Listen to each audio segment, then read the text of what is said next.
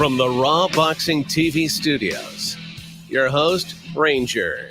Information may cause headaches to hates or bias casual fans. Well, I'm talking to you the way I want to talk to you. The host that gives you facts with very little feelings. From the city of the greatest of all time, Muhammad Ali, the man who floats like a butterfly and stings like a bee. I'm going to show you how great I am. Louisville, Kentucky. It's showtime. What's going on, people? Welcome once again to Raw Boxing TV. Definitely want to thank you for taking some time off your day to spend here with me. You cannot complain about boxing, at least for this past weekend. You cannot complain. I'm truly hoping that I don't hear any complaints about anybody.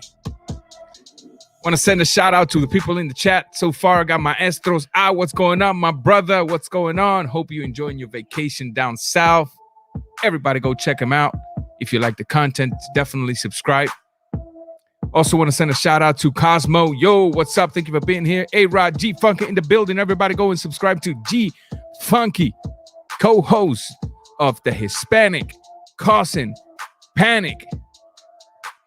Most definitely the main host at Uncensored, where there is free smoke to whomever wishes to inhale it. Hey man, you cannot complain about this past weekend's boxing card. You just can't. And let me go ahead and start getting your blood a little pump and show you a little bit of people sleep. You cannot complain. It was definitely a pretty interesting weekend.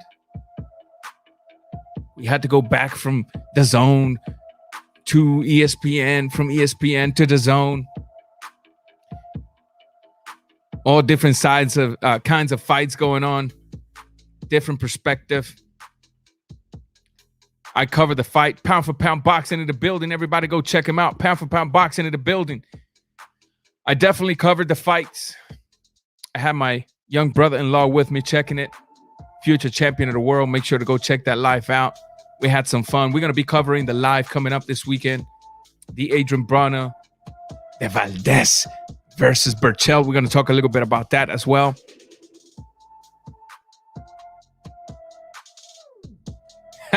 He said never get a Mexican for a tune-up. We're going to get into that. We're going to get into that. I know what you mean, brother. I know what you mean. We're just going to allow a few people. Make sure to hit the thumbs up as you come in, man, so YouTube can send these notifications out. Also, man, Chad Pettis in the building. What's up, my brother? Also, guys, not only hit the thumbs up, but if you can grab the link to this and drop it in your social media platforms, you never know which one of your Facebook friends might be into boxing, right? So we'll allow a few more minutes here to allow people to start coming in, and then we're going to get this ball rolling, man. I'm really excited, to be honest with you. I'm excited about this. Talk about what happened this past weekend. I'm also excited about what's coming this weekend. You cannot complain. A lot of things happening in the YTBC as well, man. A lot of things happening in the YTBC. A lot of good changes coming to the YTBC. So we're going to keep on working. Appreciate you, chat. Appreciate you. Transcendent Sports Channel in the building. Everybody subscribe to Transcendent Sports Channel in the building. Man, my past chat was lit. This past weekend was lit. I was very happy. About 3,900 people came in total. And I had people from Russia. I had about 3 people from Russia watching the show. I had people from Uzbekistan watching the show. I had a boxer out of Greece watching the show. A New Jersey boxer also tuned in to watch the show. I had people from Brazil, from Portugal, Spain. Let's see. I don't want to forget anywhere else. I had boxers from Detroit, from Atlanta watching the show. It was a lit show, man. It started kind of slow, but right when the Zone came back with the cards, man, the chat just started getting lit, and the people just started showing up. And I just the only thing is, I'm very I'm very sad. Man, I got to learn something. I got people from Russia tuning in. Maybe I'm going to extend an invitation to a coach I know. If he wants to come in this weekend with his son and watch the show, the fight with us, I'm going to have him as a co-host for those people that are tuning into my live from Russia so he can translate. But definitely, man, I have people from the Medical Health Center in Manila, Philippines. From the Medical Health Center in Manila, Philippines. I have people from, I believe them somewhere in Fort Worth, Texas. There was a group of people gathered watching my life. All that was beautiful. Beautiful. I completely enjoyed the interactions that I had with everybody. And so this coming weekend, we're going to be covering the fights again. And hopefully, hopefully we get an international cast all over again in international, people from all over the world watching this. So, but yeah, man, listen, let's real quick. I just want to do something. With all of you, put your hands together for Lara in Warrington, please. I don't care who you was rooting for.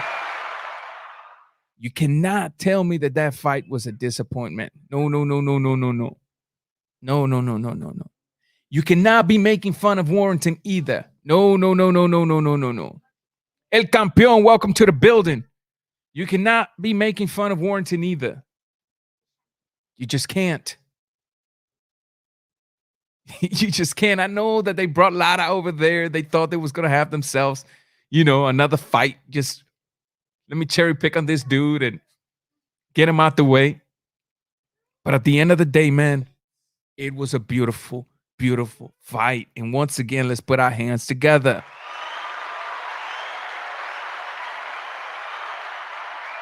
For real. But now, let's get into me and my soundtracks. I'm telling you, let's get into some serious talks here.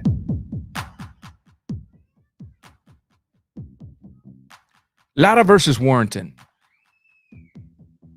It goes to show it doesn't matter if you're taken to another part of the world. When you have the desire to fight, when you have the desire to accomplish something, when you have the desire to win something, it doesn't matter if you got in front of you an undefeated champion in his home turf.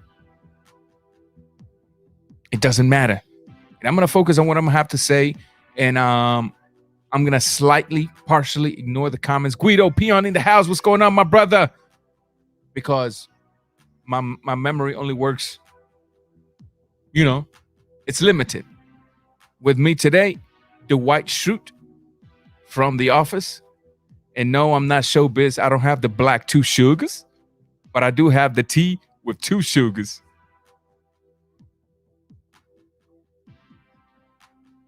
It was a beautiful fight.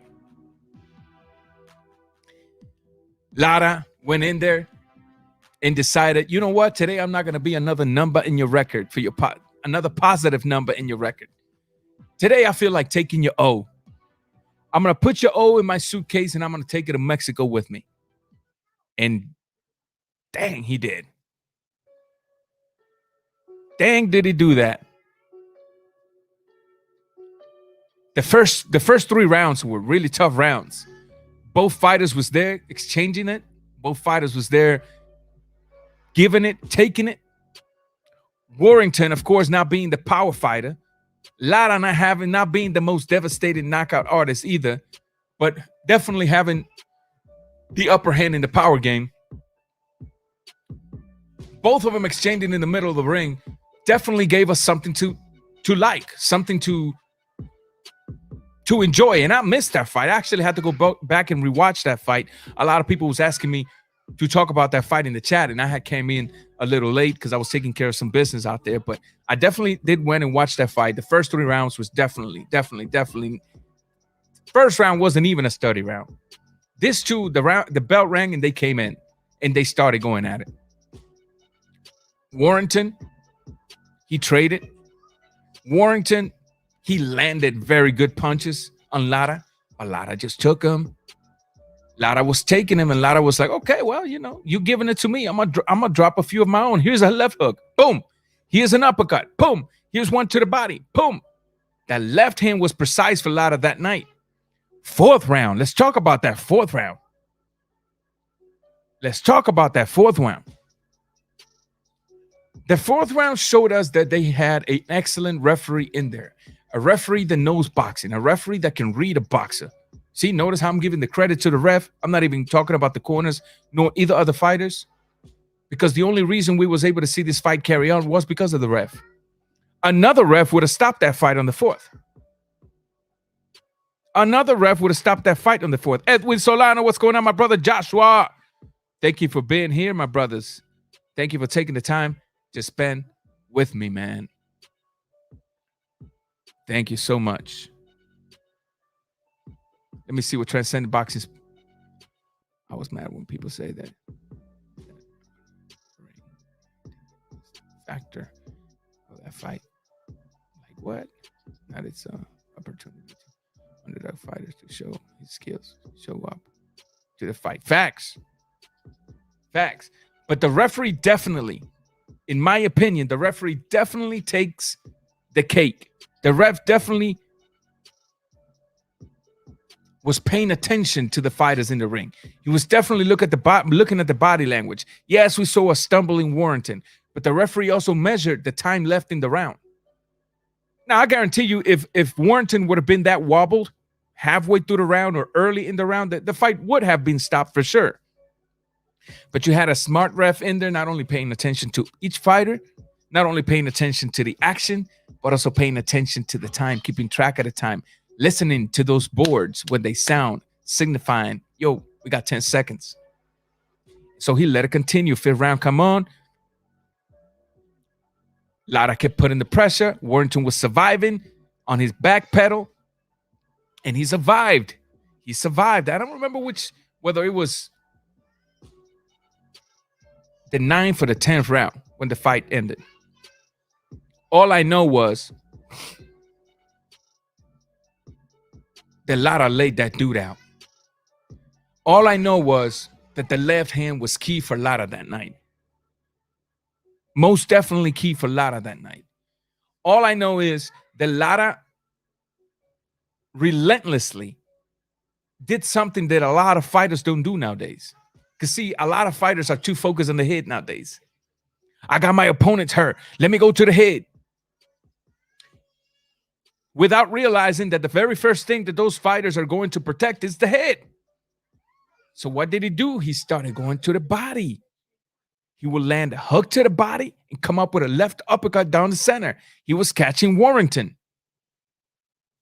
And once he landed that left uppercut, notice he hit Warrington with 4 consecutive left hooks. Down, down, one down, and then he hit him with a right and came back up and finished him. That's what you call a fighter knowing how to break whatever is left of his opponent. So congratulations to Lara. Congratulations to Lara. He gave us the upset. Why not? I wouldn't mind seeing a second fight between these two.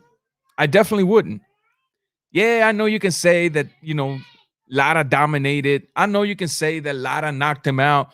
But at the end of the day, I'm talking about an exciting fight.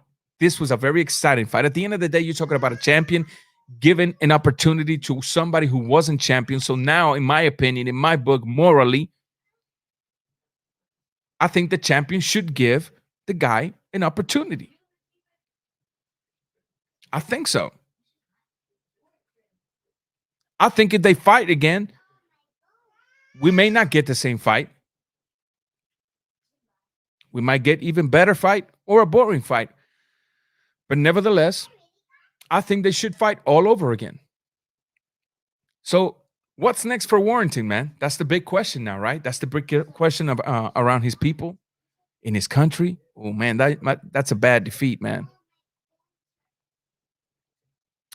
You lose your undefeated record. You lose everything in your country against a fighter that was brought there for you to beat. You lose in the fashion that you lost. He was completely laid out.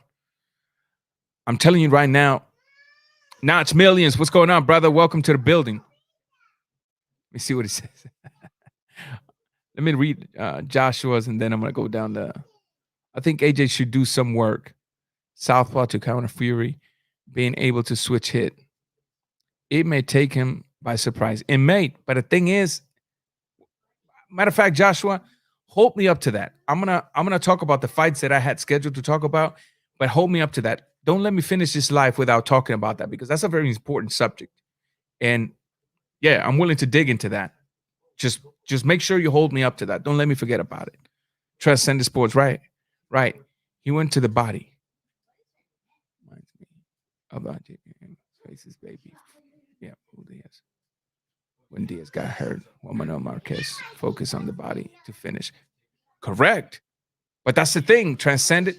A lot of fighters nowadays, when they have their opponents hurt, the first thing they do is they want to take the head off.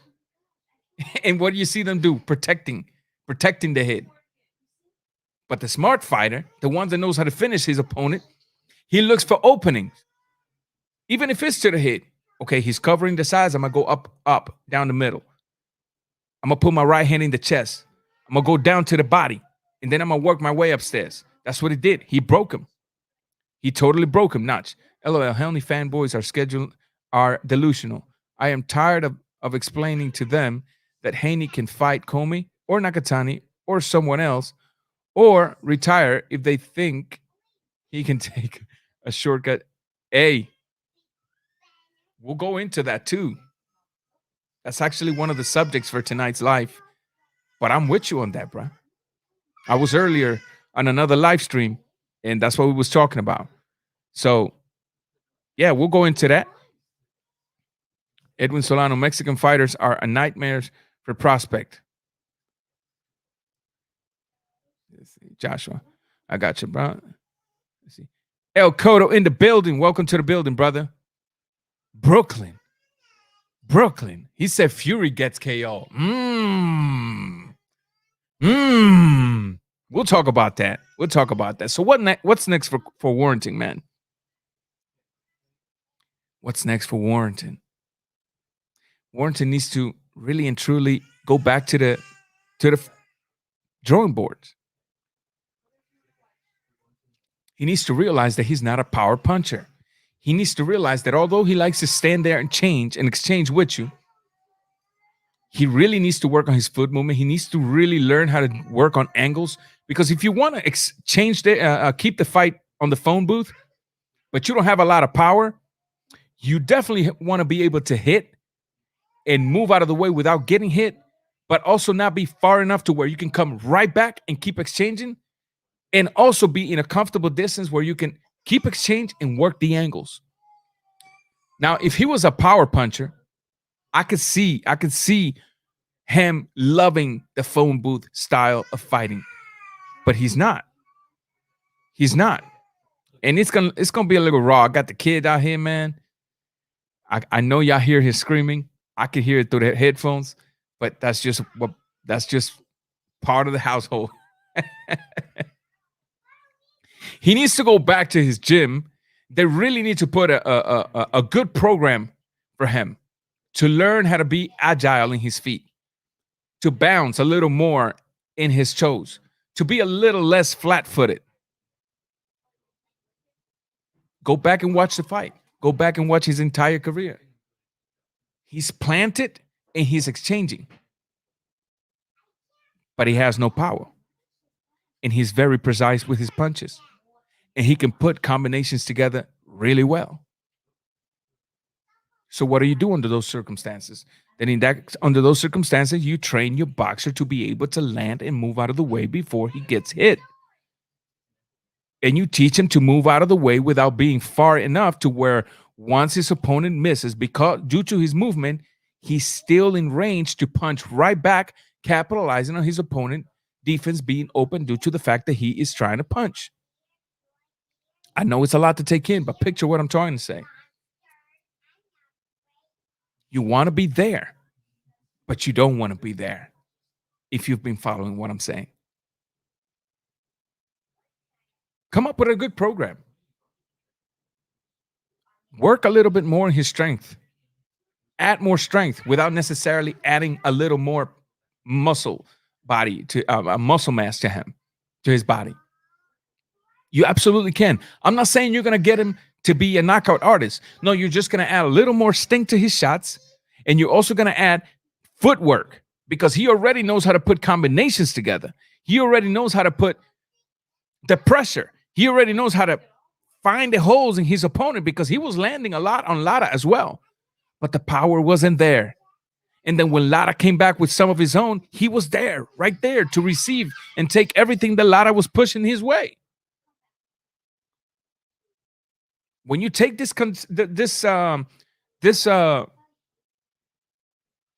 things and put them together, the only way that you can see Warrington getting a little better, because you also don't want to tell a fighter abandon everything you know about boxing and let's start from scratch.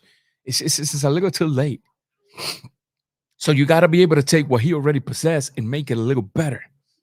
That's the reason you see a lot of fighters that switch trainers and they go to trainers that don't know how to get you better. They want to start you from scratch. They want to teach you a complete new style. You see them that they're not very successful because that's not what you want to do. What you want to do is see what your fighter does and make it better. Make it better.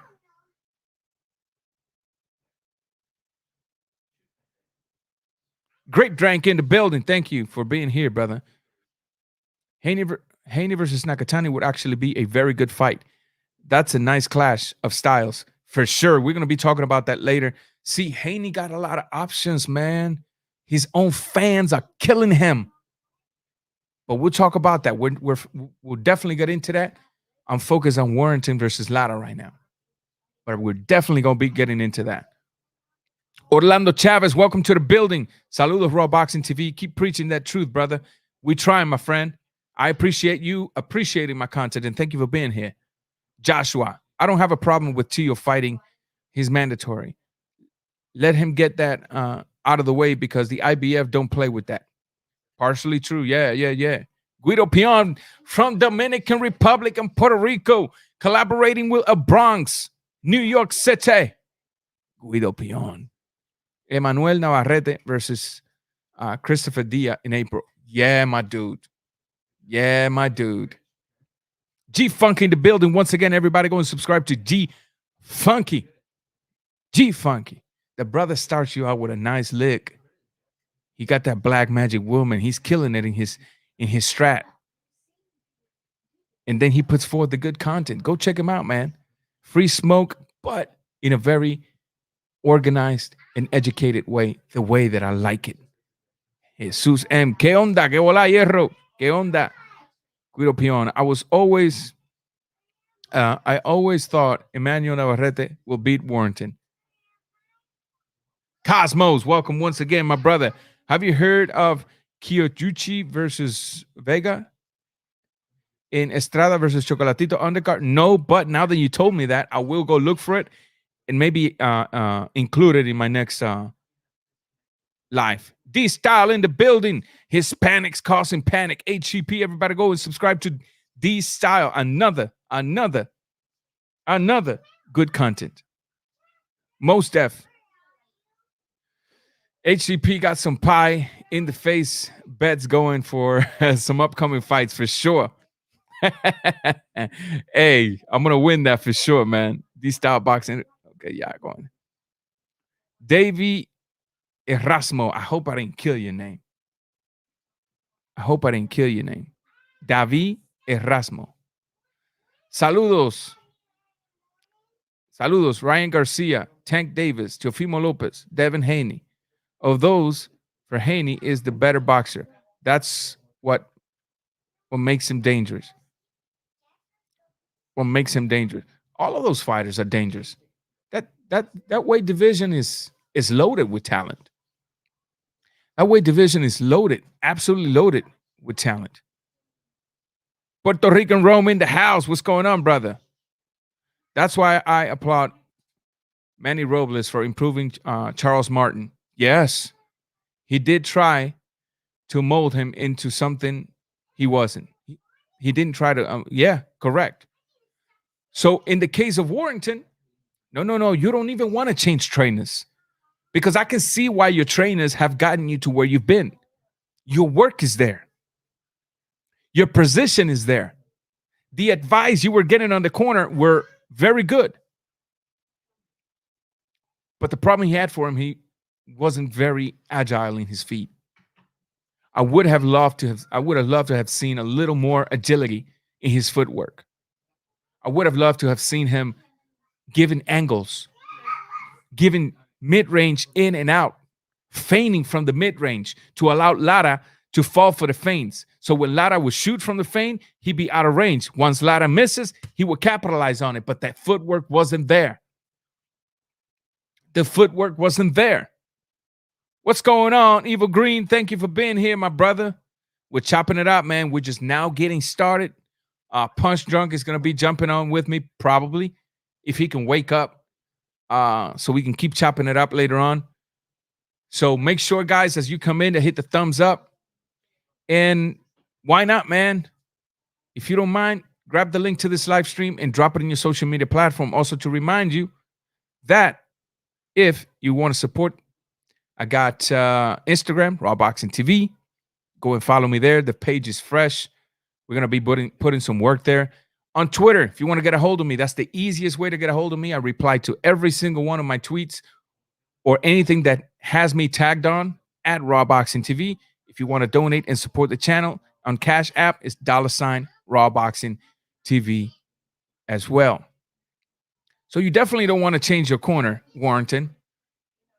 I know these are hard times. I know right now you're probably in your house, depressed, replaying the fight in your head, rewatching the fight in your head. You want to blame everybody around you. But this is the time to really methodically sit down. And instead of looking for someone to blame, you need to be sitting down talking to your corner about what's next. What can we do to grease the wheels?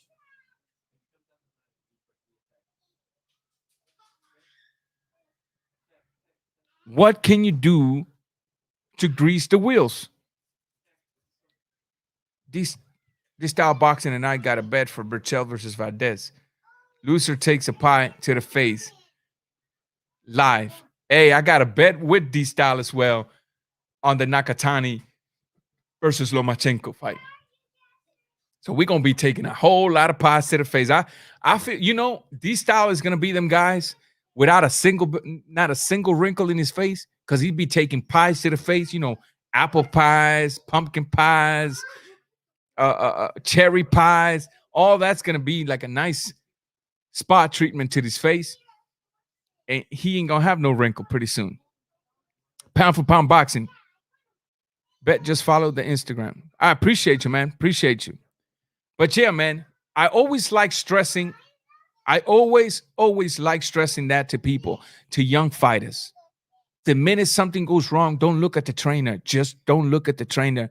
There's always a bunch of factors that could have been the reasons why you lost the fight. Always. And in the case of Warrington, I think it's best if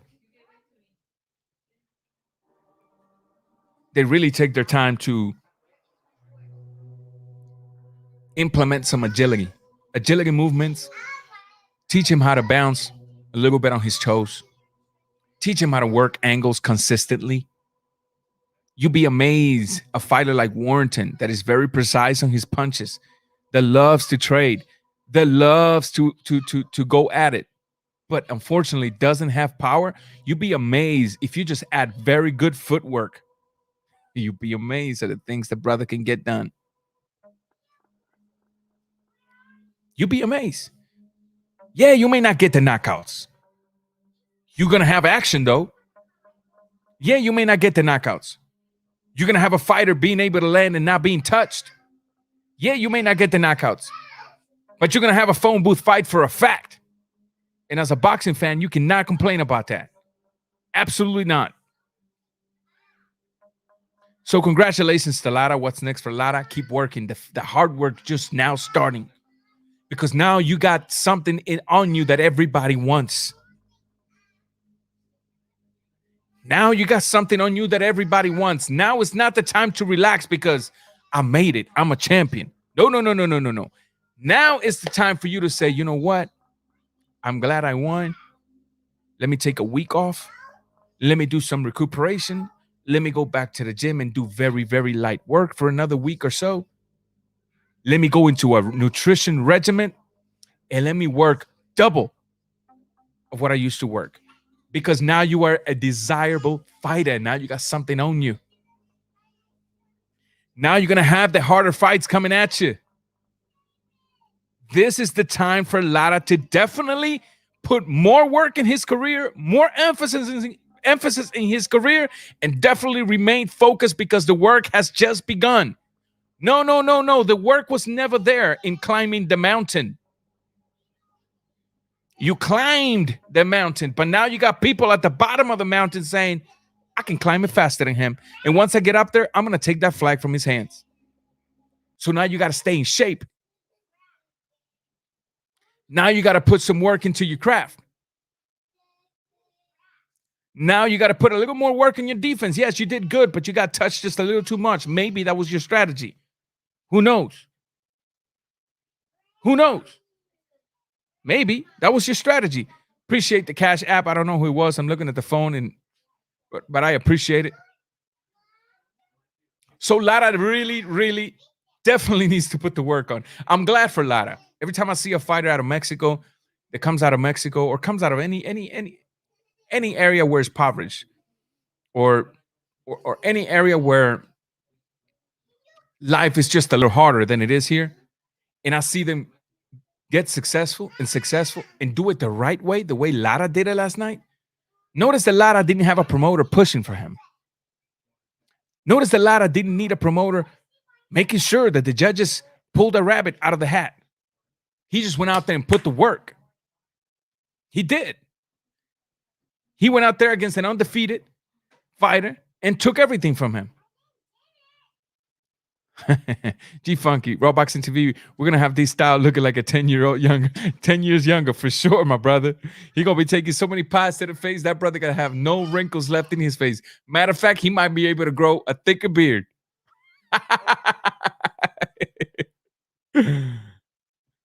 The mug, hey man, the white Schrute from The Office, man. The white Schrute from The Office. One of my favorite shows ever.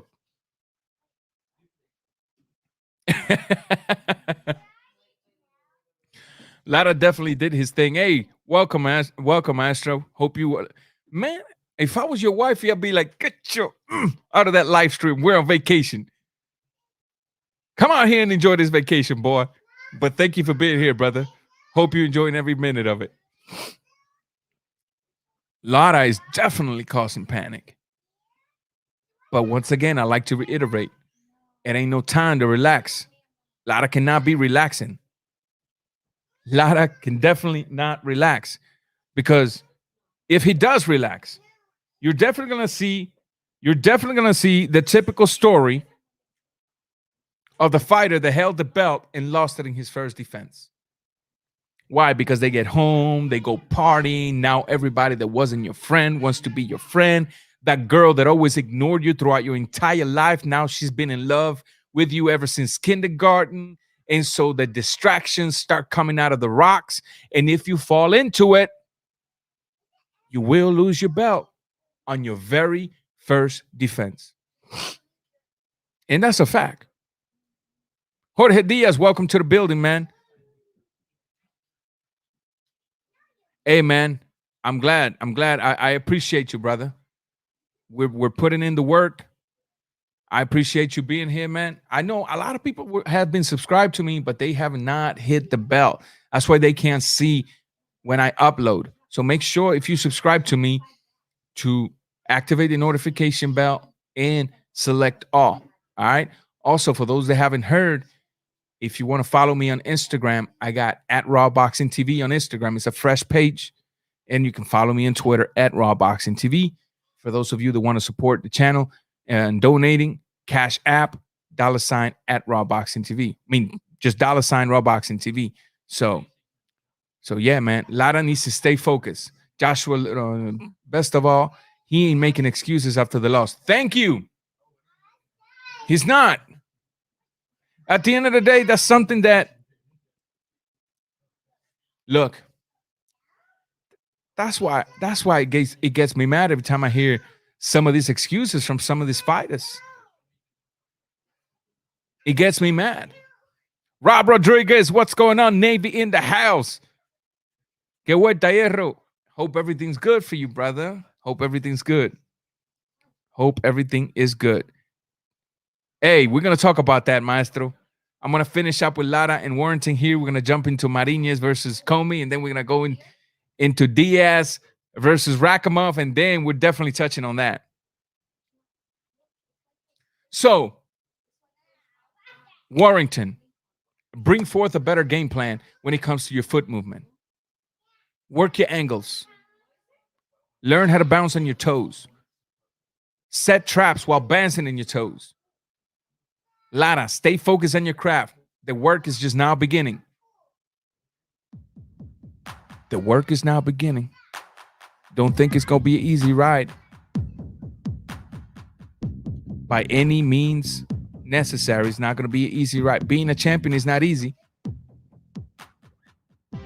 Being a champion now means that everybody wants you.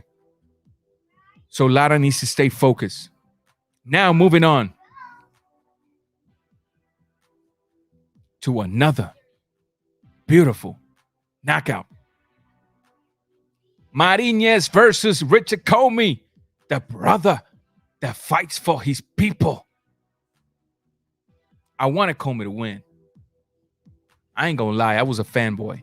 I was emotionally, not boxing wise, I was emotionally attached to Richard Comey on this fight. I said it in my live streams. I know a lot of people didn't like it, but I told it to you the way I was feeling it. I was being 100% raw and honest with you. I like both fighters. I like Mariñe. I like Comey. If either fighter won, I would be happy and sad at the same time.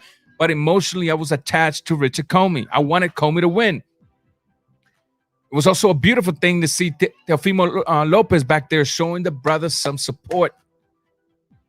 Showing the brother some support, injecting confidence into the brother from the very man that knocked him out the last time he was in the ring. Joe B, welcome to the building, man. That was a fantastic fight. Should have been stopped earlier. I believe, I agree with you. The fourth round should have been the end of that fight. But you know what? We had a very good ref in there. He was able to read the situation. And then you did saw Warrington survive. And then ultimately get stopped. But it is what it is. So I like these two fighters. Both of these fighters hadn't fought since the last time they lost. I believe Mariñe got robbed versus Rolly. I absolutely do. I absolutely do. Mariñe should have walked away with a victory that night, but unfortunately, that's what happens when you got a fighter with a good promoter behind him. And we're going to talk about that, specifically that, but on another fight coming up. A lot of people are not going to agree with me on that fight, but we'll talk about it. Mariñe versus Comey, very competitive. First round starts. Both of these fighters are going at it. Landing very good shots on each other. Jamal.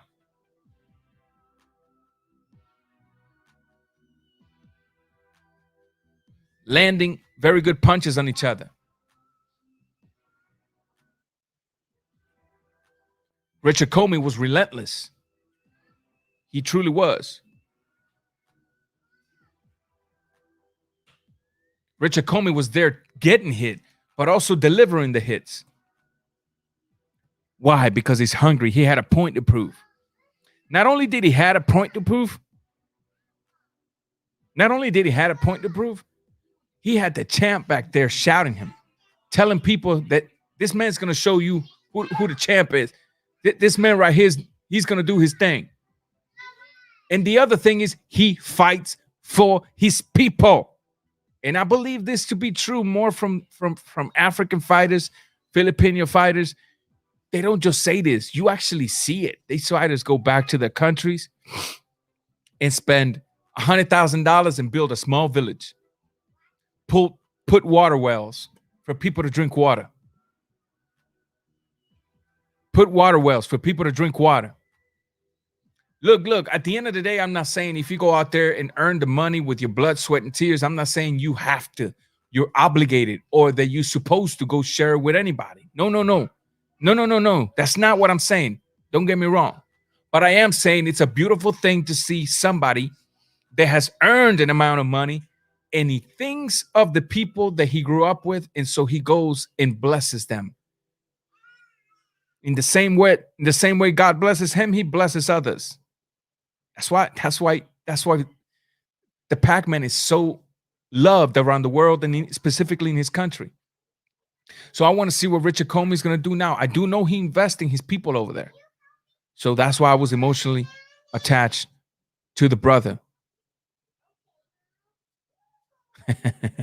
Let's see, Rob Rodriguez. Ranger, let's be real, brother. Lara spiked Warrington's water, loaded his gloves, and Warrington's trainer was paid by Lara's corner. Oh, beautiful, beautiful, beautiful. No, I was going to say this. When Anthony Joshua was stopped by Andy Ruiz,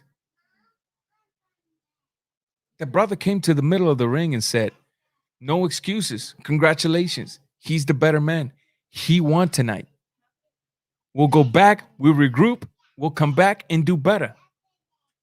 He never made stupid excuses like, for example, that right there. He never came out with a cheap productive video talking about the Bible says that if a thief is to steal from me. Nothing. He just said, yo, dude was better. I got whooped. We'll come back another day. We'll fight another day and do better. That's what I want to hear from fighters. Then you got Lomachenko talking about the judges were paid off and bought for.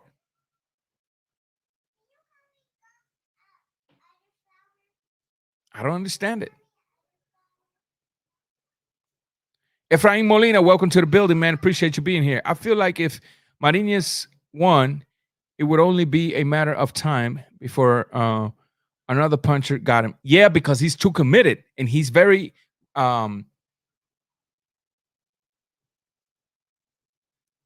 irresponsible defensively. Let's put it that way. So Richard Comey was able to land and drop him. Why? His hands weren't there. When the brother got up, he wasn't okay. Richard Comey put the pressure and then really dropped him. And then Richard Comey proceeded forth to do some push-ups and some African dances in the ring. He did it. I was very happy to see that. I ain't gonna lie to you. I'm not gonna lie to you. But you're right, Molina. It was just a matter of time before somebody with pop took him out because he's very irresponsibly defensive. He's too committed as well. You don't always have to go at it. If you possess boxing skills to dominate your opponent and hit your opponent and then suppress your opponent's counterpunching ability, why not use them? Why not bring every tool that you possess in order to allow you to gain your way to a victory? What's going on with fighters nowadays? I'll tell you what's going on with fighters nowadays. It's the social pressure. I'll tell you what's going on with fighters nowadays. It's the little voice in their head. Well, you know, if I box, they call me a runner. That's why I can appreciate fighters that are like, if people want to call me a runner, so be it. I'm going to win that fight one way or another. Guido Peon. If Mikey Garcia got down to 140, I'm hearing it possible who, if he goes down to 140, he's lethal at 140. He's very lethal at 140. Maybe that should be Teofimo Lopez's first campaign at 140. Garcia versus Lopez. At the end of the day, Garcia at 140 pounds, lethal fighter. But yeah. Congratulations to Richard Comey. He's placed himself back into a credible opponent. Congratulations to every single member of his corner, of his team. What's next for Mariñe? I know this is a hard time for Mariñe because emotionally he gets robbed 2 fights ago, and then he comes back and he gets knocked out. But these are the moments that either make you or break you. These are the moments where you definitely gotta sit down with your team. You definitely gotta sit down with your family. You gotta really analyze the situation, see what's going on, what happened, what can I do to get myself better. In my opinion, Mariñe is a very good fighter. Just needs to be more responsible with his defense and remember to use your boxing ability a lot more. Give me some angles. Work off your back foot a little more. Feint a little more. Set traps. I've seen you do it in the past. Why can't you do it again? I can't stand when fighters ignore the things that they know how to do that possibly helps them to win a fight.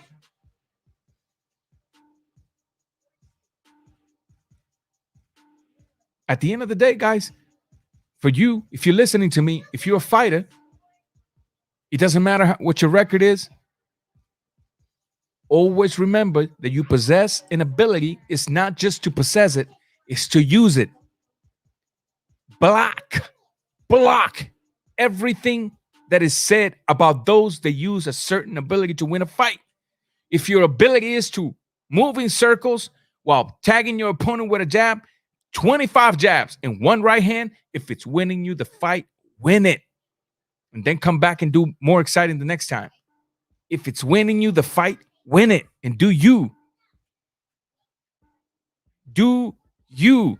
As long as you're fighting, as long as you come in and wait. That's gonna be one of the highest criticism you'll ever have if you don't make the weight. With time. Notch millions. Oh, hold on. Let me hold beat. Hold on. Wasn't Warrington wearing a suit? Yeah. Maybe his suit was too heavy. Or maybe his boots were a little heavy. That's why he was so flat-footed that night.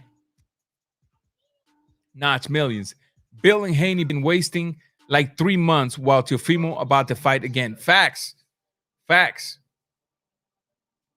There's a lot to talk about this situation right here. We'll get to it. G-Funk and Notch Million, the same guys that want Teofimo Lopez to fight Haney next are the same guys saying Crawford needs to eat his fight with facts, contradictions left and right. Notch Million, contradiction. HLD in the building. Puerto Rico in the house. What's going on, man? Stay away from the pastelito, man. Don't be like Jojo Diaz. Don't pull up David Benavidez on me, brother. Comey did finish strong with an awesome KO, but did show me some major flaws in his offensive skills. Yeah, timing and accuracy was off big time. Yeah, he was too hungry. He wanted to make a statement, in my opinion. And then to that, you add the fact that he hadn't fought since he fought versus Lopez. All of those factors contributing together. Yeah. I think he was just too eager, too desperate to make a statement. When in reality, all he had to do was calm down and implement the work. But most deaf. Good. I'm glad you were paying attention. I think Theo is a better dancer than Comey.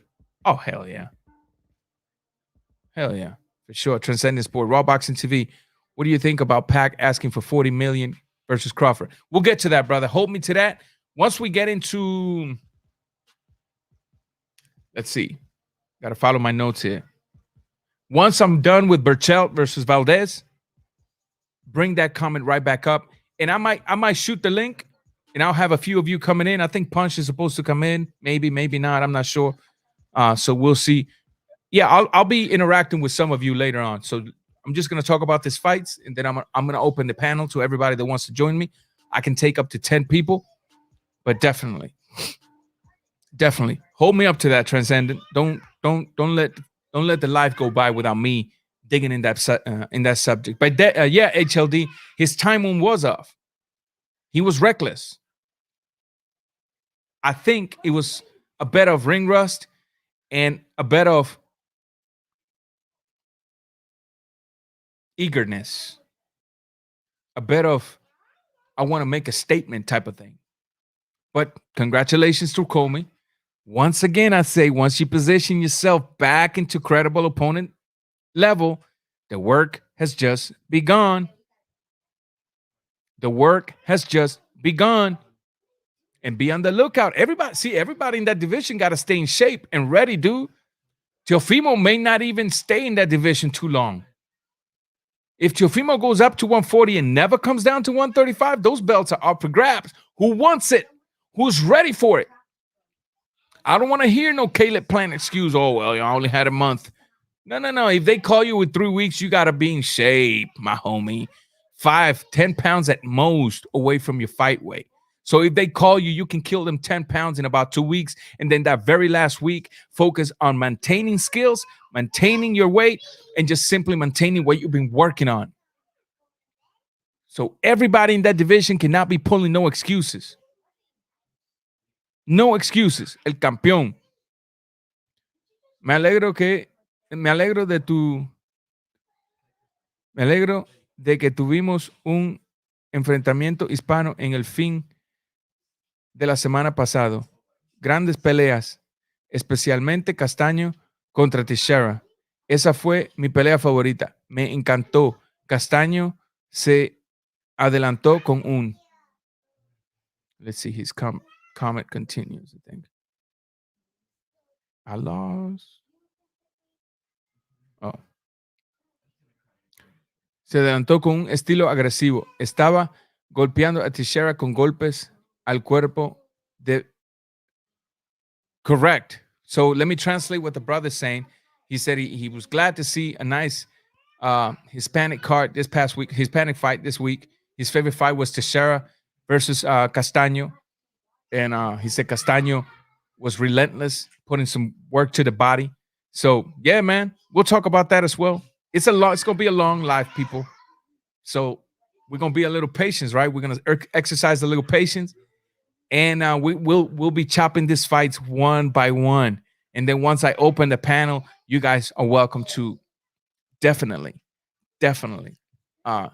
put your 2 cents in. Definitely. What's next for Comey?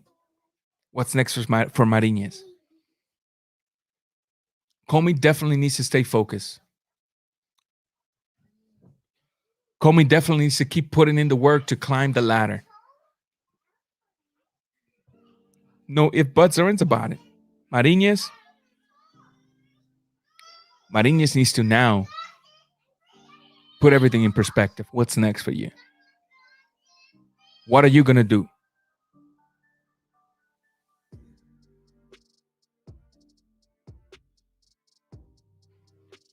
He needs to put everything in perspective. He needs to really analyze what's in his life. What is he going to do with his career? Is this really what he wants to continue doing? I think he's still got a lot to offer. I think he can be a very credible opponent in the future if he makes some adjustments to his game. But it's got to be up to him. The psychological strength has to be there. The psychological strength has to be there to push him to want for those things. When a fighter is being defeated in that manner, and he has 2 consecutive defeats, yeah, even if one was a robbery, in his head is a defeat. He definitely needs to do a lot of thinking. A lot of it.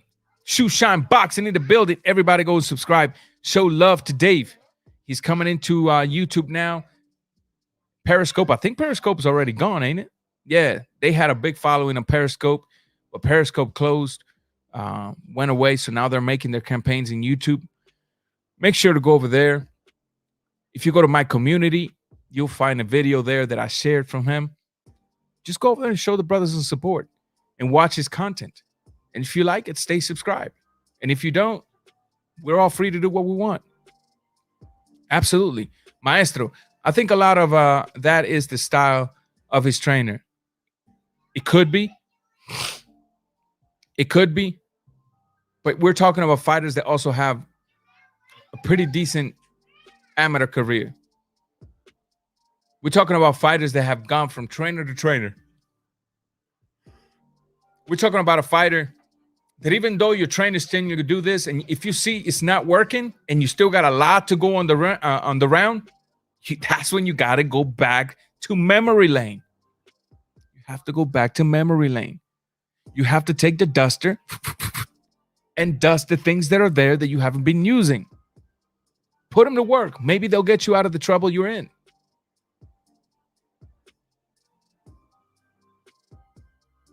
Yeah, I agree with you on that. I agree with you on that.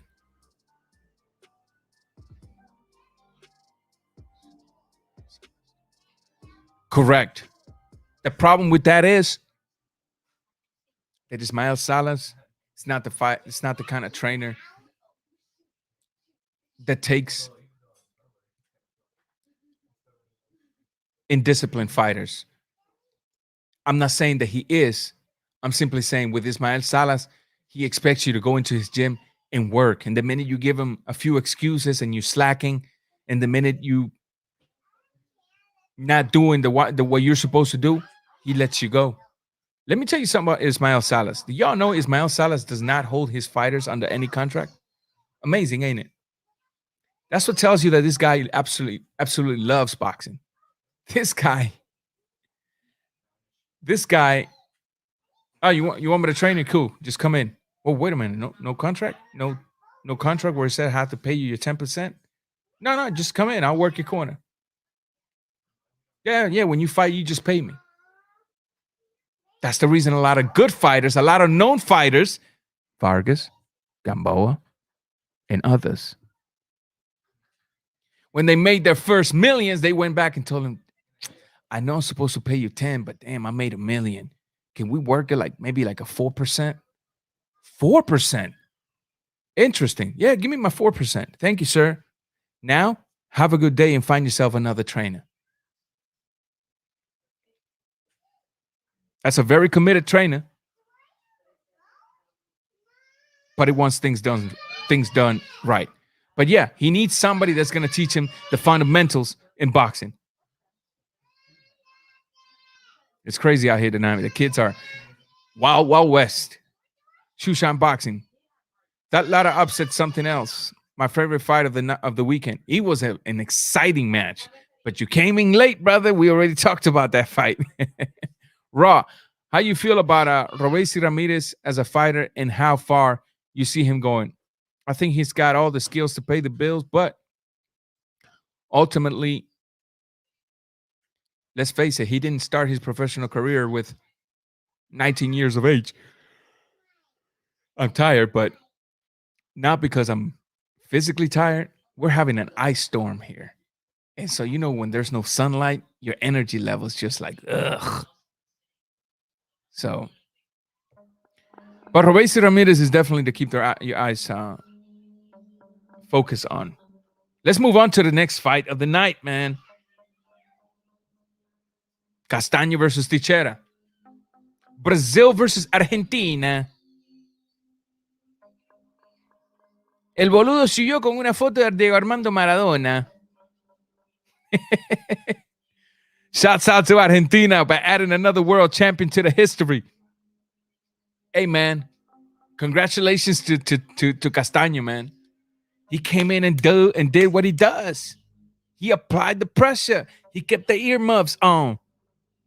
He went to the body, downstairs, upstairs, mid-range. He stayed at mid-range constantly. And Teixeira, to me, didn't fight like he even wanted to keep the belt that night. Teixeira had the ability to pump the jab. He had the ability to move to the sides. He had the ability to control the distance, and he didn't. Every single punch Teixeira threw, with the exceptions of one round, seemed to me like they were intended to land on Castano's arm.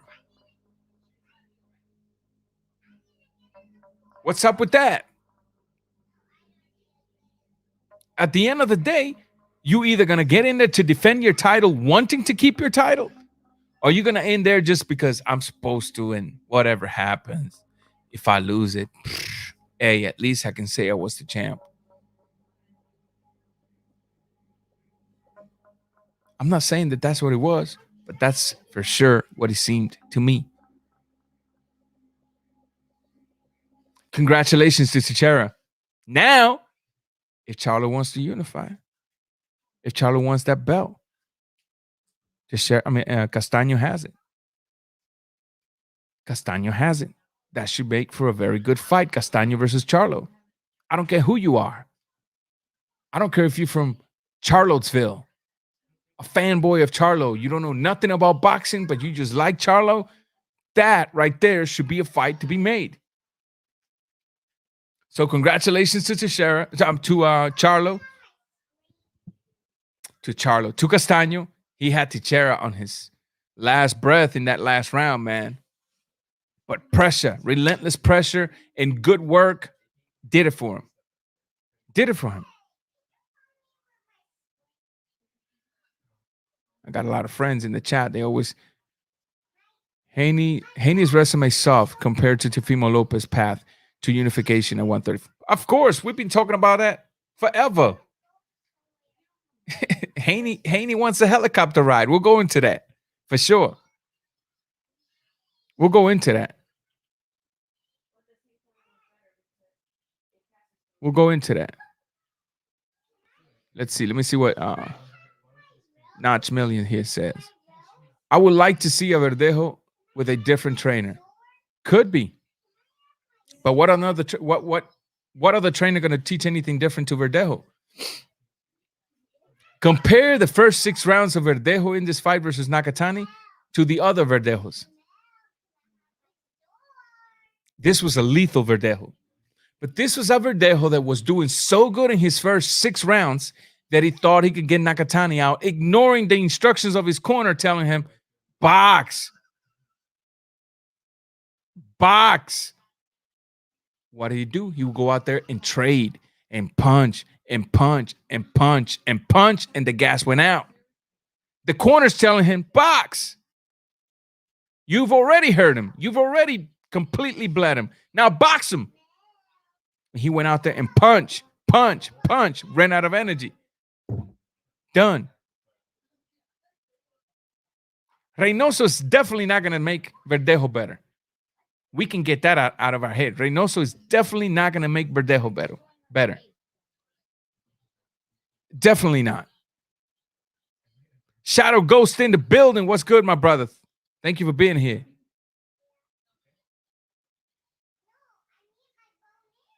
Oh, for sure, man. Everybody go check G Funky out. Rob Rodriguez Ranger, your Argentinian accent is spot on, brother. Hey, man, I can do a lot of accents, man. I'm a fool when it comes to that. He sure did. He stopped listening. If you go back and listen to that fight, the instructions he was being given, right? He stopped listening. Why did he stop listening? Because he was doing so good. He was doing extremely good. So he thought, I'm getting this dude out of here. Why? Because if I can knock him out, then I'm going straight up to Teofimo Lopez, because this is the guy that gave Teofimo Lopez a run for his money. So if I can knock him out, I already did something to him that nobody has been able to do, which is drop him, because Nakatani had never been down prior to the fight. So I can tell you in his mind, he was probably like, I dropped him twice. I'm killing him. But the corner was like, yo, Nakatani used to be my fighter. I know him. Box him. He's going to overwork you, because Nakatani was with Salas. That used to be my fighter. I know the kind of demon you got in front of you. Box him. And he didn't box him. He fought him. And the energy went out. Cosmos, Joe Smith Jr. versus Gilbert Martinez. I feel bad for Joe Smith Jr. For Joe Smith. I really do. But yeah, that'll be a different, definitely a pretty decent one. Efrain Molinas, you could hear Ismael Salas yelling at Verdejo during the fight, telling him to drop him, box the rest of the rounds. That's what I tell people. What caused this defeat versus Nakatani had nothing to do with whatever your corner did or said. Was all in all to do to the boxer making the conscious decision to ignore his corner and exchange with a fighter that was just now getting his engine warm. Nakatani's a diesel engine. It starts slow, groggy. But when it gets going, it gets going. It definitely gets going. Now let's move to the disrespect of the night. Yes, ladies and gentlemen, this is the one that's probably going to get a few of you mad, but I don't care. Although I do care about you as a subscriber, my main objective is to tell you the truth in raw fashion. Whether you agree with it or not, whether you decide to stay subscribed to me or not, I absolutely don't care. I want to go to bed at night with a clear conscience, knowing that I was able to tell you the truth and nothing but the truth, so help me God. Is y'all ready? Get your seatbelt up, buckle up, because here we go. Disrespect of the night goes to Jojo Chips and Salsa Diaz, Jojo Sopes and Chilaquiles Diaz, Jojo Tacos de Cajeta Diaz, Jojo Barbacoa de Res and de Borrejo Diaz.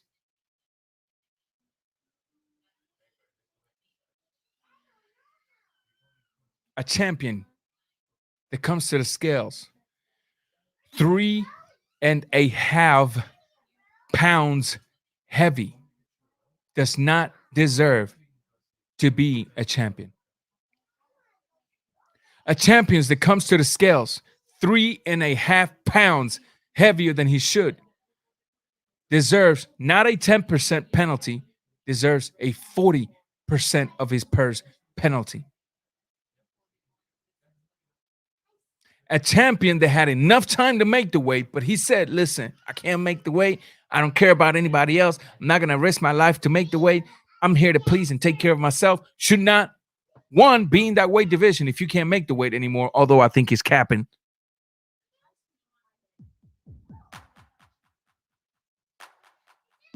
Not only does he need to not be in that weight division if he can't make the weight anymore, he needs to be penalized 40% of his purse.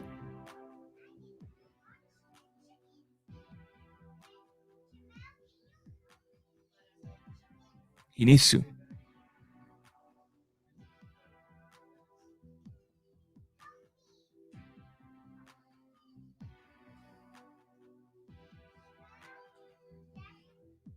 I thought Rakimov won the fight. There you have it.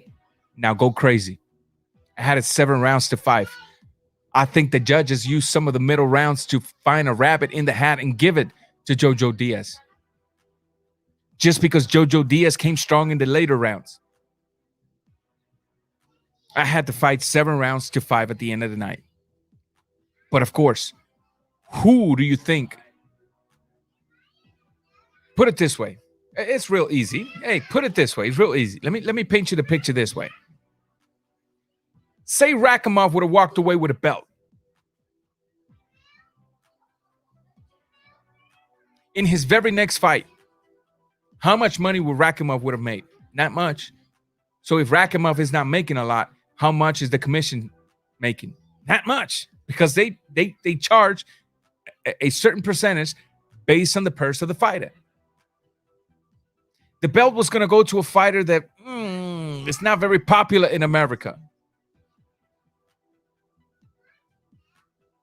So yeah, we'd rather have that belt vacant so that maybe Tevin Farmer can take it or somebody else can take it. So they went, they did their magic trick. They called David Blaine. Yo, how do you do those magic tricks, dog? Yeah, the ones where you flowing in the air with a balloon, the one you just, yeah, how do you do that? We're trying to pull a rabbit out of a hat.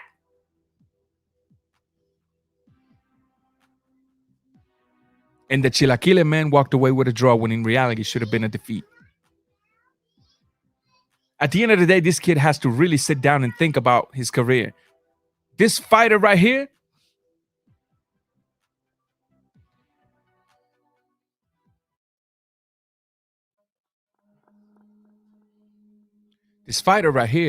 needs to realize what's important to him. Is it the design of his wardrobe to the ring, or is it making weight? Is it the color of his head or making weight? This fighter needs to realize that in the last 10 months, maybe 11 months, he has had a DUI. He has had an extreme amount of problems with his management. And now you telling me you're not making weight and you don't care about it?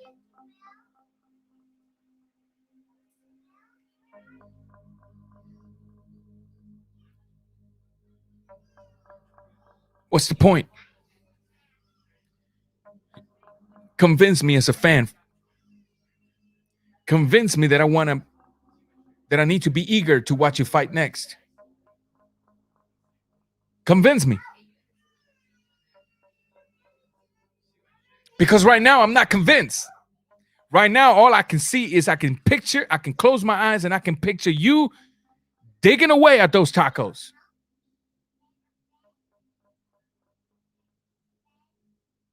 Focus on your career, homie. Boxing is an unforgiving sport. And you got skills to pay partial parts of your bills. Now put them to work. Stop being lazy. Put boxing first and make something out of yourself. Go get you something to eat, bro. You ain't Jojo Diaz. You ain't got to make weight. Go get you something to eat.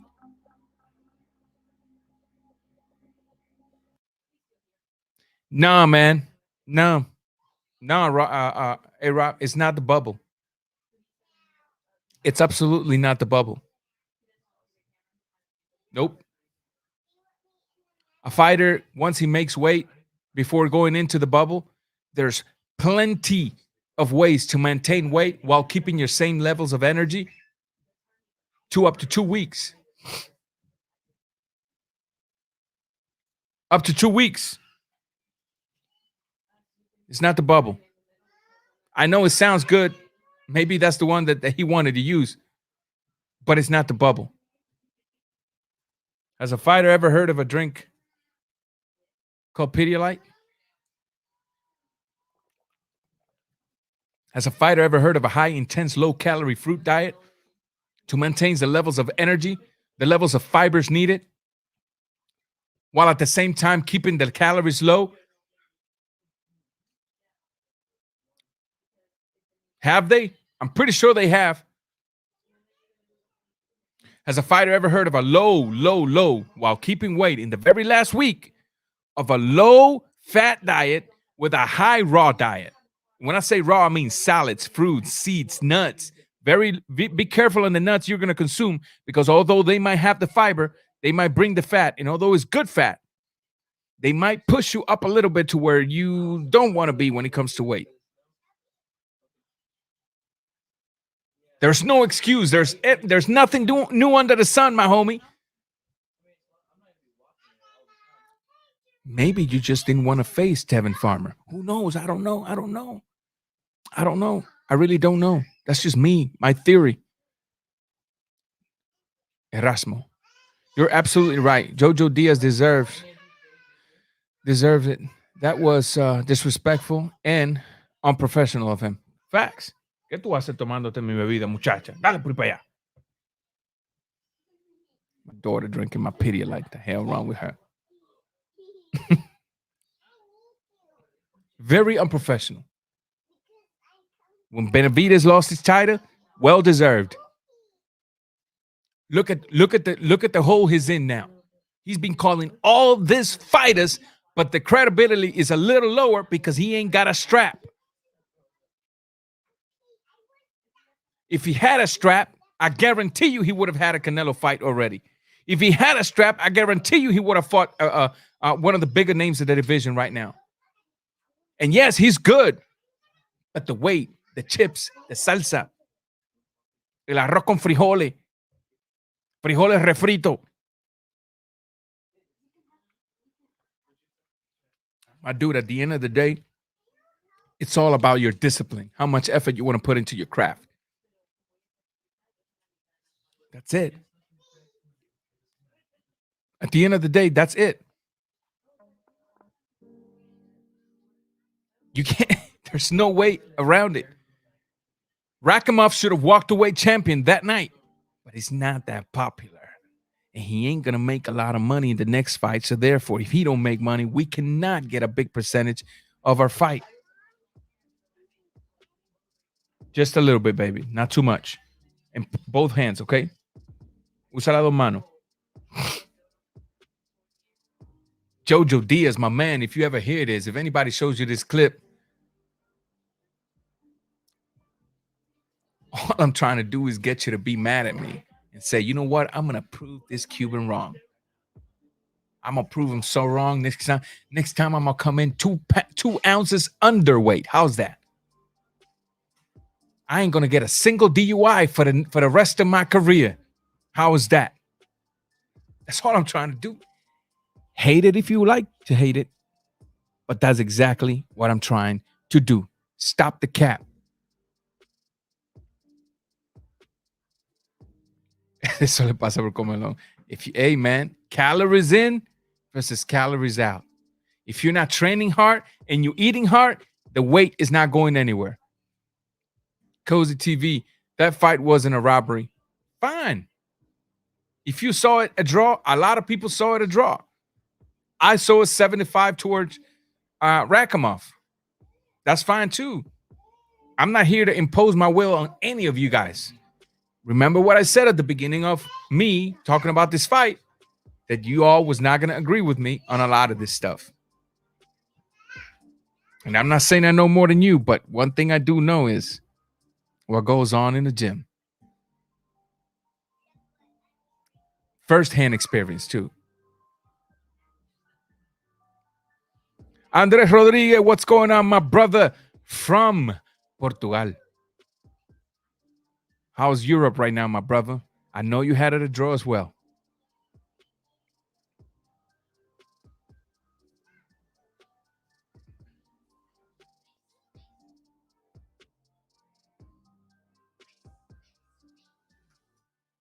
That's what I'm saying. See?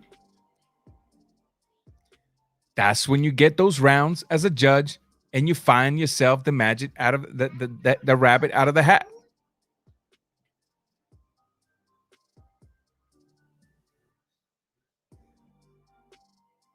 That's fine. Yeah, it's fair. To be honest with you, it's fair. If you scored a draw, I mean, a lot of people saw it as a draw. I'm looking at the fight very precisely.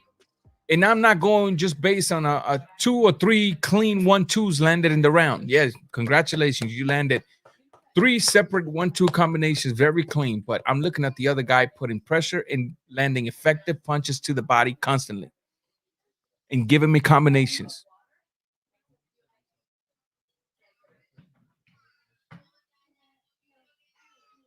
Facts. HLD, that's facts. As a boxer, you must maintain your weight, mind, and professionalism because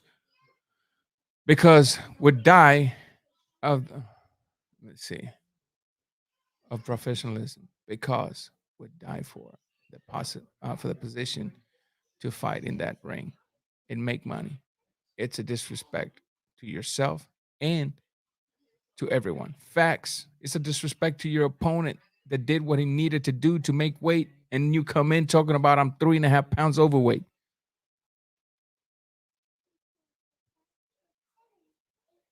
Oh, okay. So we got a Jojo Diaz fan here. Maybe. If Jojo Diaz would have made weight and the fight would have taken place in the exact same manner that it took place, I still would have said Rakimov won. Because what took place in this fight doesn't have a foundation on the fact whether he made weight or not. So, and you're welcome to stick around. I'll drop the link later on. You can come in here. You can chop it up with me. But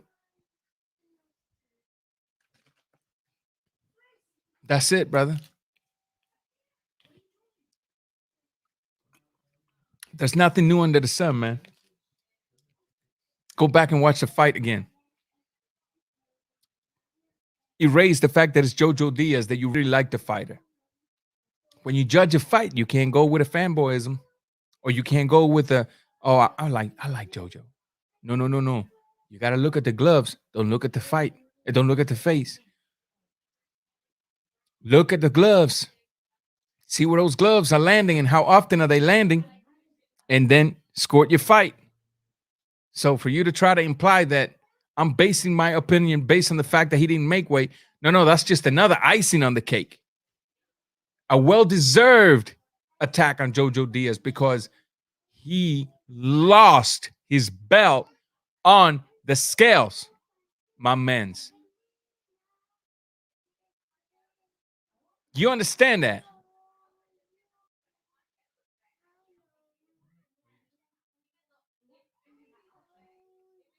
Eating hard, training soft. You never know. What I really found nasty about the zone treatment of Rakimov before the fight, they mentioned that the nasal spray situation, and that's it. Not a word for Rack. All words against Rack. Hey, isn't the zone last night? Wasn't the zone last night acting like the last years of HBO? Wasn't it? That's what I'm saying about the Faber boy. Think about this.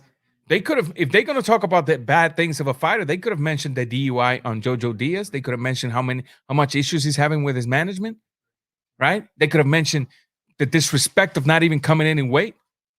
No. They talked about him not coming in weight and massaged it to make it sound good or whatever. Oh, yeah, no, he shouldn't have. He should have made weight. Yes. But then they take Rakimov and talk about the smelling salt or the adrenaline, which both are horrible. I talked about it last night. I went after Rakimov as well. And I said he's very lucky that he was allowed to stay in this position.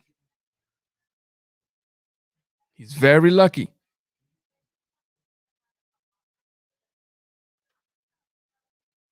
So I'm not attacking Jojo Diaz just because I feel like attacking Jojo Diaz. I got a reason to attack Jojo Diaz.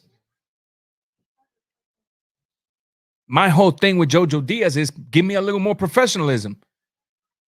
Incentivize me as a fan to want to go look for you next time. That's all I need. IBT Mortal Boxing Truth in the building. What's up, my brother? Thank you for being here. Go check him out, man. Pete Scalebender. Oh, what's up, Scalebender? What's up, man? Well, the nasal spray situation was in Rakimov's last fight. It looked like he was smelling salt because of the reaction in his face. How when he smelled it, he went because of the strength of smelling salt. When confronted about it, they said he wasn't smelling salt, it was adrenaline. But the thing is, adrenaline, all it is it smells just like alcohol. So you shouldn't have had that super strong negative effect or facial expression for adrenaline. So they're saying he was more like smelling salt. Both of which are not supposed to be used. So that's what I said last night. This dude shouldn't even be here, but he's lucky he was allowed to keep his position, you know? Natch Millions, he also thought Rakimov won. I'm telling you.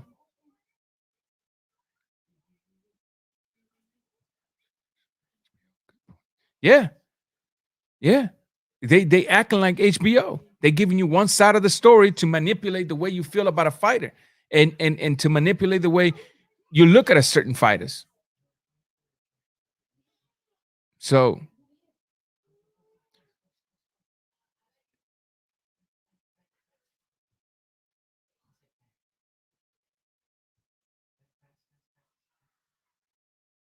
both fighters do have a shady past. I'm not saying that they only focused on that they didn't look, I can talk about your past, your negative past, and I can do so in a way that people are not going to look at you in a very bad negative way. It's all a matter of prudency. It's all a matter of articulating the words. It's all a matter of tones of voice, facial expressions. I can talk about you being a drug dealer, an ex whatever, just me putting an example. I'm not saying IBT was a drug dealer. Don't get me twisted. I can do that in a way that people are not going to look at IBT in a super hard way. And then I can talk about G Funky's DUI in a way that people will hate G Funky. I can put an energy that people will hate G Funky just for a DUI. And the reason I'm going after Jojo Diaz so hard is because at the end of the day, we have to go after these fighters. Look, because I'm tired of these people thinking it's so emotional. In the case of Jojo Diaz and his DUI, how many of you remember a prospect coming up named Marcos Forestal? Not many of you. You know where Marcos Forestal is as we speak? Serving a 10-year sentence. You know why was he serving a 10-year sentence? Because undefeated Marcos Forestal, loaded with talent, decided to go and put the key in the ignition one night and killed a woman that was pregnant. DUI. Bye-bye talent. Bye-bye Marcos. Career over. You'll be out of jail by the time you're 34.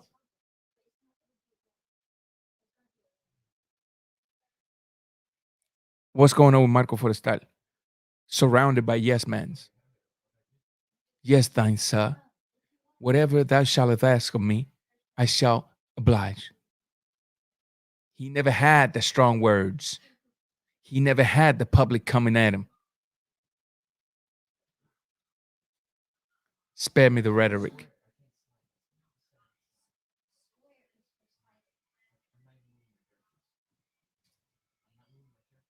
The zone sounds like they mic up 3 random drunk in the upper.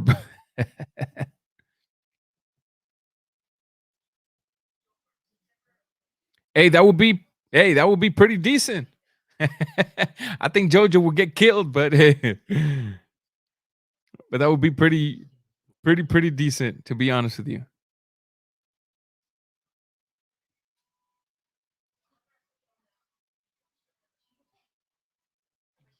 Yeah, I mean, it was a debate between adrenaline versus smelling salt. Since there was never any way to really find out what it was, they just went ahead and left it how it was because they couldn't prove a case against him. So how do you judge a fighter based on something you cannot prove? You just can't. It's there in the book now. They were looking for that. The arms show Warrington looked old in the fight against Lara. It wasn't just old. Warrington did good. Warrington just fought the fight that was convenient for Lara. And Warrington had nothing to gain Lara's respect on power-wise, sting-wise. That's the reason Lara was able to stand on the booth with him and coming back at him and landing. Lara used that left hand at will. Upstairs, downstairs, up the center, through the uppercuts. And he broke Warrington little by little. Warrington is a good fighter. We're not going to put him under six feet under right now just because he lost. Warrington is a very good fighter. Very, very good fighter. Notch Million. Sugar in the tank. Davis. Let's see. Sugar in the tank. Davis needs to step up his competition. Yeah, Tank Davis, Jojo Diaz would definitely not be a step up in competition. Hey, I think Tank Davis should definitely stay at 135 right now. Yeah, all that stuff going down to 130, it's over. Now just stick up there. There's pretty good fights at 135.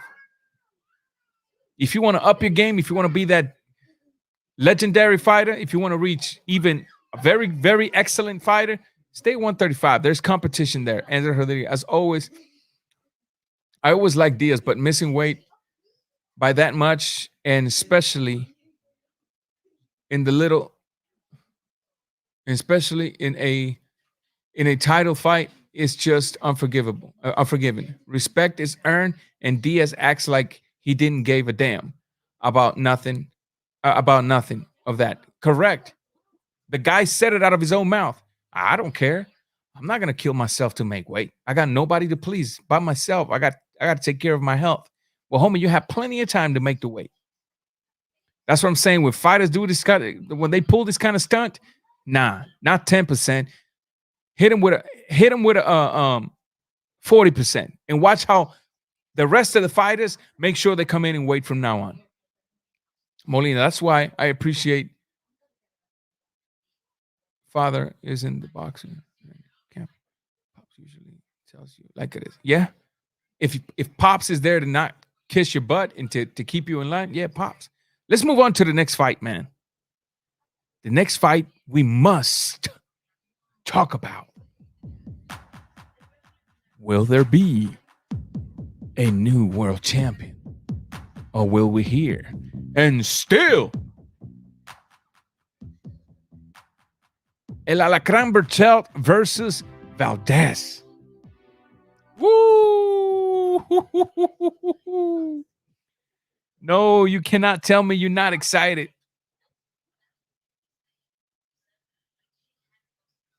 You cannot tell me you're not excited. Let's see, respectfully disagree, Raw. I think Jojo would be Tank's best win. I'm not, oh man, maybe we're not understanding each other. I'm not saying, I'm definitely not downgrading Jojo Diaz. I definitely think that people will still look at Tank and say, Leo Santa Cruz is still his best win. Grant you, I know what you mean, and I know Leo Santa, I know all of that. As of now, people are gonna say Leo Santa Cruz is his best win. But I'm glad you disagree and you're keeping it respectful. That's what I like. I don't like people. I don't want you to agree with me all the time. I don't want yes mans around me. If you disagree, state your point. But we'll be chopping the link as soon as we're done with the Berchelt. I'm going to be dropping the link. How's that? Jojo is a legit two-division, top 10 contender and former champion at Super Feather, who is also undefeated. He was a legit champion too. He beat Farmer for the belt he just took. Versus Rakimov. Listen, everything you just mentioned is good. But at the end of the day, everything you just mentioned is where? It's in the past. I'm not going to say Jojo is disrespectful and irresponsible because he beat Farmer. I'm going to say Jojo is disrespectful and irresponsible because he came in 3.5 pounds overweight, present, not past. Nobody's downgrading what he has done in the sport. Everybody is attacking him for what he just did now. And if fighters don't hear pushback from fan base, they might think that it's okay to do these things. Again, it's not just the weight, it's the DUIs. Marcos Forestal. I invite you to Google the story.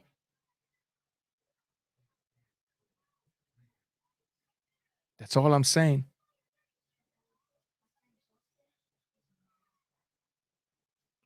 I think he'd still be a good fighter for Tank, but I think Tank will be better money, better fights up at 135. That's just my opinion. Transcend it. Oh, and the new.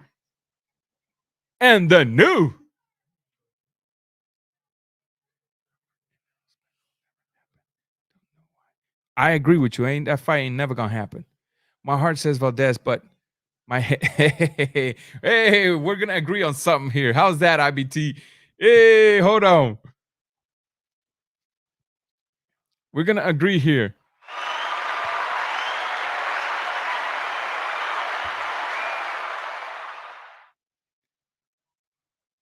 Andres Rodriguez.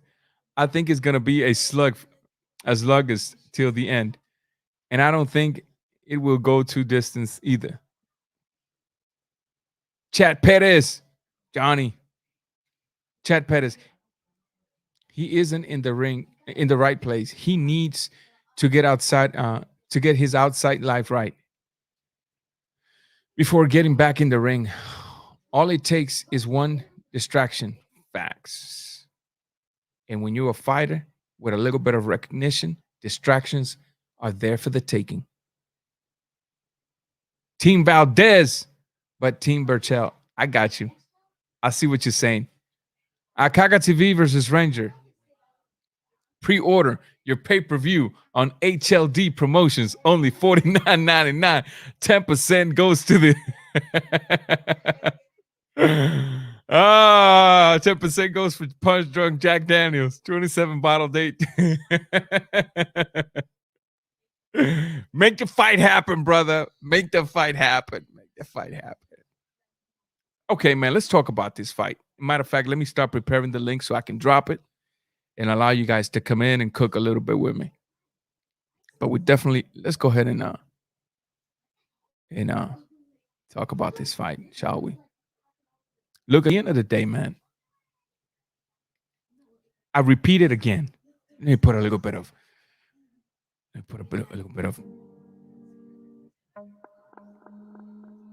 At the end of the day,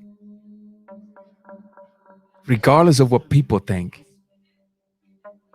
this fight cannot go to decision.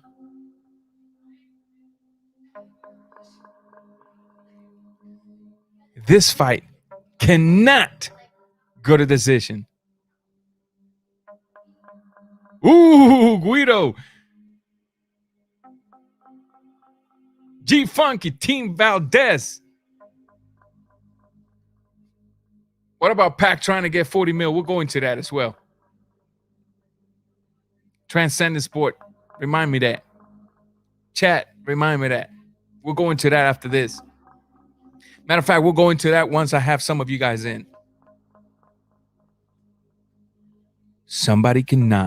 This fight cannot go to decision. So let's go ahead and break this fight down. Look, I'm going to start with Valdez, and then I'll move to Berchlt. And this is where me and IBT is going to agree.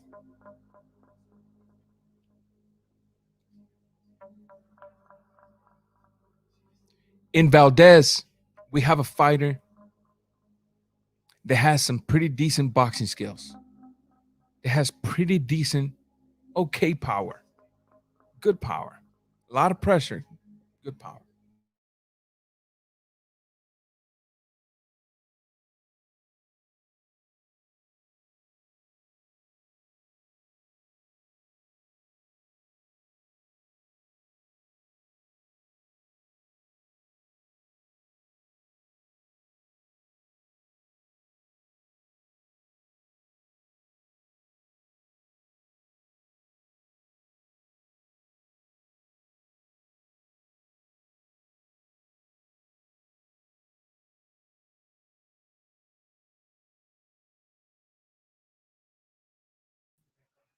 I'm still here.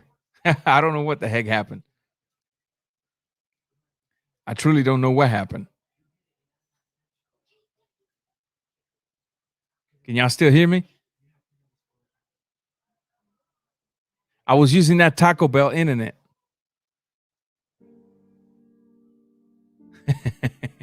We have a fighter that has a very, very decent power. Pretty decent boxing skills. Yeah, my internet is tripping, man. I'm pretty sure we're going to have a lot of cables down. I'm surprised that we don't have a power outage because we got an ice storm going on over here right now. Snow, ice, everything for the next 3 days since last night. So, yeah, I got to stop using them restaurant internet. I got to.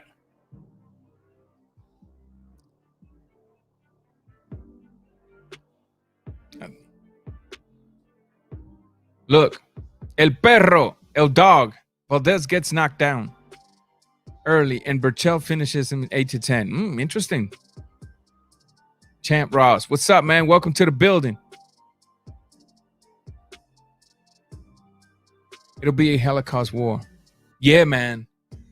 Look, let me go ahead and break this down so I can get you guys in here. I'm going to drop the link, but nobody calls in just yet. Let me finish talking about this fight, and then everybody can come in. I definitely think that Valdez has some pretty decent boxing skills to drag this fight. But Valdez has shown a lot of responsibility when it comes to his defensive game. Valdez has shown to have, Quigg broke your jaw. Quigg. That could have happened for many reasons, but quick. At the end of the day, that's all we got. Quick, broke your jaw.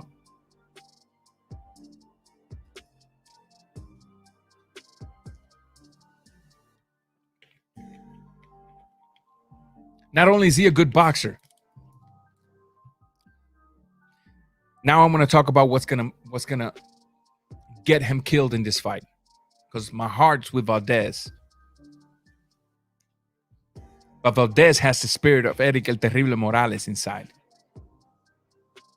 Y'all remember Eric El Terrible Morales? A very good technical boxer, but people didn't look at him as a technical boxer because that very technical boxer continuously ignored his boxing skills to go and trade and go to war. That is Valdez.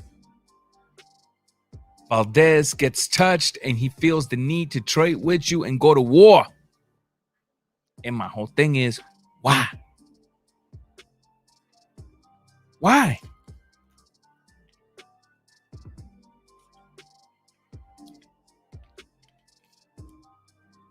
The opponent you're going to fight is the exact opponent that wants that kind of attitude. He wants you to ignore whatever little boxing skills you possess so that he can pummel you. The belt is on the line. Glory is on the line. This ain't even about a Mexican fight. This is about boxing. This is going to be a war. But if you want to make it about Mexican, we can call this the Mexican Super Bowl. This is going to be a very exciting fight. Berchlt, we already know Berchlt. Berchlt may not be the best boxer. He may not move the prettiest. At times, he might seem stiff and robotic. And yes, he has been TKO'd before. But Berchlt hits like a freaking mule. Berchlt applies relentless pressure. And Berchlt is going to be looking into tempting Valdez into changing and exchanging with him, trading and exchanging with him.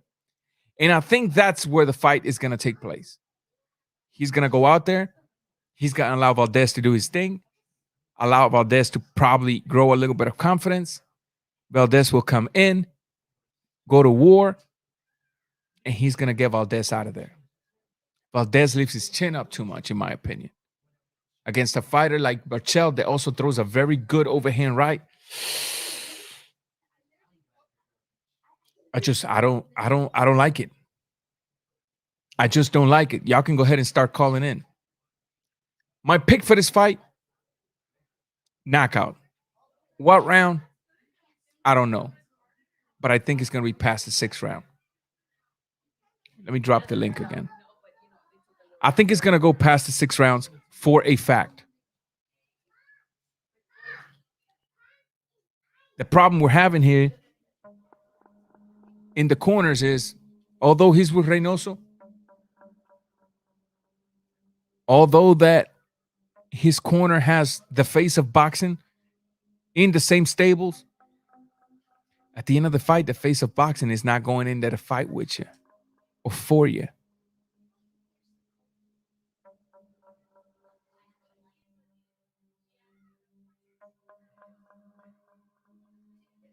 It's you versus whoever is in there with you.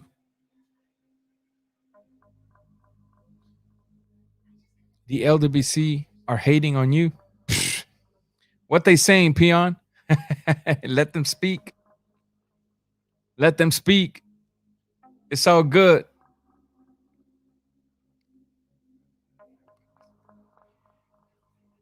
Maybe it won't live up to that hype. Maybe it will not be a Morales versus Barrera. Maybe. But it's definitely going to be a war. It's definitely going to be a war.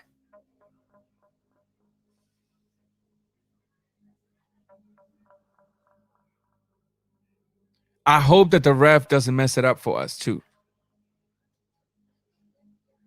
Are you serious, chat? Is it that bad? Oscar Valdez has an excellent chin. Watch us smoking. Okay.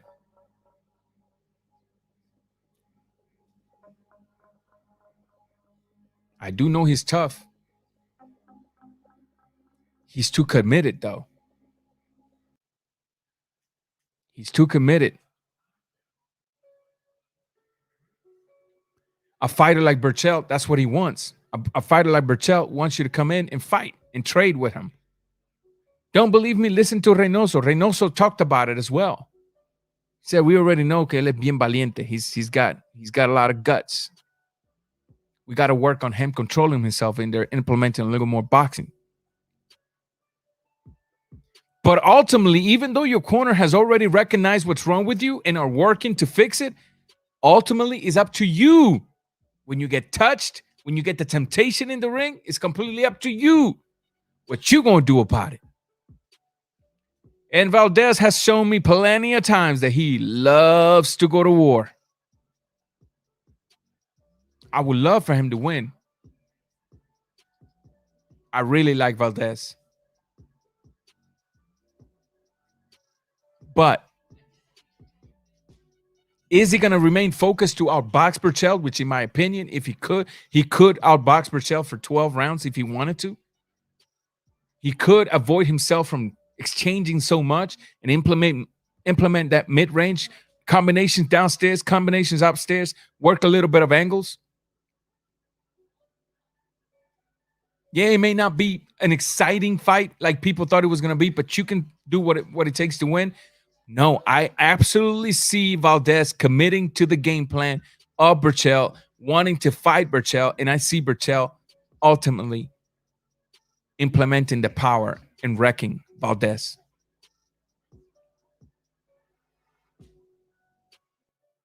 Man, I know what you mean, Solano. This is the type of fight that keeps boxing alive.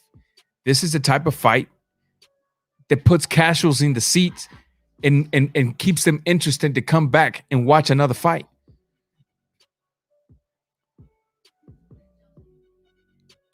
Oof.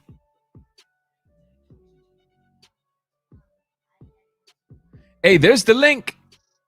We ain't got to chat. We ain't got to chat so much. There's the link. Come on in and share your opinion. Reynoso does not adjust to chin up Garcia. Does not look to improve. Because ultimately, like I said, your trainer can do what it takes. But it's ultimately up to the fighter to implement it.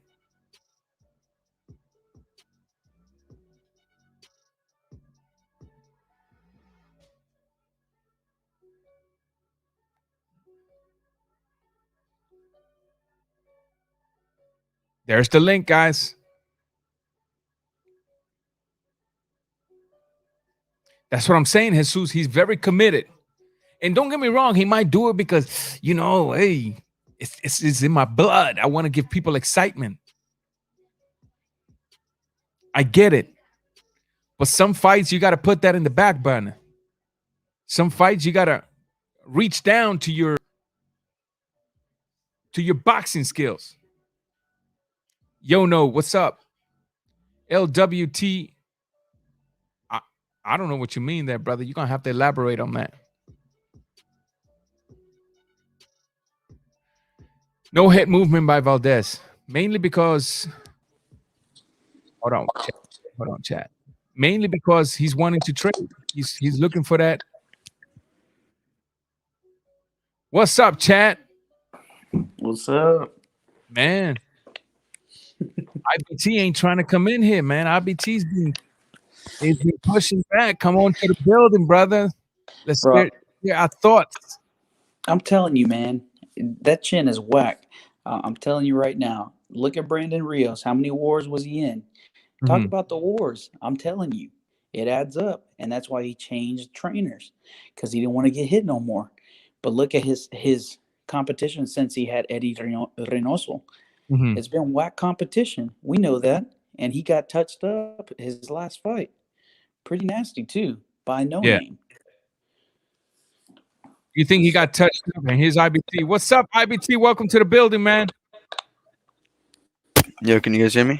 Yeah, I can hear you just fine, brother. So let's do this because I hear a little bit of feedback. Whenever somebody's not talking, just mute your mic. Yeah, I think it's you, chat. So what's up, IBT? Give us your thoughts, man. So chat says He's got a whack chin. Chat says, remember Brandon Rios? He went to a lot of wars, and ultimately he paid a price.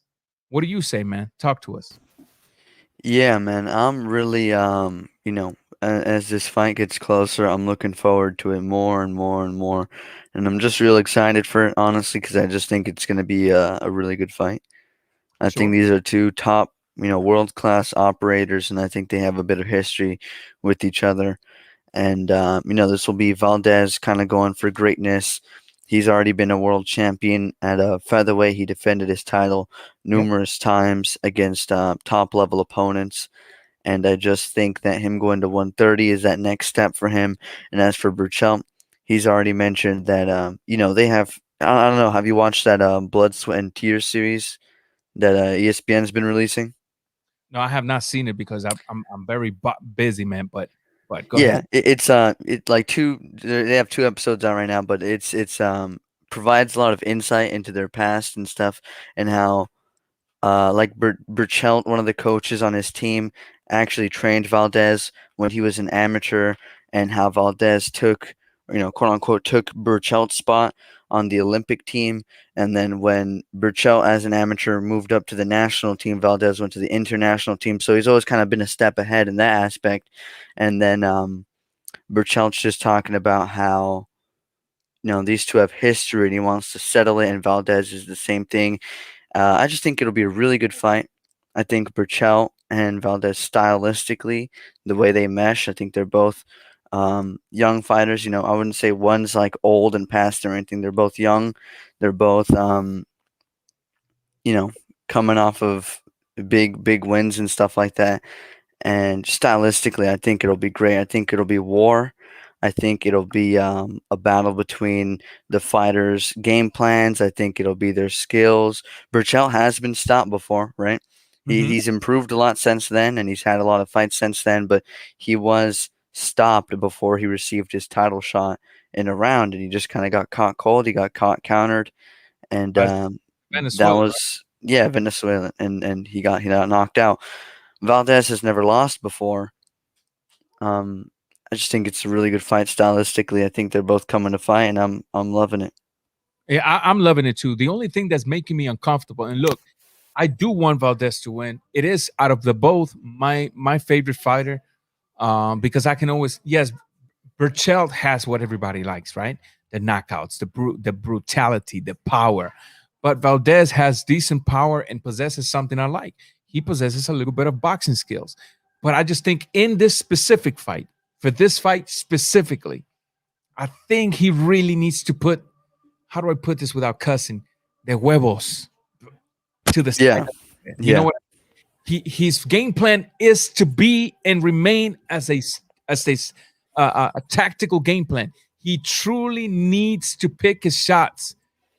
You know what I mean? He needs to not go to war, and that's why I compared him to Morales, because y'all remember Morales. Morales was a hell of a technical boxer, but people never looked at him in that sense, because the minute he got grazed, he wants that get back. They want that get back immediately, and sometimes it's to their detriment. I feel similar about not to the same extent, but I feel similar about Crawford.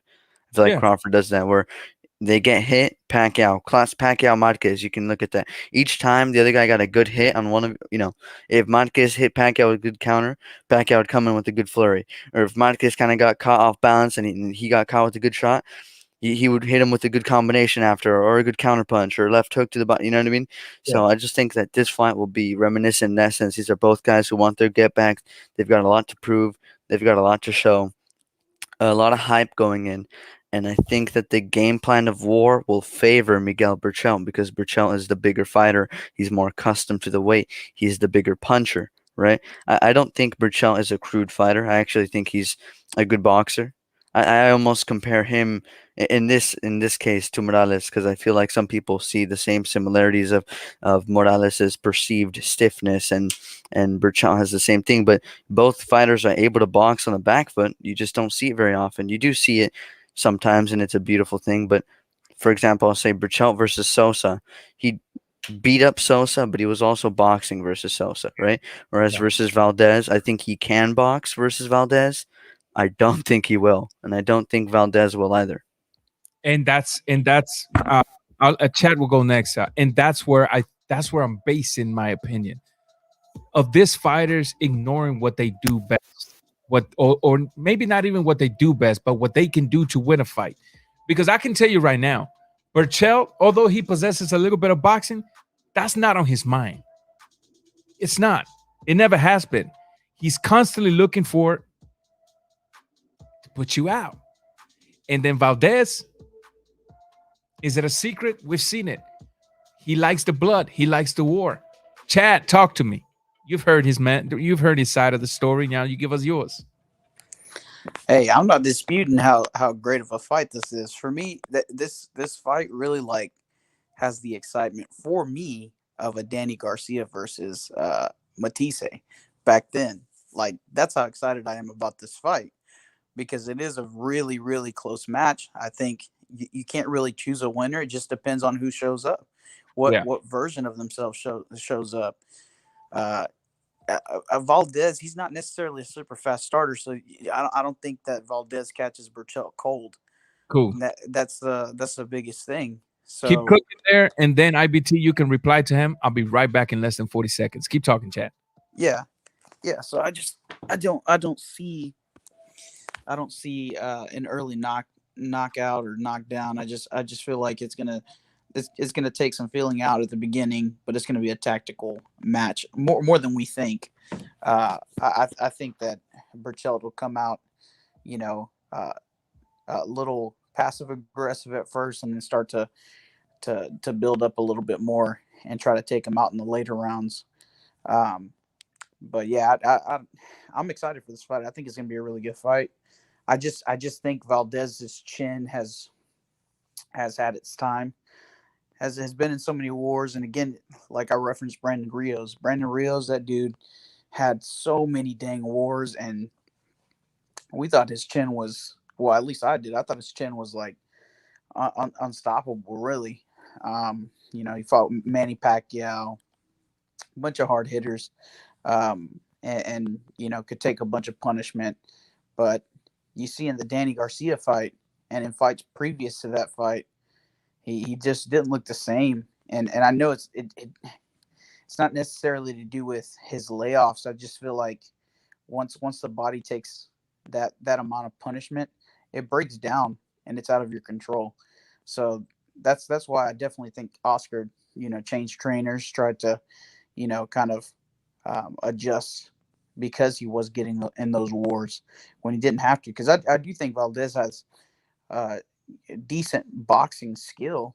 Yeah. I just think he always gets caught up in a match of just back and forth, a phone booth fight for some strange reason.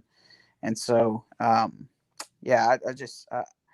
think it's going to be a great fight, though. No matter what the outcome is, I'm just for sure on that on that train of he's chinny. He's chinny for me. Okay.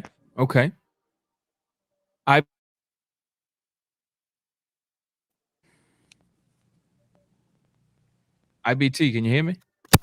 Yeah, I think my screen froze up there. I don't know what happened. Yeah, I mean, I guess because he has been in so many wars, you could make the argument of wear and tear. But I think, and it's something you kind of touched on earlier, he didn't fight the same level of opposition recently as he did when he was a champion. Like, he didn't fight Osama Mariaga, Cervania, Quigg, or like he didn't fight that gauntlet, right? But I think the Jason Sanchez, Adam Lopez, Jason Velez, those guys are good enough at that point and experienced enough to where I felt that they were able to provide enough difficulty whilst also not being like wars, right? Like the Jason Velez fight, he opted to box a little more, took his time to break down his opponent and stopped a Velez who'd never been stopped before. Adam Lopez at that point was giving him some trouble. He was boxing well, both of them were boxing well, and yeah, he stunned Lopez, and the referee called it off, right? And he was a touted prospect. He's only ever lost to Stephen Fulton back when they were both undefeated by majority decision, and then he lost to Valdez by stoppage, like I said, right? So I think these guys are like experienced. Yeah. I think they're young and hungry as well. right? Like they weren't too green and they weren't too past it. I think they're like in their, in the primes of their career. And I just think like they served as good tests to work into this fight without him taking too much damage. And I feel like we're gonna see. Um, I think we're gonna see war, but to your credit, I think it's gonna be sophisticated. I don't think it's gonna be like bobblehead. Uh, what do they call, like the beat 'em up toys, right? Rock'em sock'em. Yeah, the Rock'em Sock'em robots. I don't think it's gonna be quite Rock'em Sock'em, maybe at times, but I also think we're gonna see some subtle inside fighting, defense, arm control, that type of stuff. Yeah. And I just think it'll be interesting. I think his chin, if it was damaged, I don't think it would have mattered anyway. You know what I mean? Okay. But this is definitely the type of fight, man, that it's fair when both parties feel the way they feel, because we're talking about two fighters that are extremely tough, that are extremely talented, and we're talking about two fighters that, they're no journeyman, they're no stepping stone. So yeah, we're gonna have our divisions on this one. I actually like both fighters. I'm more towards Valdez. I just seen Valdez biting the hook, so to speak. I'm seeing Valdez forgetting everything that he knows how to do and just having, I'm going to get you in mind. And I see him, when he does that, his defense drops even more because he's so focused on exchanging. You do have the argument that Berchelt has been stopped, and it's a fair argument. It is a very fair argument. I think Berchelt, I'm going to keep my prediction. I think Berchelt stops him only because of his willingness to go to war, regardless of what happens after that. So that's my thing. So at the end of the day, it should make for an exciting fight. So chat, you got anything else to add on this one? We'll move on to the next subject. Yeah, no, I agree with you 100%. I've got Berchelt on this fight. I think Valdez is going to really backpedal, and he's not good off the back foot. He's not. He more retreats, and I don't know. I just haven't liked what I've seen from him as of late, and I know he changed trainers and all that good stuff, but it's almost like he lost his identity at times, in these past couple of fights. And that's worrisome. That you see that in the Triple G, like same thing with Triple G. Like he just loses his identity a bit when he changed the trainer, to Jonathan Banks. So it's just, for me, my pick is Berchelt. I think it's going to be a good fight throughout. And like I said, this is going to start off kind of with a chess match, because they're both weary of each other's power, because they have good pop, they have good pop. So yeah, I do think that Berchelt stops them late. Okay. Well, we shall see. Grab your chips and salsa, grab your popcorn, and we shall see. Because AB, what y'all think about AB? About the billions? He's coming back. Always broke. Yeah, I mean, good for him. I don't think I haven't looked into the opponent very deeply, but from what I've seen at the surface level, if Adrien Broner is Adrien Broner in any capacity, he should be able to beat this guy and finally win for the first time in what seems like 25 years. I know it, man. You know what I mean? But yeah, good for him. I'm glad he's back. If he is back. If he is back. Now look, well, we've been seeing the videos. He definitely does look like he's dropped the weight. He definitely looks to be in shape. And I'll tell you, man, it looks like a blizzard out there. He definitely looks to be in shape. My question is he doing it for the love of the sport because he still have, or is he doing it because he needs that paper? I think the paper. I think either way should be. I think either way is a good engine. If you owe $800,000 to your baby mama, That should be a good engine. Go out there and get that money and continue to make money and go from $13 to possibly 1.3 million. Is it, if he's doing it for the love of the sport, then I think the money will come with the love of the sport. Because I've always said he's got skills. He's exciting. But the nightlife is his kryptonite, brother. The nightlife is his kryptonite. That's just it. For me, he's never had the output, man. That's his biggest thing. He doesn't throw when his opponents are throwing. He always sits back and tries to, counter a little bit, but it's in spots, man. That AB, man, he could have been so much better.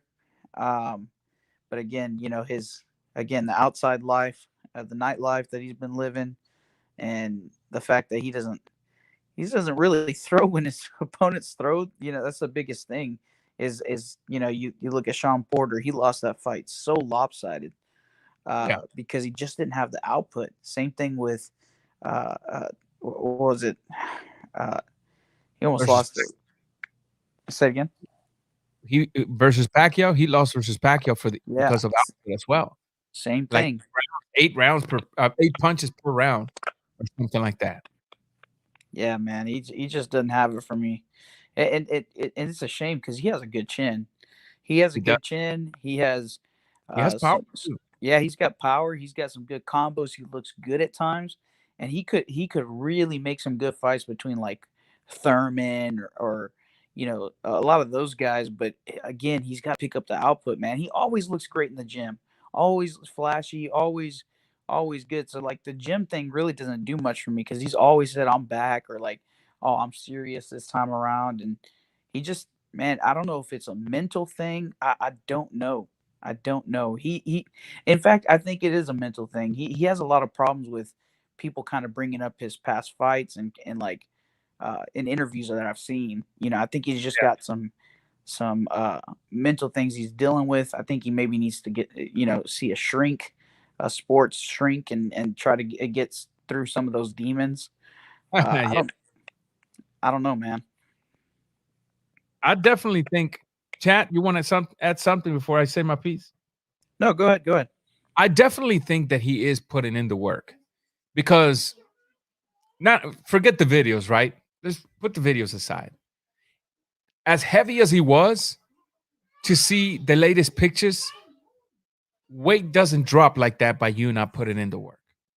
And I think if he's putting the work, if he's maintaining himself focused, he's got the right opponent to make a successful comeback because he's originally was thinking of fighting La Salsa Rivera, I think it's his name, Michel La Salsa Rivera. And I think it was very smart for him not to because he would have not had a successful comeback. But then they picked this Puerto Rican fighter. I think he's undefeated, I believe. But it is what it is when it comes to that opponent. Now, it's boxing, right? Anything can happen. For all we know, that guy will come in and destroy Broner because that's boxing. But I think they were very careful on the comeback, and they chose the right opponent. It does look like he's putting in the work. It does look like we are to expect more from AB. Him and Tank Davis, Tank Davis went back to the gym sparring the day after the Santa Cruz knockout. Both of them's been in the gym nonstop. Those are telltale. Those are good signs. Good signs. I just hope that after he gets this victory, because I think he's going to make enough to where he can cover that $800,000 debt. After this victory, I hope he doesn't go, cover the debt. Now let me chill again. Because he's not young, but he's not old. He's still got a lot to offer. And I do think a very fully focused and committed Adrien Broner, forget it. He'll have a strap on his waist before you even know it. That's me. Go ahead, IBT. Yeah, it's an interesting scenario. I agree with you. I heard they wanted to or Rivera wanted to fill in for Broner, and they said maybe not yet. Right. I do think him having a bit of an easier touch going into this fight is important. I'm looking at the kid here. He's undefeated. He doesn't actually seem terrible, right? He's not just like some random low level domestic fighter. He has essentially only fought at domestic level. Yeah. But I mean, he's proven he's knocking these guys out round 5, 7, 9, 1, 2, right? So he's blowing these guys out. He fought DeMarcus Corley a couple years ago, and he beat him by unanimous decision. He's beating other undefeated prospects. That's something I always like to see. If a prospect has defeated another guy who's undefeated, like 14-0, when he's 14-0, like same kind of stage in their career, especially knocking them out early in the fight. I think that demonstrates that that's good. The guy's not particularly young. He's not old, but he's not like a young 23-year-old or anything. He's 31 years old, 14-0-1, 10 KOs. Most of his fights have been in Puerto Rico. A couple of these guys, like early on, were like losing records, but then I see another guy here, 6-0. I see 25-19, so at least his experience, like I mentioned earlier. DeMarcus Corley, 48, 27-1 at the time, so he's very experienced. He's also a former world champion. Yeah, those are honestly good development fights. 23-5, 16-0, knocked both of those guys out. I don't think he's going to knock out Adrien Broner. There is a chance that maybe if Broner isn't actually prepared, if the inactivity has affected him, if this guy throws punches in bunches, maybe he can defeat Broner on volume. But I haven't seen him fight yet. But what I do know about Broner is that despite him not letting his hands go against lower level of opposition, he will be able to mitigate their offensive attempts. Right? If this kid just starts throwing punches with his hands down, throwing them from his waist, doesn't have the proper technique, speed, not putting his punches together properly. If he's also inactive, that slow pace is the type of pace Broner will excel in. He'll be using his defense, his shoulder roll, his counter punching. Broner has fast hands, right? So even though he's inactive with volume, he does have good defense. He does have fast hands, so he can potentially just pot shot this kid to a decision win. He's actually got some pretty decent pop and timing too. So maybe if he leaves himself open, he could drop this guy or stop him. But I'm still thinking Broner will win. But I'm a little more interested in the matchup than I was just a couple minutes ago, because the opponent he's fighting isn't actually terrible. He is basically unproven at world level.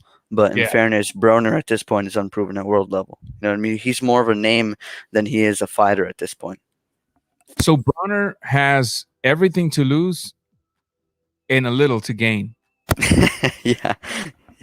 And his opponent has everything to lose and everything to gain. Because if you fight against a Broner that's coming off of I don't know how long of a layoff, and you're undefeated, and he gets you out of there, you may not be in the credible spot ever again due to his age. But if he beats Broner, even though Broner's been on recess, inactive, it's still that name, right? If he beats Broner, I think that places that opponent in everybody's mouth, in everybody's ears. I think he'll have a much better fight, bigger payday the very next time. So it's a very interesting matchup. I do think Broner's going to blow him. But again, as I said before, and I stated again, it's boxing. And in boxing, anything, absolutely anything can happen. So that's just that. $40 million is what Manny Pacquiao wants to fight the man who is very hard to promote and sell, according to his promoter, Terrence Bud Crawford. Thoughts on that? Chat and then IBT.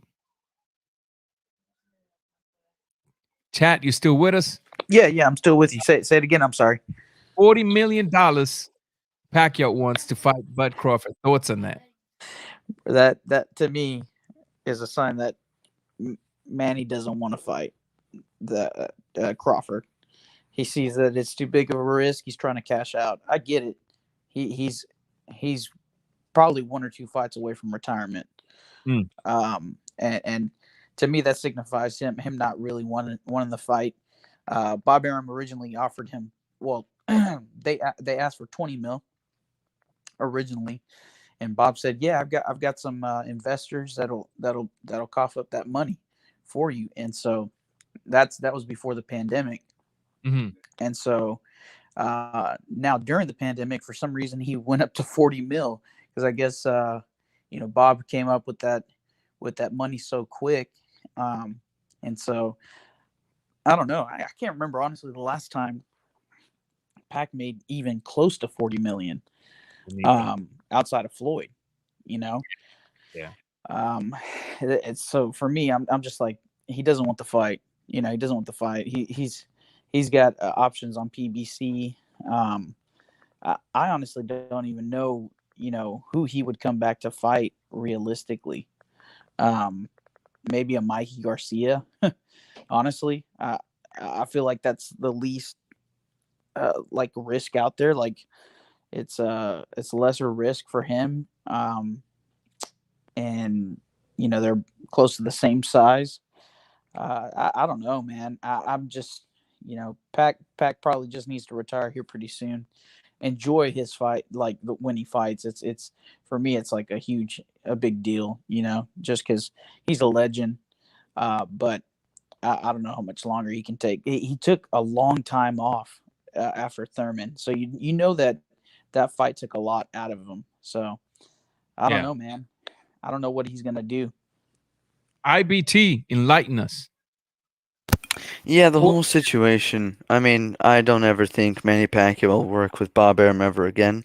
I think the 10 million thing's just kind of a shot in the 40 million thing's a shot in the dark. And I mean, I don't know. Maybe if Crawford were a bigger star, maybe if he moved the needle more, it'd be possible because Manny Pacquiao is still one of the biggest pay-per-view draws in the sport of boxing, even at his advanced age, is the number one welterweight in terms of financial draw, right? Him fighting Thurman did 500,000.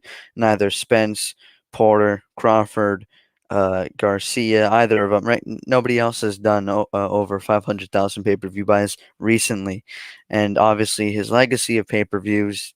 No, I don't even need to go there. That's not even worth mentioning here. The dude's still a massive star. He has an entire country behind him, but he is up there in age, and even though he's shown that he can compete against the elite welterweights, I think at this point asking for that type of purse, it's I mean, Bob Arum's never going to pay him that. He's never going to get that. He's not going to even get half of that, maybe not even a fourth of that, right? Yeah. I think him fighting Terrence Crawford or Errol Spence at this point, he doesn't even have the world title anymore. I don't think it happens. I think his next fight will be his retirement fight. We'll be lucky to even see him fight against the top welterweight because I just think that what he's done in the sport has been so great. His legacy spans over 4 decades at this point, from the 1990s, 2000, 2010s, and now into the early 2020s, right? If he fights Mikey, I'll be fine with that. If he fights in an exhibition, whatever, I don't really, I'm not really putting a lot of weight into what Manny does, especially since he doesn't have the title anymore. Yeah. And I'm just thinking that he fights someone that's a decent name while not being too dangerous, right? Correct. So to me, I think Mikey is that fight. I think he has that name value. I think he has that style that, Crawford and Spence are at this point true welterweights, right? Manny Pacquiao doesn't weigh in at 147 in the weigh-ins still, even at this age, and he didn't in his prime. His prime is arguably not even. I mean, his prime of his career was taking place at welterweight, but his prime weight class is probably 140. I think it's just about the money. I think it's a business move. Yeah. I definitely think that when he threw that 40 mil out there was one.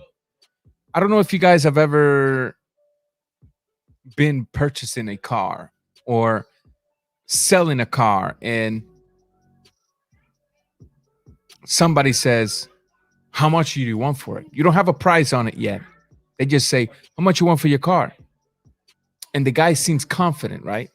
So you're like, inside of your head, you're like, damn, I know my car's worth 5 G's, but let me throw a 9,000. Let me see if he bites for 9. Yeah, I'll take 9,000. I can't buy it for 9,000. I think that's what he was trying to do. Maybe he doesn't want to fight, but I think if Bob Arum did accept the 40 mils. He was all over it, even if he got knocked out. I do think he's looking for his way out. I think he's looking for that last final fight.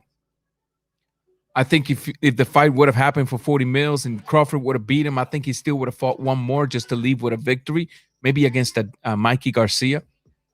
I don't see nothing wrong with high pricing yourself when you're a legend. Ultimately, somebody asked me how much do I want to fight whoever. Even me not being a legend or nothing, I can say, let me get 100 million. And if they say yes, I'll be stupid not to take it, right? So people are making a big deal about it. Listen, at the end of the day, that's a man that's looking for his way out of his career. He wants to leave with a bang. He wants to leave with a victory. He wants to leave with a lot of millions of dollars. And I think that's what it was. He said, they were so quick to find that 20 mil that I previously had asked for. Let me shoot a 40. Maybe they'd be quick about it too. But I don't know. Go ahead, chat. Yeah, no, I think that's what he's trying to do. I think he's trying to cash out. I think what makes him still so watchable is not because he's so dominant, is because we now view him through the lens of, well, can he get past this fighter? It's more of a, is he done doing these extraordinary things right now? It's not like, oh, it's a for sure deal for Manny. Like, Manny will beat this guy. He's at a point where I feel like the playing field's a little more level because of youth of a lot of these fighters. And so, for me, I do think that if he does fight again, that it should be a Terrence Crawford or an Errol Spence. I don't think he should go for a Sean Porter as of right now. I think he needs to, if he's continuing to fight for legacy, then it's got to be one of those two. Yeah, I think it's just a showcase outside of that. For sure. No, but it's definitely. I'm in the same. Even. Go ahead. You were breaking up a little bit. I thought you was gone. I don't think it would. Oh, me. Yeah, no, I just don't. I don't see him, going in a different direction, and it being worth him getting out of bed for. Really, I don't feel like he should take a sidestep unless he's just doing it for money. Then that's fine. Whatever. He's done a lot in the sport, but for me, if I was Manny, like I would fight for my legacy and prove something to myself that I can go out on top, So, but yeah, man, I do want to touch on something else. Go ahead, man. The floor is yours. Dude, I'm so frustrated with Ryan Garcia, man. What the heck? Why did this dude, put out that he was fighting Manny? Like, had a graphic, all kinds of stuff. And then I just saw an interview, Oscar, he's like, we never got to the table. We never talked. Like, we never sent him an offer. Like, where the heck did this come from? Like, this dude was talking mess, like hella mess to freaking Tank, and went on Tyson's show. And like, is no one going to keep this dude accountable? Or are we just going to let him walk out the back door? And I'm super disappointed. No, I mean, that, man. I'm just now hearing about that Oscar De La Hoya piece. If in fact Oscar De La Hoya did came out and said those things, and if in fact they are true, because let's remember, although he is the promoter, he's got beef with Ryan Garcia. People are going by what they're seeing on cameras, on his after fight party, yada yada yada. These two don't really like each other anymore. But if in fact it is true, Ryan Garcia needs to be called out for it. I personally thought, and this was just me, a thought, not a fact. I personally thought that there was an actual call out from Manny Pacquiao to a phone call to Ryan Garcia. Black and Brown Boxing in the building. Welcome, my brother. I personally thought that there was, in fact, that call. Then it became apparent, well, maybe was there ever a call? because we keep hearing from Ryan, but I ain't heard a damn thing from Manny Pacquiao. We keep seeing the posters from Ryan, but I ain't seen nothing for Pacquiao. But if in fact, like you just said, if Oscar De La Hoya did came out and said, we never even went to a table, we haven't even discussed it, a Pacquiao, I think Ryan Garcia does deserve to get called out. Because of that little stunt, now we don't have Tank versus Ryan. That's a fact. Yep. So what's up, Black and Brown? Talk to us, brother. How you doing? Thank you for being here. What's up, fellas? What's going on, fellas? Thank you for having me, Ranger. I appreciate it. What's up, IBT? What's Chad good, Perez, man? How you guys doing? What's up? What's up? What's up, man? What's up? All day, man. Good We're just shit. chopping it up. I really didn't know what you were talking about. I just clicked right in, but are you guys talking about Ryan Garcia capping? Yep. Yeah, that's what Chat Pettis wanted to get into it, man. We've had a long discussion when it comes to, you know, the past weekend. And we talked about the Pacquiao getting the 40, asking for 40 mil. And then we jumped into this issue with Ryan Garcia. So enlighten us, talk about whatever you want to talk about. If you want to share your thoughts on anything, the floor is there. I'm going to shoot the link again, probably go another 30, maybe 40, 35 minutes on this live, and then we'll be calling it. Yeah, well, I mean, IBT knows I'm a big Ryan Garcia fan. I have been for the last year, you know. Before I came on YouTube, I was already into Ryan Garcia. I've been on here defending him, you know, because he had a lot of haters, and I thought the hate on Ryan Garcia was uncalled for. Mm-hmm. But then, like, all this stuff now, you know, the talking, the bypassing Devin Haney when he's sitting right in front of you, calling out Tank when, I mean, we all knew the Tank fight wasn't going to happen. And then now going as far as putting Manny Pacquiao fight posters on your Instagram, I think that went too far for me. And like, that reason I bring up that I'm a fan of his because even if you're a fan of his, at some point you get turned off.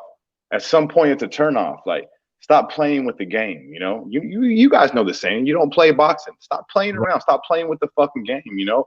You got Jorge Linares sitting right in front of you. That's the proper fight. Stop fucking around with the Pacquiao bullshit and calling out Tank. You either fight Haney, who's on the zone right in front of you, or you fight Linares, who's right in front of you. Stop with the other bullshit, because your real fans, your real boxing fans that love you and support you for what you do inside the ring, they're not going to always follow you just for the social media bullshit that everybody else follows you for. So at some point, Ryan Garcia is going to have to figure out and determine, ask himself, who am I fighting for? The boxing fans or the social media? Who's my fan base? Don't be surprised if he chooses social media. Oh, yeah. Could be. He has mentioned in the past that he doesn't want to be fighting for long. Now, that scared me when I heard that. At such a young age, and you're already thinking about the limit of your career, I'm questioning how far will he make it. I'm questioning if he publicly tried to pressure Pacquiao into a fight to make the big dollars and then hanging the gloves. He, like I've stated in the past, he's making millions of dollars on YouTube alone. People don't talk about that. They always want to talk about what he's making as a boxer. Ryan Garcia's money is not just boxing. He's making, I think it's over $2.5 million a year in YouTube alone. He's making almost $1 million on his sunglasses. As of now, what he's making on his clothing line, I don't know. I haven't seen that reported, but I'm pretty sure it's a lot of money as well. And then I just think he sees himself making a lot of money outside of boxing and maybe pursue a modeling career. He wants to protect this. And I think that I just don't think he's taking his career serious anymore. If in fact, like Oscar De La Hoya said, there was never any talk about Manny Pacquiao, because he really went far. When you put a poster about a fighter, and you have everybody thinking, yo, this is about to go down. And then there was never even talks of that. I got to give it to those hating channels that are calling him out for it. He deserves it. Yeah, he deserves that. The fight poster, Ranger. The fight poster is what got me. Yeah. You don't do and that. one more thing, guys. One more thing. I'll let somebody else go. Yesterday, he made even another comment talking about. I'm not sure if it was Ellie or Fight Hype. I'm not sure who was asking him. Somebody was asking him about fighting Devin Haney, and he said, "Why would I go backwards?" I couldn't disagree more. I don't think the Devin Haney fight is going backwards. Not even close. I think it's a great, huge fight. You set up a rematch. You set up a trilogy. I think you set up this rivalry, win or lose. I think it's a huge fight for this young career. It'll shoot them both into like another level of stardom, win or lose. I think it'll be a great little war, a great little fight. Two young fighters. So the comment he had yesterday just even threw me off even more when saying, "Why would I go backwards and fight Devin Haney?" Correct. Chat, and then I'll take IBT. Yeah, man. You know, I didn't know he said that, but that's some bullcrap, man. I just don't understand that. Like, why? Like, you don't play boxing, man. You don't play boxing. Like, you can have all the social media followers and have fast hands and impress people that way. That's fantastic. But dude, when you get into the ring with like a Luke Campbell, who I didn't think was a huge threat to him, and he got popped, you know, I did gain some respect for him whenever he got back up and turned around, you know, turned that fight around and knocked him out. You know, I was like, man, because I was one of those guys who was just like, who is this kid? Like, he talks a big game, but hasn't fought anybody. Like, he was, you know, struggling with, you know, lower tier competition. And so whenever he, you know, stepped up to Luke Campbell, I thought that was a good litmus test for him. But I just hate his mentality. He just goes back and forth. And, you know, you're talking about knocking out Tank, bro. That's a huge feat, you know, to accomplish. Like, nobody's shaking Tank, like, period. And look at that Leo Santa Cruz fight. Like, Leo was popping him with some good stuff, and you know, he came out and knocked him out, clean out. And so I don't understand why you're trying to tease or mislead boxing fans. It only grows our frustration for you when you're coming out of a Luke Campbell fight that we're like, all right, maybe this kid can be something. Yeah, you're really hurting your momentum with boxing fans, you know. yeah, And correct. doing that. So, Rap but yeah, Star in man. the building. Eddie Landy, what's up, my brother? Rap Star in the building. Thank you for being here with us, brother. How you doing? Yo, man, I just came to show some love. Everyone subscribe to Raw Boxing TV. Yeah, All man, the I way just from heard you London, guys about England. go ahead. No, I was saying all the way from London, England. Yeah, London, England, and not from fucking Bristol, bro. Bristol's a fucking hood of the hood. The ghetto, bro. I died when you said that, bro. I died when you said that. Yeah, I just want to say salute to everyone in the chat, salute to the panel. But look, I'm gonna keep it real, man. I cook it with all kinds of people about boxing. And this Ryan Garcia situation, yeah, I'll just, you know me, I'll keep it raw. Whenever I speak to certain Latino platforms, they're getting a bit sensitive about it. But you guys have got to keep the same energy. Devin Haney gets a lot of hate for trying to step up to make a fight with Teofimo. So why does Ryan Garcia not get the same energy for not facing Devin Haney, who's the WBC champion? Now, there's two things we got to look at. Is the WBC belt being watered down by the hardcore fans? Is the WBC belt by Mauricio Suleiman being watered down that Ryan Garcia is abusing that situation? But in the whole boxing world, what person have you ever seen avoid another champion when the champion's ready to fight you? Answer that question, brothers. No, you absolutely right. And I actually think, Rapstar, to answer your first statement, I actually think that's what we're starting to do here, because we're finding out some things now about Ryan Garcia that we didn't know. And like I said at the beginning of the subject, he deserves to get called out for it. He absolutely does. There's no more defending him, because now we're finding out some things. Like, for example, we were talking about, somebody brought up the fact that Oscar De La Hoya came out and said there was never any conversations with Pacquiao. And we're like, damn, he even had posters because of that little stunt that he pulled. Now we don't have a Tank Davis versus Ryan. He's pulling out some strings that are not funny. We're not liking it. So I think to answer your question, that's what we're starting to do.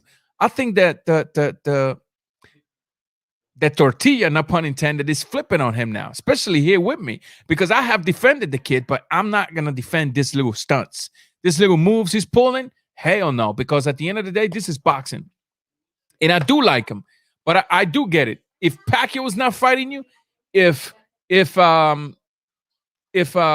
is not fighting you, guess what? Devin Haney is there. Devin Haney is also, you are mandatory to Devin Haney. Fight Devin Haney. So we were defending Ryan Garcia up to a certain level, but now that all of these things are coming out to the light, if you want to say, now we definitely put in the criticism where it belongs. Look, Black and Brown is a huge Ryan Garcia fan, and he's calling him out for it as well. Chad Pettis. Definitely. Let me, yeah. Ranger, can I jump in real quick and say one thing? I'm gonna say this. This is how I see it. Who the fuck does this kid think he is? You're gonna bypass the Devin Haney fight. Okay, you're gonna go call out Tank, bypass that fight, call out Pacquiao, make up this make-believe fight with Pacquiao, and then go and fight who? Who the fuck does this kid think he is that we're gonna support him through all that bullshit? Correct. You bypass Devin Haney, you call out Tank, bypass Tank, you make up this imaginary fight with Pacquiao, and then you don't fight him. Who are you gonna go fight now? Fortuna? After all that shit, you're gonna end up fighting Fortuna, and you think we're gonna support you through that shit? I mean, come on, man. Come on, crap, bro. He's already IBT. Go ahead and enlighten us, my brother.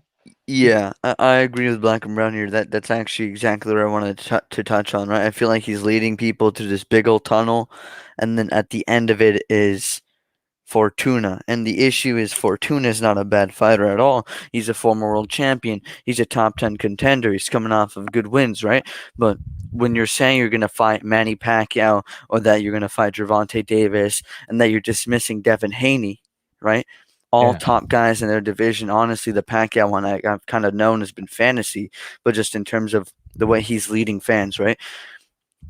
One guy is a current world champion, young guy. He's your rival in the amateurs. The other guy is, an established world champion in the division below you, known for his hellacious power and knockout highlight reels. And then the other guy is, Devin Haney top. Oh no, sorry. Then it's Manny Pacquiao, who's an actual bona fide legend in the sport. And you do all that, and then you're going to fight Javier Fortuna, who's valid in his own right, but when you've compared him to the other three names that I've mentioned, he doesn't hold the same weight. So now you've made the fight that if you just said, boom, I'm fighting Fortuna, we're both mandatory, winner gets Haney. That would get me more excited than this dumb long maze you've led us through, and then now Fortuna. It's like, okay, dude.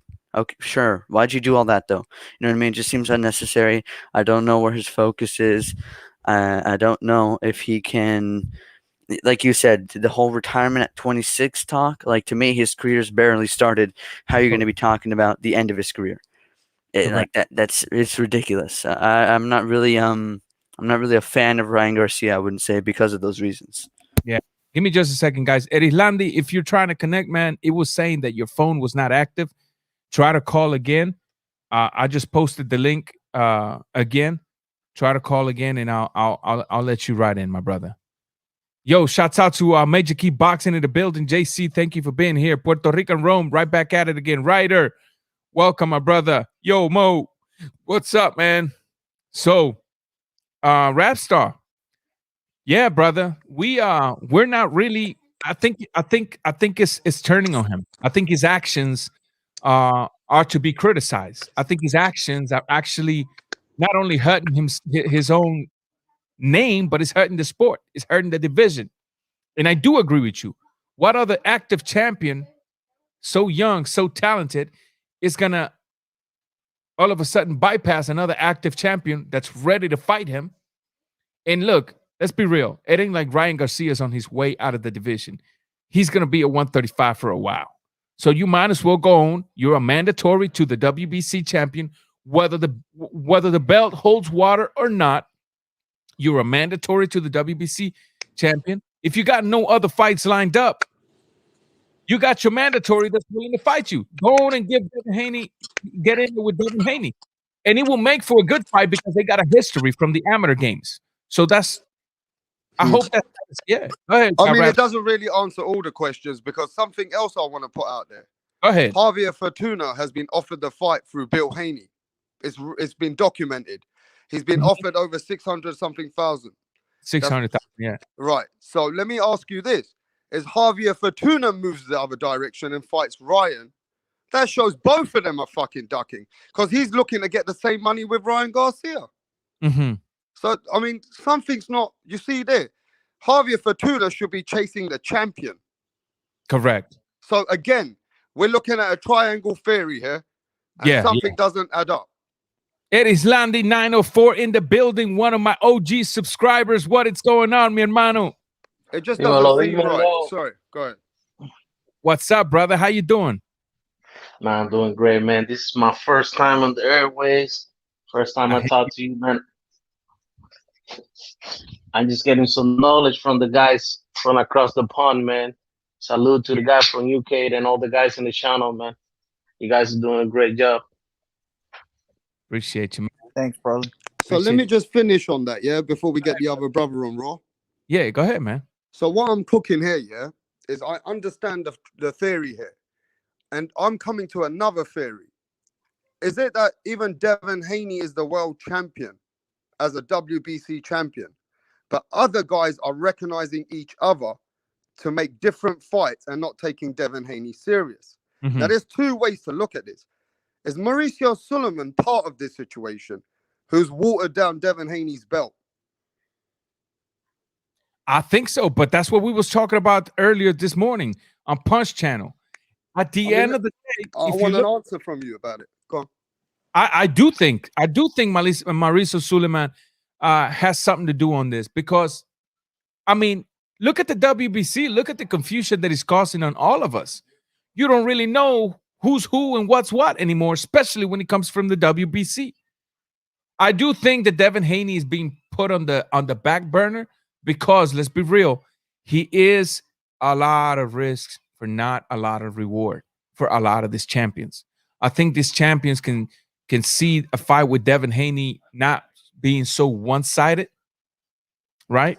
But I just, at the end of the day, I'm not okay with what's going on. I'm truly not. And what I found out today, I think one of the brothers came in here and shared it, that Oscar De La Hoya came in and said, there was never even a talk of Manny Pacquiao. And this kid was posting posters on his social media and doing interviews about this quote-unquote fight coming up. And then all that is just, I don't think so, man. And just to answer, he's disrespecting the game, Ranger. He's disrespecting the game. We can't let him. Real quick, let me answer this right there. Cap. I don't think Fortuna's all cap because from Samson himself came out that Fortuna doesn't know a lot of this fight. He just receives the phone call. They tell him, look, Fortuna never knew that there was a people were saying that he was ducking Haney. Samson came out and Fortuna never even knew about the fight. It was us. We were ducking you, but now we're not. It's documented. Rapstar, you saw that interview, didn't you? Yeah. So I don't think Fortuna is all cap, man. Fortuna lives outside of US. He just trains, receives call, and comes in. And I don't think a fighter like Fortuna is going to be ducking some good money. You know, I don't know. He's not all cap in my opinion. But go ahead, Rapstar, and then we'll let Eddie Slandi cook on whatever he wants to say. No, I just want everyone in the boxing world to start opening their eyes, and let's at least keep the same energy. You know, at the end of the day, we could be sitting here shitting on Devin Haney, but the man's trying to make fights. You get me? So at the end of the day, we can say he don't have the best resume, but he's still trying to line up to get some fights. So I'm now confused between the belt, the organization from Mauricio Sulaiman, how he's treating Devin Haney, and is he getting treated unfairly because he never took the fight to become the WBC champion? It could be, but those are things that unfortunately, I mean, I don't have the sufficient evidence to call that a fact, but it could be. I'm not in disagreeing with you because let's be real. We're talking about Mauricio Sulaiman. This dude learned from his pops. His pops used to pull a lot of funny stuff too, man. we gotta keep track of the WBC record here. The WBC ain't the cleanest, most honest, most balanced commission there is. Are they blackballing Devin Haney? Could be. I think they pimping Devin Haney, if you ask me. If you got a fighter that's a champion and you're charging him commission, but then you're gonna say, well, his belt doesn't hold a lot of water. I think they pimping him, and that's why. And this is where me and Black and Brown might disagree. I was kind of in agreeing with Punch when I said he needs to make a statement and downgrade a little bit the WBC, get on a video and dump that belt in the trash. Send a message, because at the end of the day, yeah, I got the belt, I have fought, but if you're not valuing me, then what's the point of me having that and putting money in your pocket? Bro, they're showing everybody that they will not mando Devin Haney in any reasonable fight. The WBC is not standing behind Devin Haney for Ryan Garcia, Javier Fortuna. There is no power in that fucking belt. And the guy who's the organization, Mauricio Suleiman, he's not helping Devin Haney in any way to look like he's in position for a fight. So again, this looks corrupt a little bit to my eyes. Well, he's a snake anyways, man. Mauricio's just a snake. Him making all those Berchlt belts and stuff for Canelo when Canelo snubbed him and didn't want to take the belt, bro. He's all in it for money.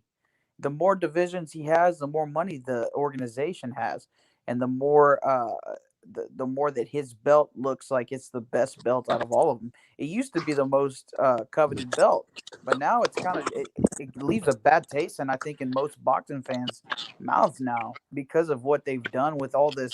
The champ, what is it called, the what Canelo is, whatever, franchise champion, like that. Nobody wanted that. Nobody asked for that. Let me ask you a question. Chat. I'm sorry to cut you off, but let me ask before I forget this question. Let me ask you a question, Rapstar. How much do you think? Because it's always fair to consider this. And then after you answer, we'll let Erislandi, because I keep forgetting about my brother here. Do you think that there's a bit of cap as well on the Haney side? Because look, let's be real as well, man. Sometimes words is just not enough. Sometimes, Rapstar fell off. Sometimes whenever you are trying to go after a fight, do what you did to Gary Russell. Put the paperwork. Bring the paperwork. Don't allow the fans don't allow anybody to have any type of excuse. Do what you did to Gary Russell. Do you think it's a bit of cap in some seriousness, or you think it's all serious, or you think it's all cap? Who's capping? I just lost the audio. Who's capping? Okay, let me repeat my question, because it was directly at you. Do you think in the case of Devin Haney, it's all cap, some cap, or a little bit of both, because it's all calling it out, but there's no paperwork? Like, for example, what they did to Gary Russell. They send the documentation like Keith did to Crawford. Because at the end of the day, don't you think that paperwork will hold more water, more weight than just words and social media call-outs? If you want to know my real personal opinion at the moment, that's what I need. Yeah, I'm going to keep it so raw. Then let's keep it raw. I think Mauricio Suleiman's relationship with Bill Haney is no good. First of all, I think Mauricio Suleiman is in a situation where he's controlling where these people are going. I think with Ryan Garcia, Javier Fortuna, if he can get more money with these two interims to fight each other, he's blackballing Devin Haney as his own champion. Number one. Let's keep that real. Because if there was any respect for Haney, he wouldn't be treated this way by other fucking people, right? So first, let's keep it real with what Mauricio Suleiman's doing. Second, we're blaming the fighters. I think people are scared to blame the organization, include the Haneys. I told you I'm going to keep it raw. Oh, of course. Now, the Haneys want to go after the fighter. You can't go after the fighter. It's the organization who's given you the belt, which is watered down. So at the same time, you need to push through the WBC so they can put you out there and put you in a position where they have to fight you. Now, it seems to me that this WBC regular champion Devin Haney belt has brought such a conspiracy theory at the same time, but that's because of Mauricio Sulaiman. So do we blame the fighters, or do we really blame Mauricio Sulaiman now and go after the real problem? I think to answer your question, I'll answer. Look at this comment here. I thought Bill said he was going to sue the WBC. My whole thing is that the Haneys are too quiet when it comes to going after the WBC. They're too quiet. You're going to say, oh, yeah, I'm going to sue them, but you don't. I do think he needs to be sued. I think they're pimping Devin Haney. I think they have Devin Haney in the corner selling the rocks for them. I think it's time they put a stop to that. Black and Brown, I don't know how you feel, but the more I hear this argument, actually, Black and Brown, before you go, I'm gonna go take from Erislandy. I don't want to keep leaving him in the dark. Erislandy, how do you feel about this thought, man? Do you think that the Haneys are being blackballed? What's up with that? Man, well, you know, I feel very particular about the WBC because, you know, when Canelo basically told Sulaiman to, hey, you know what, that belt, you can stick it up, you know what I mean? Mm-hmm. And then he went after the fight and went to the ring and tried to put it on his shoulder. I mean, I don't respect that organization whatsoever. But I know it's all about the business. You don't care about Canelo, but David Haney, he's such a good guy, such a quiet guy. He's not like Ryan Garcia, always talking, you know, smacking. He doesn't sell fights. Like when he was ready to fight Gamboa, he posted a picture saying, hey, Gamboa, look when I was a kid and you were, you know what I'm saying? I always look up to you. Like that doesn't sell fights. You know what I mean? So I don't know, man. He just needs to get out of that situation. I don't know. He's just in a bad situation. We're gonna go for another. Yeah, I got you. We're gonna go, guys, for another 20 minutes here because my internet keeps dropping. We're under ice storm over here, so we'll cook it up a little bit more, and then we'll be calling it Black and Brown. I was gonna ask you, are you seeing now? Yeah. Maybe somebody like Punch, somebody like me, are more in the sense of Devin Haney making a statement, ridiculizing the WBC, throwing that belt on the trash on a video for social media, and then calling them out on all of their BS, giving them the reasons why? Or do you still think he should keep the belt? Yo, one second. I just want to say, wait, Black and Brown, 1 second. I just want to say thanks for having me on. You guys have a good one. I got to go, though.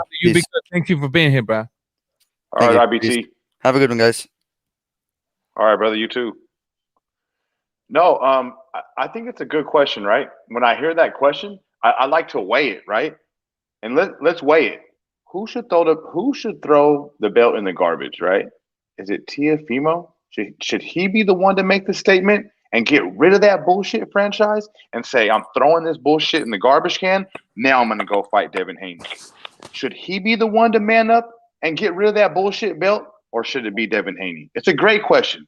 It's a great question to have. But I like to ask that question, Ranger. You asked me if Devin should do it. I like to ask which one of them should do it, because really the franchise belt is the bullshit belt. Even That's though a very good statement, Black and Brown.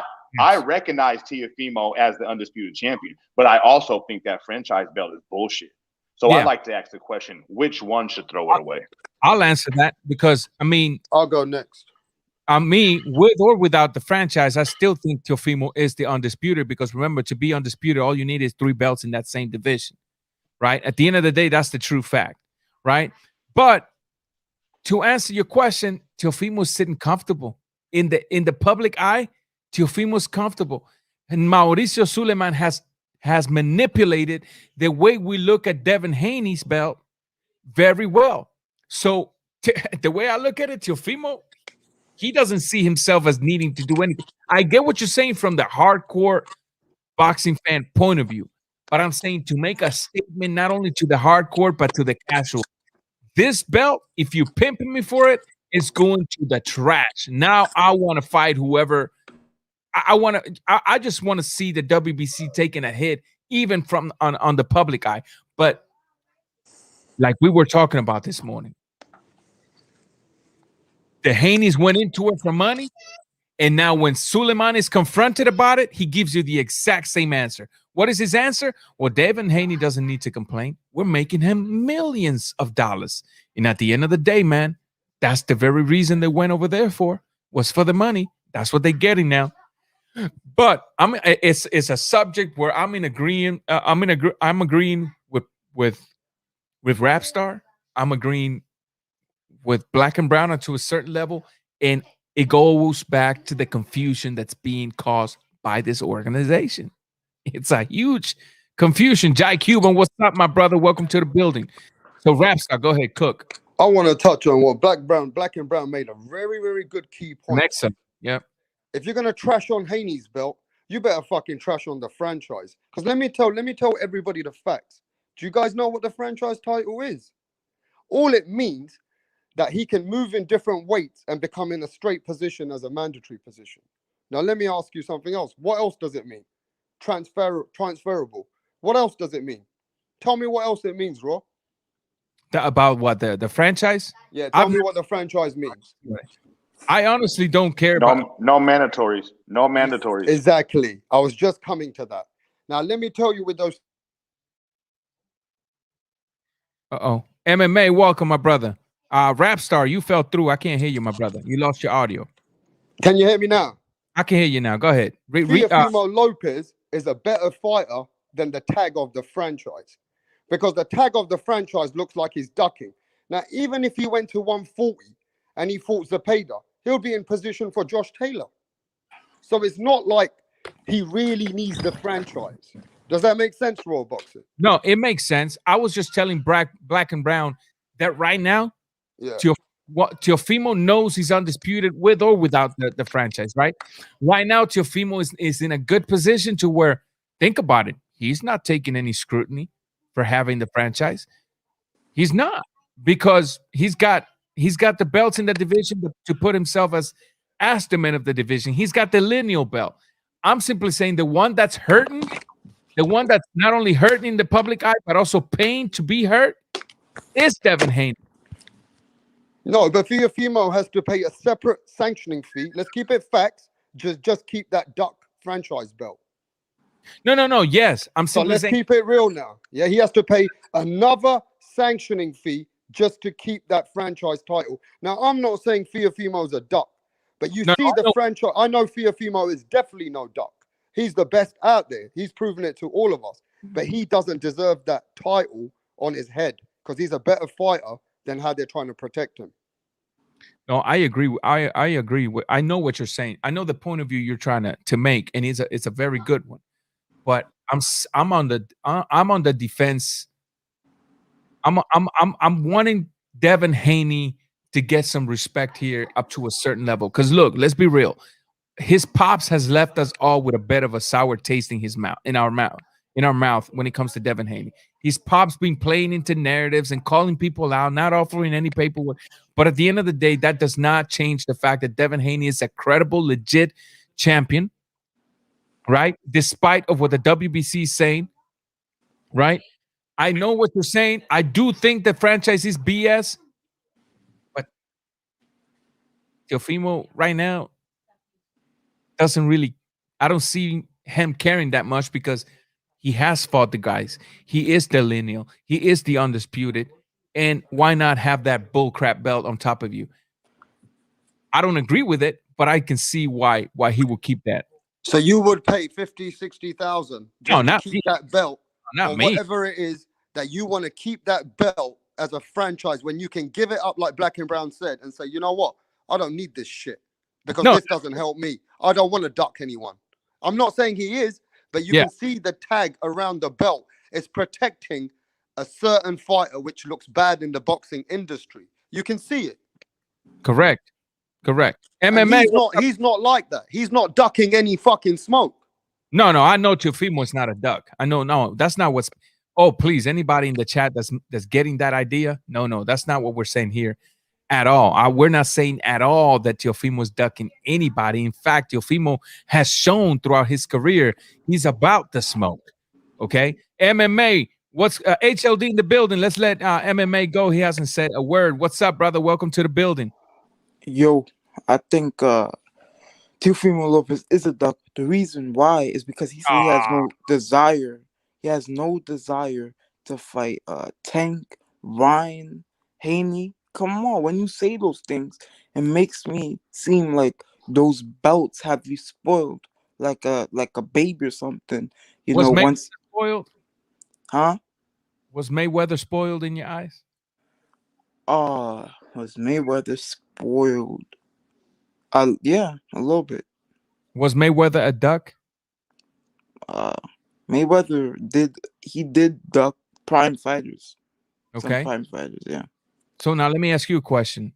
What makes a fighter a duck like Teofimo, a fighter that with 14-0 went after such tough opposition back to back to back and then beat the guy in the now he's gotten to the top of the throne. He's got plenty of options, and he's been saying for ages, I'm not going to stay at 135. There's nothing to accomplish. What makes a fighter of that caliber with that track record a duck? I'll let you go, MMA champ, and then I'll let HLD reply. It's because of what you're doing now. It's not about you can't just keep living off that undisputed. You should still be fighting the best. You're undisputed. You have to give, well, so-called undisputed, because I think Haney's champion, but you know, I'm not even getting that. But if you're undisputed, shouldn't you be getting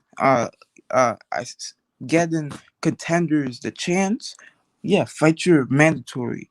But after you fight your mandatory, I expect you to fight either Haney or Ryan, Tank, somebody like that. Or if you're not gonna fight them, move up to fight Taylor Ramirez. That's what I want to see from him. I don't want him to keep fighting. And people are saying, "Oh, Kambosos is a big money fight." The last time he fought in Australia, he fought like in a club. He fought like not even in a stadium. So people are hyping up Kambosos more than he really is, bro. That's unrealistic expectations. Go ahead, HLD, and then Nakatani. HLD, what's up, brother? My bad. What's going on, my man? What's going on, guys? Real quick, man. Let's talk about things. You guys want to blame the WBC, man. I'm a man of self accountability. No one put a gun to the game, to the Haney's head to accept that email belt. Nobody told him you must take it. Okay. He knew what they were getting into. You know what I mean? And as soon as he took it, you become a paper champ. Who did you beat for the belt? Nobody. So how are you going to get respect? I mean, there's no legacy in fighting him. If you actually think about it, Teofimo fighting Haney, if you go resume to resume on the contents of their resume, that would be a cherry pick. Because who has he fought to think that he's that great? Nobody. True. His mandatory is ducking. You know what I mean? Nobody. No. This word about ducking. He's got only 16 fights. He has not once proven to duck anybody. Who has he ducked? He hasn't ducked anybody. I mean, you get your facts together. The man has 16 fights. He's fought back to back top 10 contenders, 2 of them being champions. Correct. One of them being pound for pound. You're talking about Haney's no, I'm talking about Teofimo's. You're talking about Haney is like what's the name? A paper champ. A paper champ, but you said that. Well, what did you say about Haney? You said something about he's a cherry pick. Yeah. You said something. If you go to the context, if you go to the context of his resume, he hasn't fought anybody. But I mean, I think Comey is a more dangerous fighter than Haney. If you look at their resumes. But when your mandatory is calling out everybody and their mother except you, and saying he's gonna fight you later, even though he fought to be an interim champion to fight you to become your mandatory. In 25 fights, my man. In 25 fights. The man has not stepped up to the plate to fight anybody. Now, nobody's ducking nobody. You saw everybody's getting their fights lined up. How come Loma got a fight with Nakatani? You know what I mean? Right. You would think that he's going to duck him. And Loma still, you know what I mean? There's no ducking. That's what we were talking about this morning, about the helicopter ride, MMA champ. And look, when we're HLD, when we're going about after the WBC, that's what I was telling these guys in the sense that, now he's got it. So there's no going back. So there's no sense of us dwelling on the fact that he shouldn't have taken it. He took it. The now is that he has it and he's in the pickle situation. So the actions is, my action would have been to let it go, because look, we all in agreeing here. They got in it for money, and look, when Suleiman is confronted about it, that's the very excuse he gives you. He says, "Hey, they got nothing to worry about or complain about. We put millions of dollars in their pocket. They're getting pimped, right?" Well, but the thing is, you look, the other day, Bill Haney was on Punch, and we were all on together to I don't know what time in the morning, man. And I asked that specific question to Bill himself. I mean, what does he think about the whole situation with his son having an undervalued belt that nobody really sees it as anything valuable to want to go get? And is he suing? Is he gonna try to get his, because I told him he's not gonna get his respect about it, suing them, but he get his money back. What is he planning on doing? He said he's cool with it. He feels that having the belt gives him leverage. So they know what they got. They're no victim. Yeah, they're no victim. So I don't blame the WBC. I mean, if you go to a dealership and you want to get stuck with a car with a 48% interest rate, nobody making you sign this dotted line. You know what I mean? Facts. Now look, let me explain to MMA, because he wasn't on the live when I mean the helicopter ride. MMA, when I'm talking about a helicopter ride, I mean, look, Teofimo took the necessary steps to be where he's at. Haney wants to go from Santiago and Gamboa, skip all of the steps and go straight up to the very top, man. When in reality, look, at the end of the day, I can guarantee you, if Haney was to call out tomorrow a Jorge Linares will be all up for it, because that's a fighter that never ducks nobody.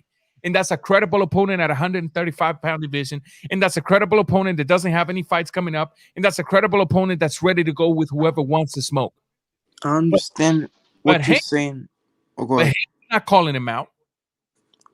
Haney wants to go from freshman to senior. You see what I'm saying? No, JV. But let me say this. So since you used high school, let me see, what's it called? Like say you being in the honor roll, right, in high school. Say that's like being a champion, right? So you're already a champion, right? And you skip all the way to senior because you're a champion. You're in the honor roll. So it's basically like, what I'm saying is, you're a world champion. Your job is to unify.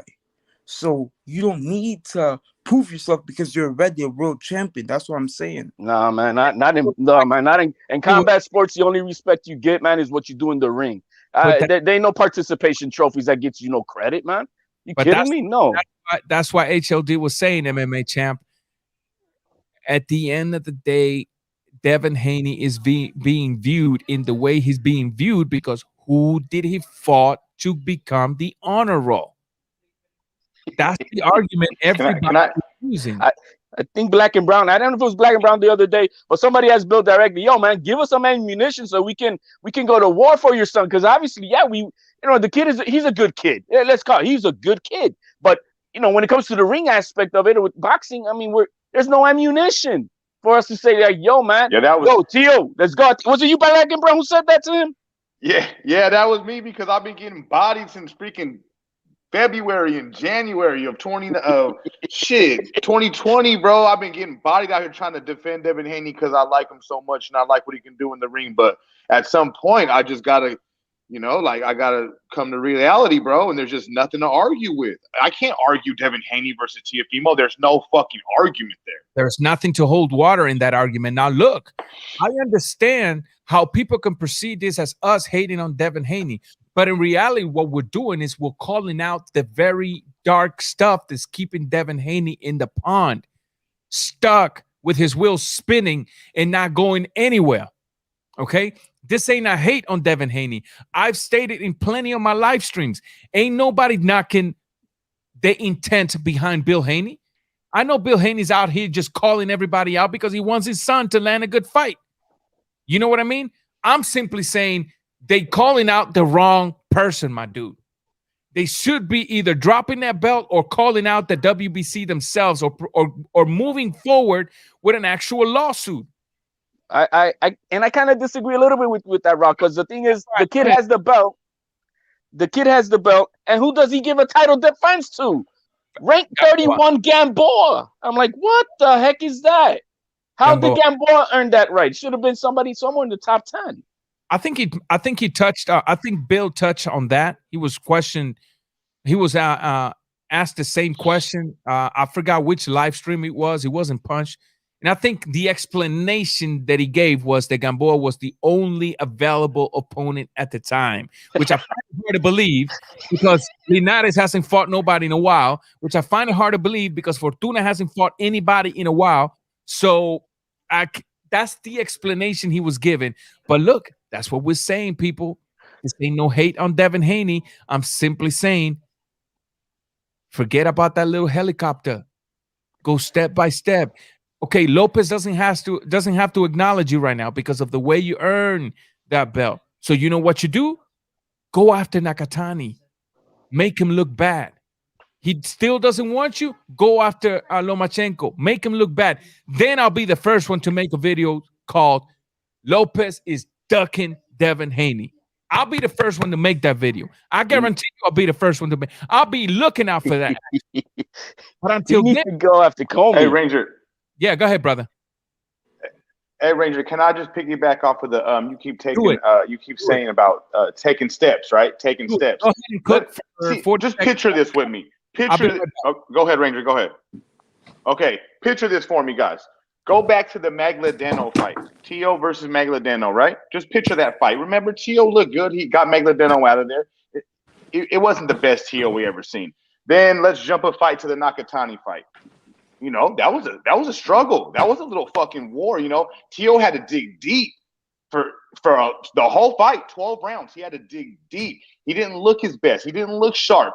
It was a grind. You know, it was a grind to get through that. That's another step. Then he takes another step and goes to Comey. He looks good against Comey. He looks sharp. 2 rounds. Look really sharp against Comey. Then he takes his big step. Now, guys, if you go back and you look at all those fights, it was a different Teofimo that we seen against Lomachenko than we seen against Nakatani and Magladano. Those steps that he took to get to the top helped him so much experience-wise inside the ring.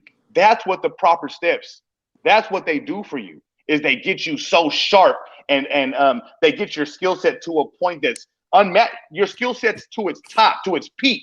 You can't just get to that peak just by not fighting nobody, just by having these glorified sparring matches. You get to that peak, your skill set is at the top, no higher. That's the best you can be for your age. It's your skill set. You get there by going 12 rounds with a fighter like Nakatani. That's how you get there. So those steps are so important. What I'm saying, Black and Brown, is if a fighter wants to, if a prospect, well, Haney's not a prospect, he's a champion, but if a young fighter wants to go for glory at a young age, why don't people you gotta earn it. No, I'm just saying, why don't people go ahead. No. What I was going to tell you is I get the sentiment behind your question. I get the sentiment. You know, if a young fighter wants to go for glory, why aren't other champions acknowledging him and giving him a shot? Because it always goes back to what we've been trying to tell you, bro. In the sport of boxing, for example, I made this illustration this morning. I'll give you an example. You've heard Teofimo Lopez said, you got to bring something to the table. What does that mean? I'll give you a perfect example. If I want to dance, I want a dance partner that brings a little bit of skills. And when translating that to boxing, I want a dance partner that when we make that fight together, brings people to the seat so the purse can be bigger and my glory can be bigger once I beat him. As of now, Teofimo's not looking at Devin Haney as somebody that brings a lot of money, nor that brings a lot of glory to his record. Because think about it. Teofimo you really think Teofimo's going to go from Lomachenko to Devin Haney, even though Devin Haney has a belt? No. As a matter of fact, I can almost guarantee you. Look, Linares has a better resume than Devin Haney. He may not have the victories, but who has he fought? He has better names than Devin Haney in his record. That's how Teofimo is perceiving this. Like, yo, you think I'm gonna give you a fight with me when you've been fighting Gamboa, Santiago, and I just came off of fighting Nakatani, Comey, Lomachenko, and I got like almost 10 fights, 10 professional fights less than you. I think that's what you're saying, and I think that's the reason Lopez is not taking Haney like as serious as because I'm saying, like, if what's his name? If he could beat him, wait, no, let me say this. If there's dispute, if he thinks he's undisputed, right, and there's dispute, right, people are saying that he's not undisputed and don't think that he's not undisputed. Why don't he want to fight? Oh, let me fight Haney to show you guys I'm the real undisputed. All sanctioning bodies recognize him as undisputed. No, every actually, national high media recognizes him as undisputed. Why that's a lie? If you look at that's IBF, not a lie. If you look at the IBF, WBO, WBA, WBC website, they have Haney as the WBC lightweight champion. And how many? That's because it's not updated. Because I mean, from last time I saw, he pulled up. Didn't Teofimo pull up that he also was given the WBC belt, just like Haney got his for free? And I did that after that video came out of he's the certified WBC champ. I looked right back on the WBC website, and it still had that doesn't mean it's not updated. Devin That's Haney all. as the WBC champion. They both have FedEx belts from the WBC. Then let me ask you a question, MMA. Hey, yo, what's up, bro? Boxing, what's up, MMA champ? This L Dog. Hey, what's up, El Perro? Hey, what's He's always good, changing man? his avatar. Yeah, man, I'm always changing my avatar, but I actually have to just jump in and say MMA champ is right. If you look at the IBF, they recognize Devin Haney as the champ. Now, the way a belt becomes a major recognized belt is when all the other major sanctioning bodies recognize it as a major belt. So since the IBF doesn't recognize the WBC franchise, it's not a major belt. It's kind of like a designation. So even though I look at Tio as undisputed, but he's got both belts though. Now they gave him the other belt just like Haney's got. Let me say this. But how can they have two champions with the same belt? Let me say this for him. Just like you have a champion without beating nobody. Let me say this. MMA. He's not recognized. If you're not recognized, you are not the champion. All right. So because we have a lot of people, let's get some order here. So look, I'm gonna say something. Then I'm gonna say something to El Dog. Then we'll let I buy houses. Welcome to the chat, brother. Then we'll take HC, then we'll go to Black and Brown. Chat's been quiet for a minute, so I want to hear from chat, and then we'll take I buy houses. So look, El Dog, and look, I'll direct this one to MMA champ as well. Look, at the end of the day, remember one thing: 3 belts of that same weight division makes you what? Having the unified. Makes you unified. When you ask the WBC, and this goes back to what we've been talking about, the WBC making all these confusions in the sport. When you ask the WBC, who do they recognize? Who are they going to tell you? They'll say. To be honest, it depends who's asking the question because Mauricio Suleiman, he says like a lot of different things. Like I understand he says Tio's the champ, but he also says Haney's the champ. So for me, it's confusing. I mean, like I said, I look at Tio as undisputed, but officially, I don't know if he is officially. To us all, this is exactly the confusion that they're causing. Now, let me ask you a question. The lineal belt. Is that a belt that's given? Or is that a belt that's earned? And who has it? Yeah, Tio has it. Okay. Now, at the end of the day, we can always go back to the same thing. Who's causing the confusion? Is certainly not Tio. Who's ducking who? Is certainly not Tio. At the end of the day, it goes back to one thing and one thing only: the WBC. Black and brown, cook for a little bit. HLD. As Black and Brown was about to talk. I thought. Oh, okay. He was about to talk. I thought he was gone or frozen or something. Black and brown, go ahead, brother. Sorry, brother. It did something to my mute button. I don't know what the hell happened. You're good. No, I know L Dog is right though, man. The other sanctioning bodies don't recognize the belt, but that word recognize at some point, we just gotta I don't know, man. Everybody has their own opinion, their own view of the sport. It's just hard for me to look at other sanctioning bodies and ask them who is a different sanctioning body's champion. Like if the WBC says that Teofimo is their champion, then that's their champion. And if the IBF says that Teofimo is their champion, then that's their champion. I mean, whoever says they're champion, that's who it is. And then secondly, we got to look at what he did in the ring. And in the ring, he beat Lomachenko. And we all know Lomachenko's holding 3 belts. Yep. I know the WBC fucked it all up, but I mean, if we break it down, really look at facts, it's there. It's written out for us. And I was a guy who was against it. I was a guy who was against it and saying, no, Mauricio said that the franchise belt is not transferable, so it's not going to transfer hands that night. But it did transfer hands that night, in the ring and out the ring. Yep. HLD. Then let's see. Then chat, and then we go to I buy houses. Because now the one thing I took away from talking to Bill, and it made logical sense. I mean, the thing is, right now everybody wants to say he's ducking Haney. Look, if everybody understands how the process goes with the IBF, for you to be able to get an exemption, you just can't say, hey, can I get an exemption, like you're trying to get an excuse from work. It doesn't work that way. It's a big process where you have to submit $20,000 to the IBF, wanting them for requesting an exemption. They have to bring it up to them, like to Kambosos. He's got to have to say, yeah, I agree, I'm okay with it, which he's not, because this is an opportunity for all the belts. Who's going to let that go? You see, so right now he is stuck in a quagmire where he has to do this thing with Kambosos, unless something else happens this Thursday, right? Which we don't know what's going to happen.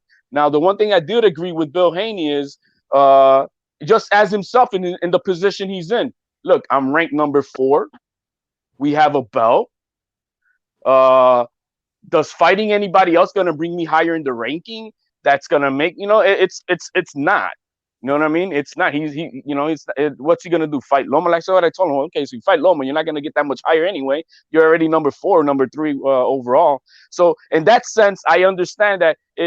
Play it safe, and why have to risk losing that position when you're already in the top 5 to fight somebody hard if you're already there. So in that sense, he's got the right to fight Teofimo.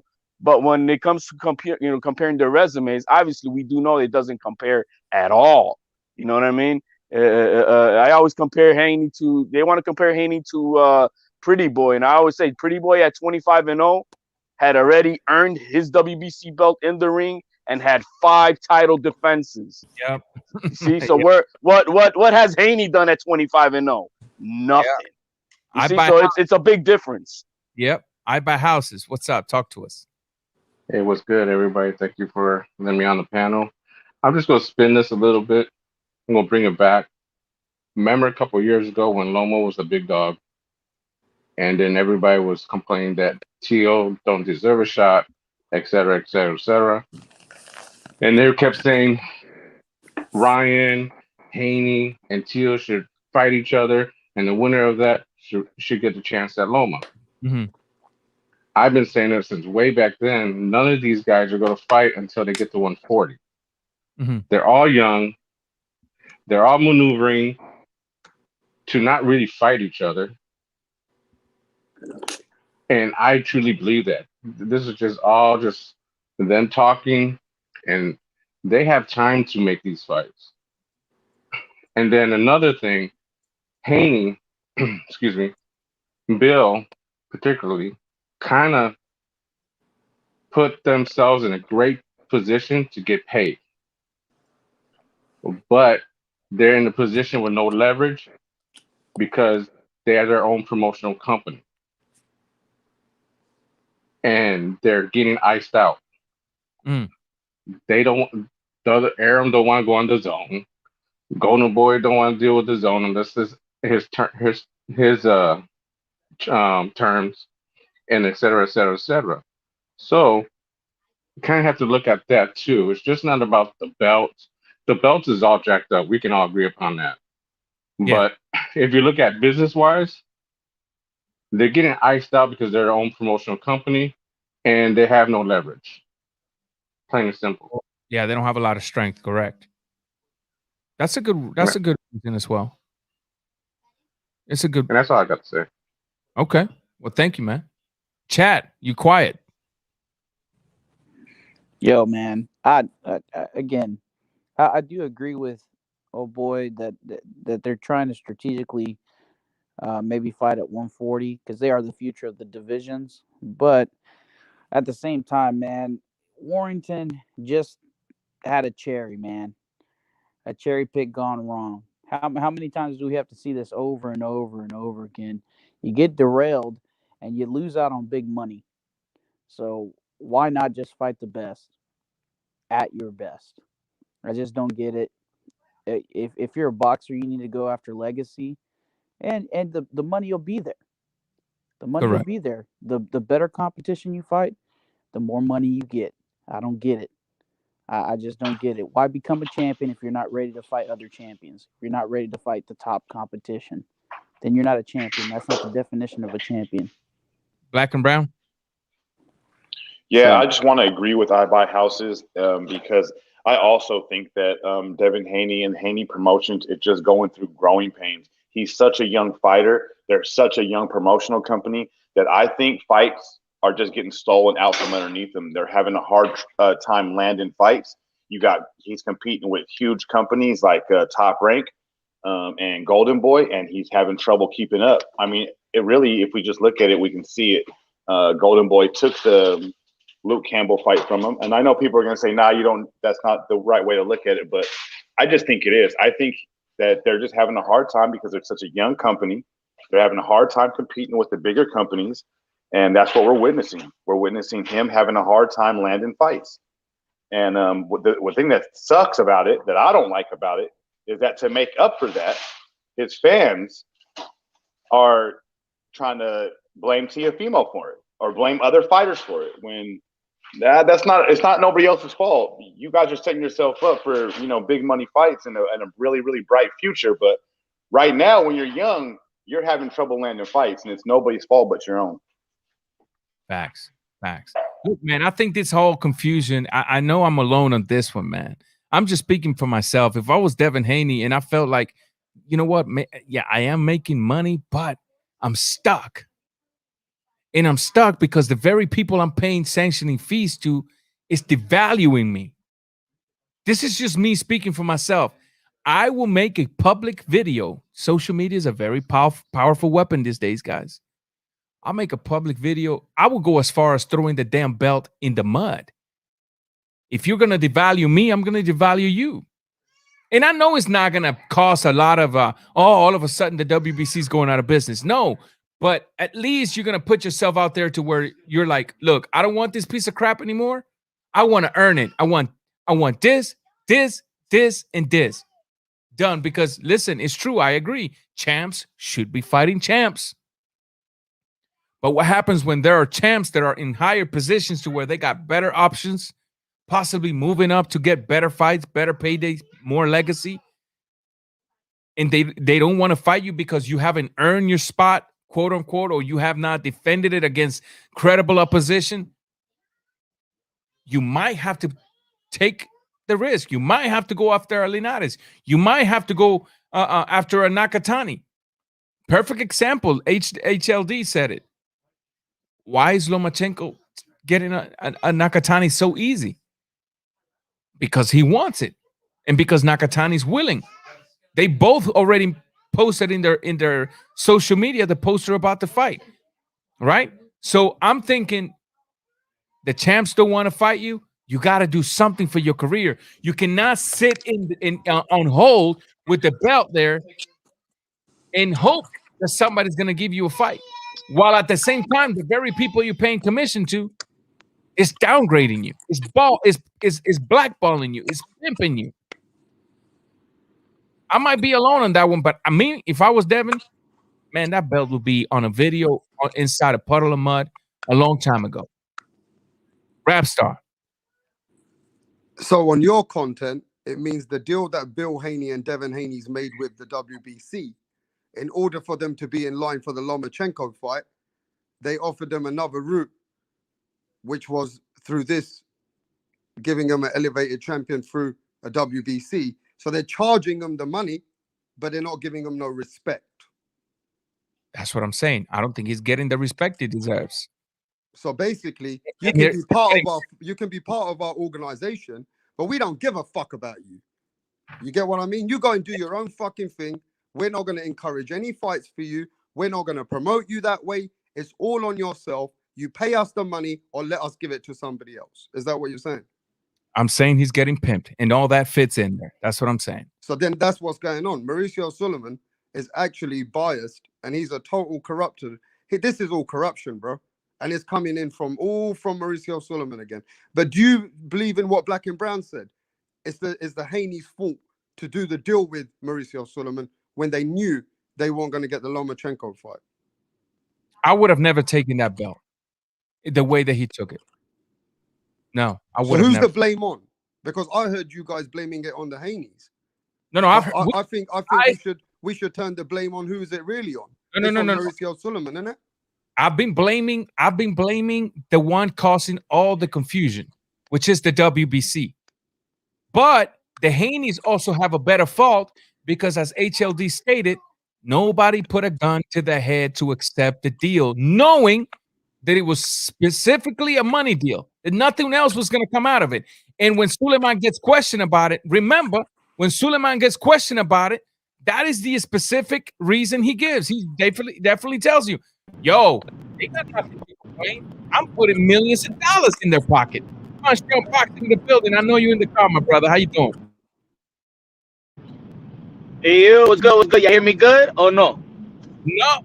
Usted está con el celular este de gobierno de 99 centavos al mes. Oh, my bad. Now chop it up. Let me know where you're at the moment. Yo, Rap Star, fill him in on what you were saying. That who does this blame go on? The Haneys making the deal with Mauricio Sulaiman, or Mauricio Sulaiman charging them, making them part of the organization, giving them no fucking respect, and totally not giving them any credit for being their champion? Who do we blame? Go ahead.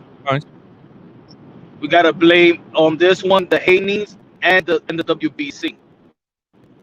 First one, the question is: are the Haneys in it for the money, or this is their own hustle? Do they really want glory? This is their own hustle, but portraying that they're really going for glory. Let's be honest. You know that position that they're in right now is for a money grub. They knew they were the one that petitioned for the interim to fight Abdullayev. They both petitioned, knowing that they're not going to fight Lomachenko. The WBC also notified those that tournament, the people that was going to be in the tournament, the Teofimo Lopez, Javier Fortuna, Abdullayev, and Devin Haney, that the winners, that Lomachenko is not going to be mandated. Thus, people now wanted to be in that tournament. Thus, Teofimo Lopez going to the IBF. Thus, Javier Fortuna said, F it. They know what they was getting themselves into. While Teofimo Lopez went to the IBF to chase for glory, the Devin Haneys of the world, they was there in position. Yes, they're in position, but they know that there was a dead end through the WBC. And Mauricio Sulaiman and the WBC said it. So look, I think they're happy where they at, but telling the whole world that everybody is ducking them. And at the end of the day, without that strap, Devin Haney is still a prospect, or you could say a contender. He's in the same position Boots Ennis, Virgil Ortiz, and these other young great prospectors. But he got a strap. But he has not faced a 10. He has not faced nobody in the top 10. It is true if he fights Teofimo Lopez. If Teofimo Lopez fights him, yeah. What is he gaining? What is he putting on his resume? What is the highlight of Devin Haney's career? Up to this day, the highlight of Devin Haney's career, yes, is Gamboa. But if it's not Gamboa, is YouTube videos and with sparring, not sparring. I think his sparring sessions are more highlights than his actual fights, and his mid work with Floyd Mayweather Sr. At this point, he hasn't done enough. And when you mention with Teofimo Lopez, not comparable in resume at all. But on one Can I hand, make a bold statement, Ranger? Can I make a bold statement, Ranger? Go I've been ahead. thinking about it. Go ahead, Look, Black. guys, Teofimo over the last few years has become the savior of the sport of boxing. Okay? He's stepping up. He's taking big fights, trying to be undisputed. Now, whatever Mauricio Suleiman did to fuck all that up, that's on Mauricio Suleiman, right? He's doing what he's supposed to do. He's fighting big fights back to back to back, right? I say he stays on tune.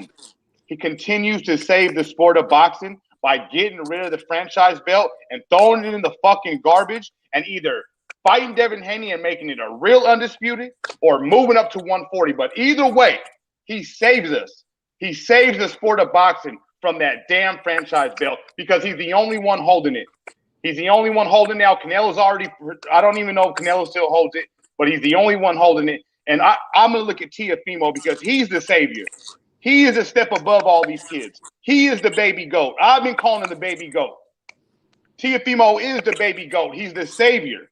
So he should throw that damn franchise belt in the garbage and continue on his path to greatness. So let me just bounce off Black Bold and Brown. statement. Bold statement right there for you, Ranger. Don't hate me. I hope nobody hates me. I hope nobody unsubs for that. So let me make a statement as well. So if he's a savior, Black and Brown, should he save the WBC shenanigans and bullshit? Should he save what people are saying that he's not undisputed because of Mauricio Suleiman? Even though that we know he is, that hardcore fans know he took the fight. But should he save boxing now because boxing's fucked up because of Mauricio Suleiman? So if you're saying he's the savior, if you said he's the savior, should he save the whole situation now? Yeah, save the whole situation because I don't know if you guys agree, but Teofimo has almost made himself higher than these damn belts.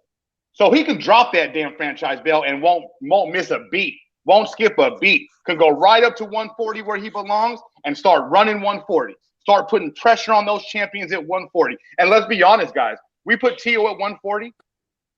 I mean, who's beating him at 140? I mean, Taylor might give him problems. We'll see if that fight ever happens. Ramirez, but what I'm saying is Teofimo's still top 3 at 140. So him throwing the franchise belt in the garbage can isn't going to stop anything. The Teofimo show is going to continue going on with or without that damn franchise belt. Yeah, but the shenanigans are not at 140. The shenanigans are lightweight. Some of the boxing world says, why don't you just give Devin Haney the fight and shut them up? So you can just truly be the undisputed for all the shenanigans that Mauricio Suleiman's done. Because just with Bill Haney's frustration, he's in the VIP lounge paying fucking Mauricio Suleiman and he's not getting the fucking fight. So Devin Haney's been paying and he wants the fight. So do you want Teofimo to save all the shenanigans? Because it's only on Teofimo. Only Teofimo can save all the bullshit. Nobody else. Hey, he's been doing it over the last 2 years. Why stop now, baby? Fuck it. Hey, he's the savior, man. Fuck it. Keep on doing it, Tio. Why not? I mean, if Ryan Garcia's going to play with the game, if Devin Haney's just going to follow you around, then why not, Tio? Keep doing what you're fucking doing and just be the king of the sport. Just take off where pick up where Canelo's leaving off and then take it to a whole nother level than Canelo did. I don't see wwhy not. He's already started at 23. Why stop now? So we can really, guys, I'm sorry, Ranger. Does anybody really beat Teofimo in the ring? If we really think about it, which one of these young kids give Teo's problems in the ring? I don't know, man. I don't know. But we can all agree. is that Teofimo Lopez, because there was this confusion earlier, Teofimo Lopez ain't ducking nobody. Let's just get that out the way. I think we can all agree on that, right? I agree. I don't think he's Yeah, ducking anybody. It's a business. Yeah, he's not. I wanted to ducking say if people want him to drop the franchise belt to save the I boxing, wouldn't say he's ducking. I think that the WBC should give him that super WBC belt. Where's your earpiece, son? No, Give him Punch the is in. because Go ahead, Punch.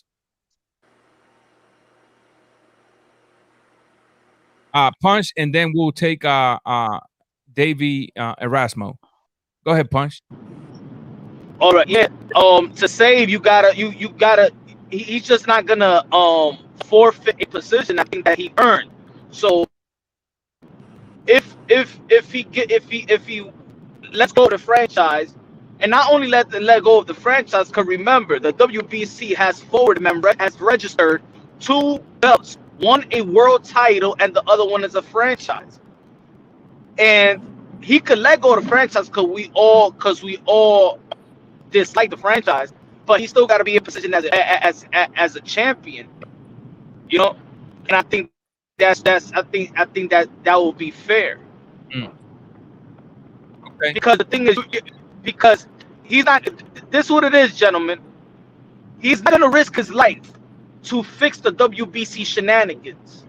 We're asking Teofimo Lopez to go into training camp, and the notion to go and fight Devin Haney is not because Devin Haney has earned it, but it's I'm gonna risk my life to fix the WBC shenanigans. No, that's not up to Teofimo Lopez to do, to fix the WBC shenanigans. The WBC have a lot of grown men making a lot of money, and it doesn't take a fighter to go out there and risk his life, not for an accomplishment, not because he's gonna earn anything with Devin Haney, but to fix the WBC shenanigans, in which they could do other shenanigans in the near future. The WBC franchise, there's so many things that there's shenanigans in the sport of boxing. Is the belts, is the ranking system.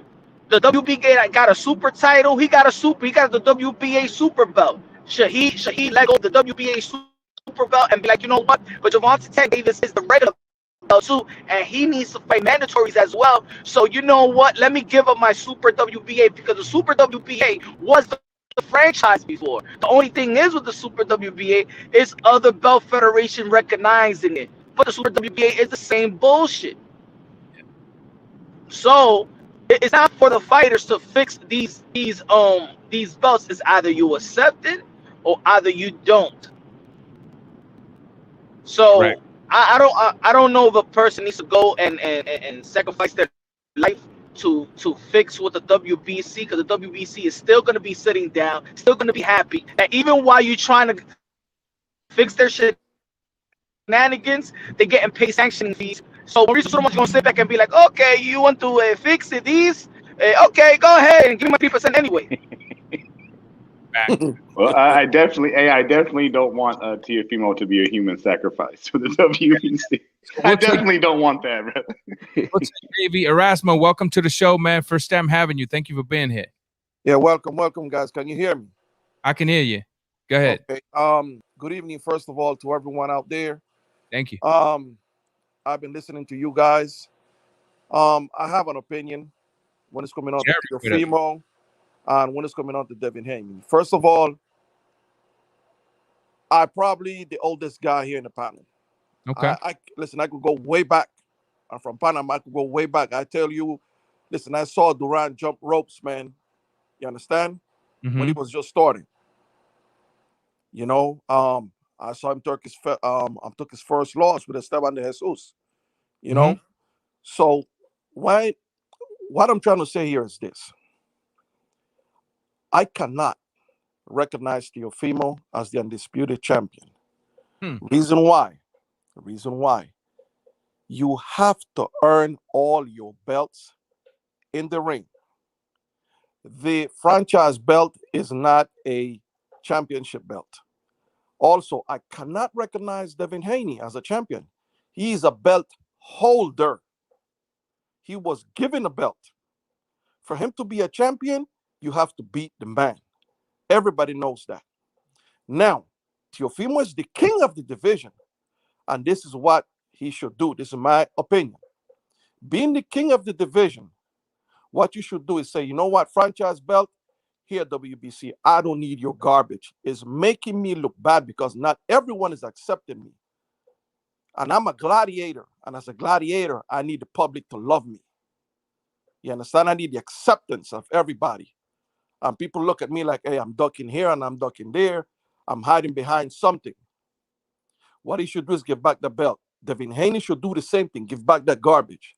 No, Teofimo being the king should say this. You and Ryan, Devin and Ryan, fight. Why? I'm not going to be the one sacrificing because I'm the king.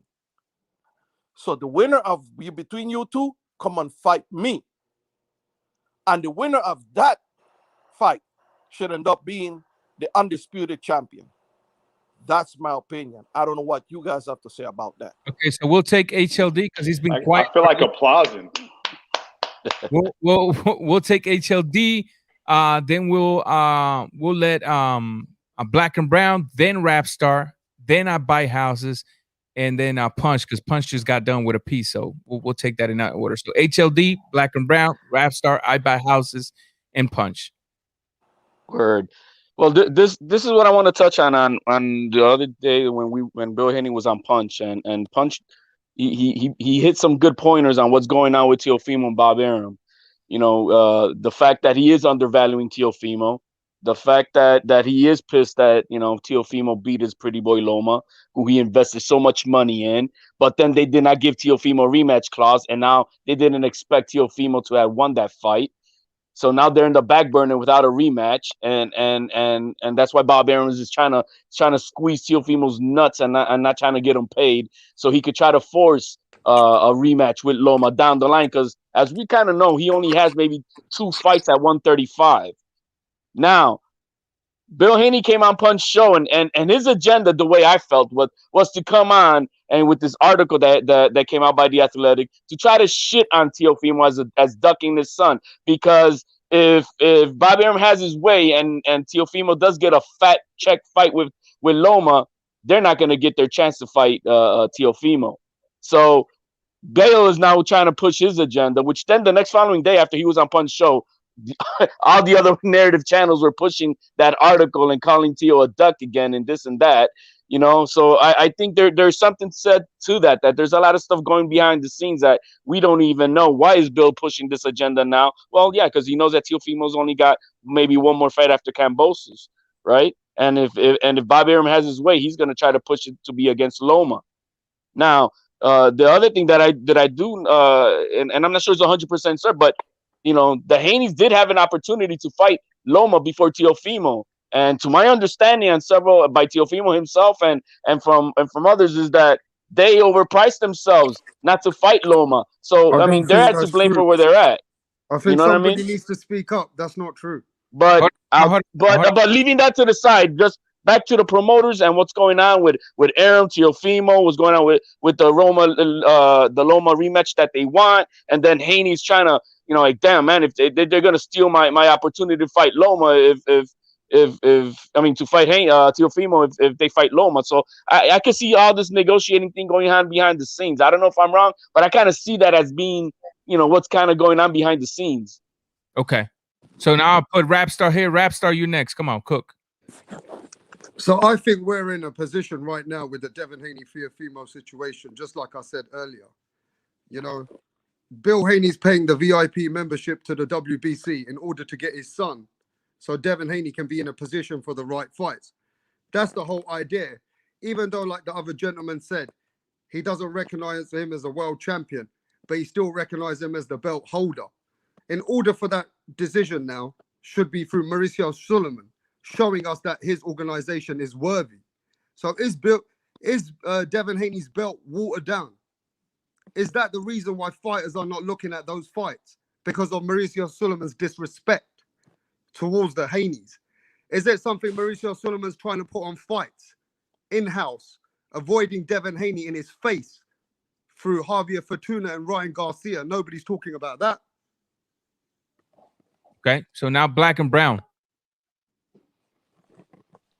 No, I mean, honestly, I think I'm all cooked out on this freaking topic and issue. The gentleman who came in a second ago, I love the way he broke down the two fighters, right? But I love the way he separated them. He didn't combine them together. He didn't tie them together. He gave a really good outlook on Teofimo, and he gave a really good outlook on Devin Haney. And I love when people do that shit, because we get into this like combative state where we're going to war for our fighters, and we go back and forth and this and that. And even the fighters do it. I think even right now, Devin Haney's trying to attach his name to Teofimo. And I think that us as fans and them as fighters, they shouldn't do that. They should concentrate on themselves. And us as fans, we should separate each fighter, not try to tie them together. So that's really all I got, Ranger. I'm about to chime out, man. Thank you for having me. It's been a great show, brother. I'm gonna catch you tomorrow. And listen, before you cut me off, Raw Boxing, there was something I quickly wanted to touch on. This Bob Arum situation. How come Bob Arum is valuing Teofimo Lopez half of Lomachenko? You know, this is the man who beat the man. So if that guy was getting $3 million a fight, how can you value your own fighter at 1.2 million? How come Bob Arum is disgracing Teofimo Lopez right now in front of everybody? So your own undisputed champion that you talk about, Bob, you are devaluing Teofimo Lopez, that he needs to go to another organization so they can bid money, because you are not paying him half of even Lomachenko. Why is nobody talking about that? Well, that's what I said earlier of why, because he's trying to make him so undervalued, not getting his money, that when he throws out a rematch with Loma, that could be a major fight now. It's going to be a big bag. He's going to see if Teofimo's going to fall for that. That's how I feel about it down the line. That's a disgrace to Teofimo Lopez. Yeah. Bob Arum is disgracing Teofimo Lopez right now. Facts. But before we let Punch go, we're gonna get Punch, then we're gonna get a Major Key, because he just came in, and then we'll hear back from Davy. But look, the only thing I disagree with when it comes to what Davy says is that Teofimo Lopez not being undefeated, and I think I'm gonna have to ask him to elaborate specifically why he's not undefeated when he gets his turn. But Punch, go ahead, brother. I think that this is the reason why he's devaluing Teofimo Lopez is because we got to remember that the promoters does business with the networks. The fighters do not do business with the networks. So it's easy to devalue them. It's easy to devalue him. That doesn't mean that the network is not going to throw a lot of money to the promoters. So it's to devalue him, but that doesn't mean that Bob Arum is not going to pocket a lot of money. The promoters need to look, the fighters don't know how much there is in the pot. Only great managers, that's why there's the Al Haymans of the world. These fighters do not know how much money is in the pot. So if the network says, yo, I'm going to throw in $10 million for this event, now it's up to Bob Arum to distribute the money the way that is fair. But the fighters do not know that he just got $10 million for that event. So what he's gonna say, Bob, is gonna be like, okay, you worth $4 million and your opponent worth $500,000, and then he's gonna give the other card a couple of 100,000, 5,000, all those crumbs, and he's gonna eat up, and he's gonna pocket like $7 million. The thing is that a lot of fighters don't know how much they're worth because they don't know how much is in the pot. The guys that know how much they're worth, they know what's in their pot. This is why you could get Mikey Garcia to go to zone and get $7 million, and people be like, what the hell? How did he get $7 million? He only got, $3 million guaranteed versus Earl Spence. How could he get? Because he knew how much was in the pot. Because in boxing, there's a lot of money. Promoters do not go bankrupt. They have a lot of money. The only thing is that fighters don't know how much they got. So it's easy for Bob Arum to devalue Teofimo Lopez, because there is a lot of money there for Teofimo Lopez. And guess what? Teofimo Lopez and his manager, Mick Waters, found out that there's a lot of money, and they ain't going to take no chump change. That's what it is. That's true.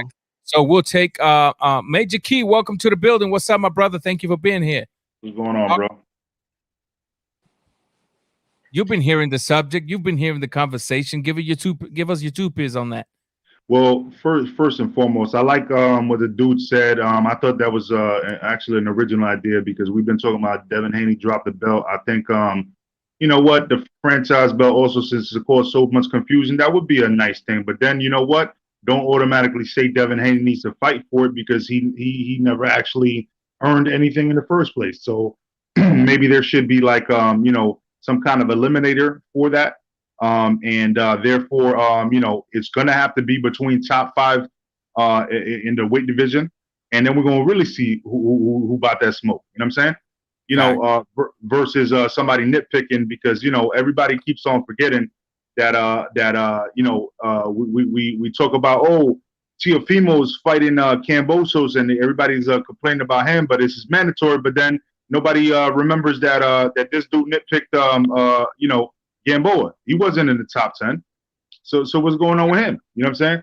So anyway, moving beyond that though, you know what I'm saying? At the end of the day, I feel like Teofimo himself, he is undisputed, whether people like it or not, because the WBC recognizes that. And it's like any other change in the sport. Like, you know, last year it could have been like, oh, it's a highlight reel. Look at the way this dude tackled this person. Then next year it's like, okay, no helmet to helmet combat, a 15-yard penalty automatically. That can't happen. You know what I'm saying? That's frowned upon now. You know what I mean? So, you know, people got to understand that sports, you know, adapt. Sports adapt. You know what I mean? With the more information we get, sports adapt. And right now, you know, it is what it is where we're at right now. You know, they came up with a new belt the same way that the WBA Super came into. Like all these belts came into fruition at some point in time, and then people started recognizing them. You know what I mean? We have 4 weight divisions right now. Prior to this, there was not 4 weight divisions at all times.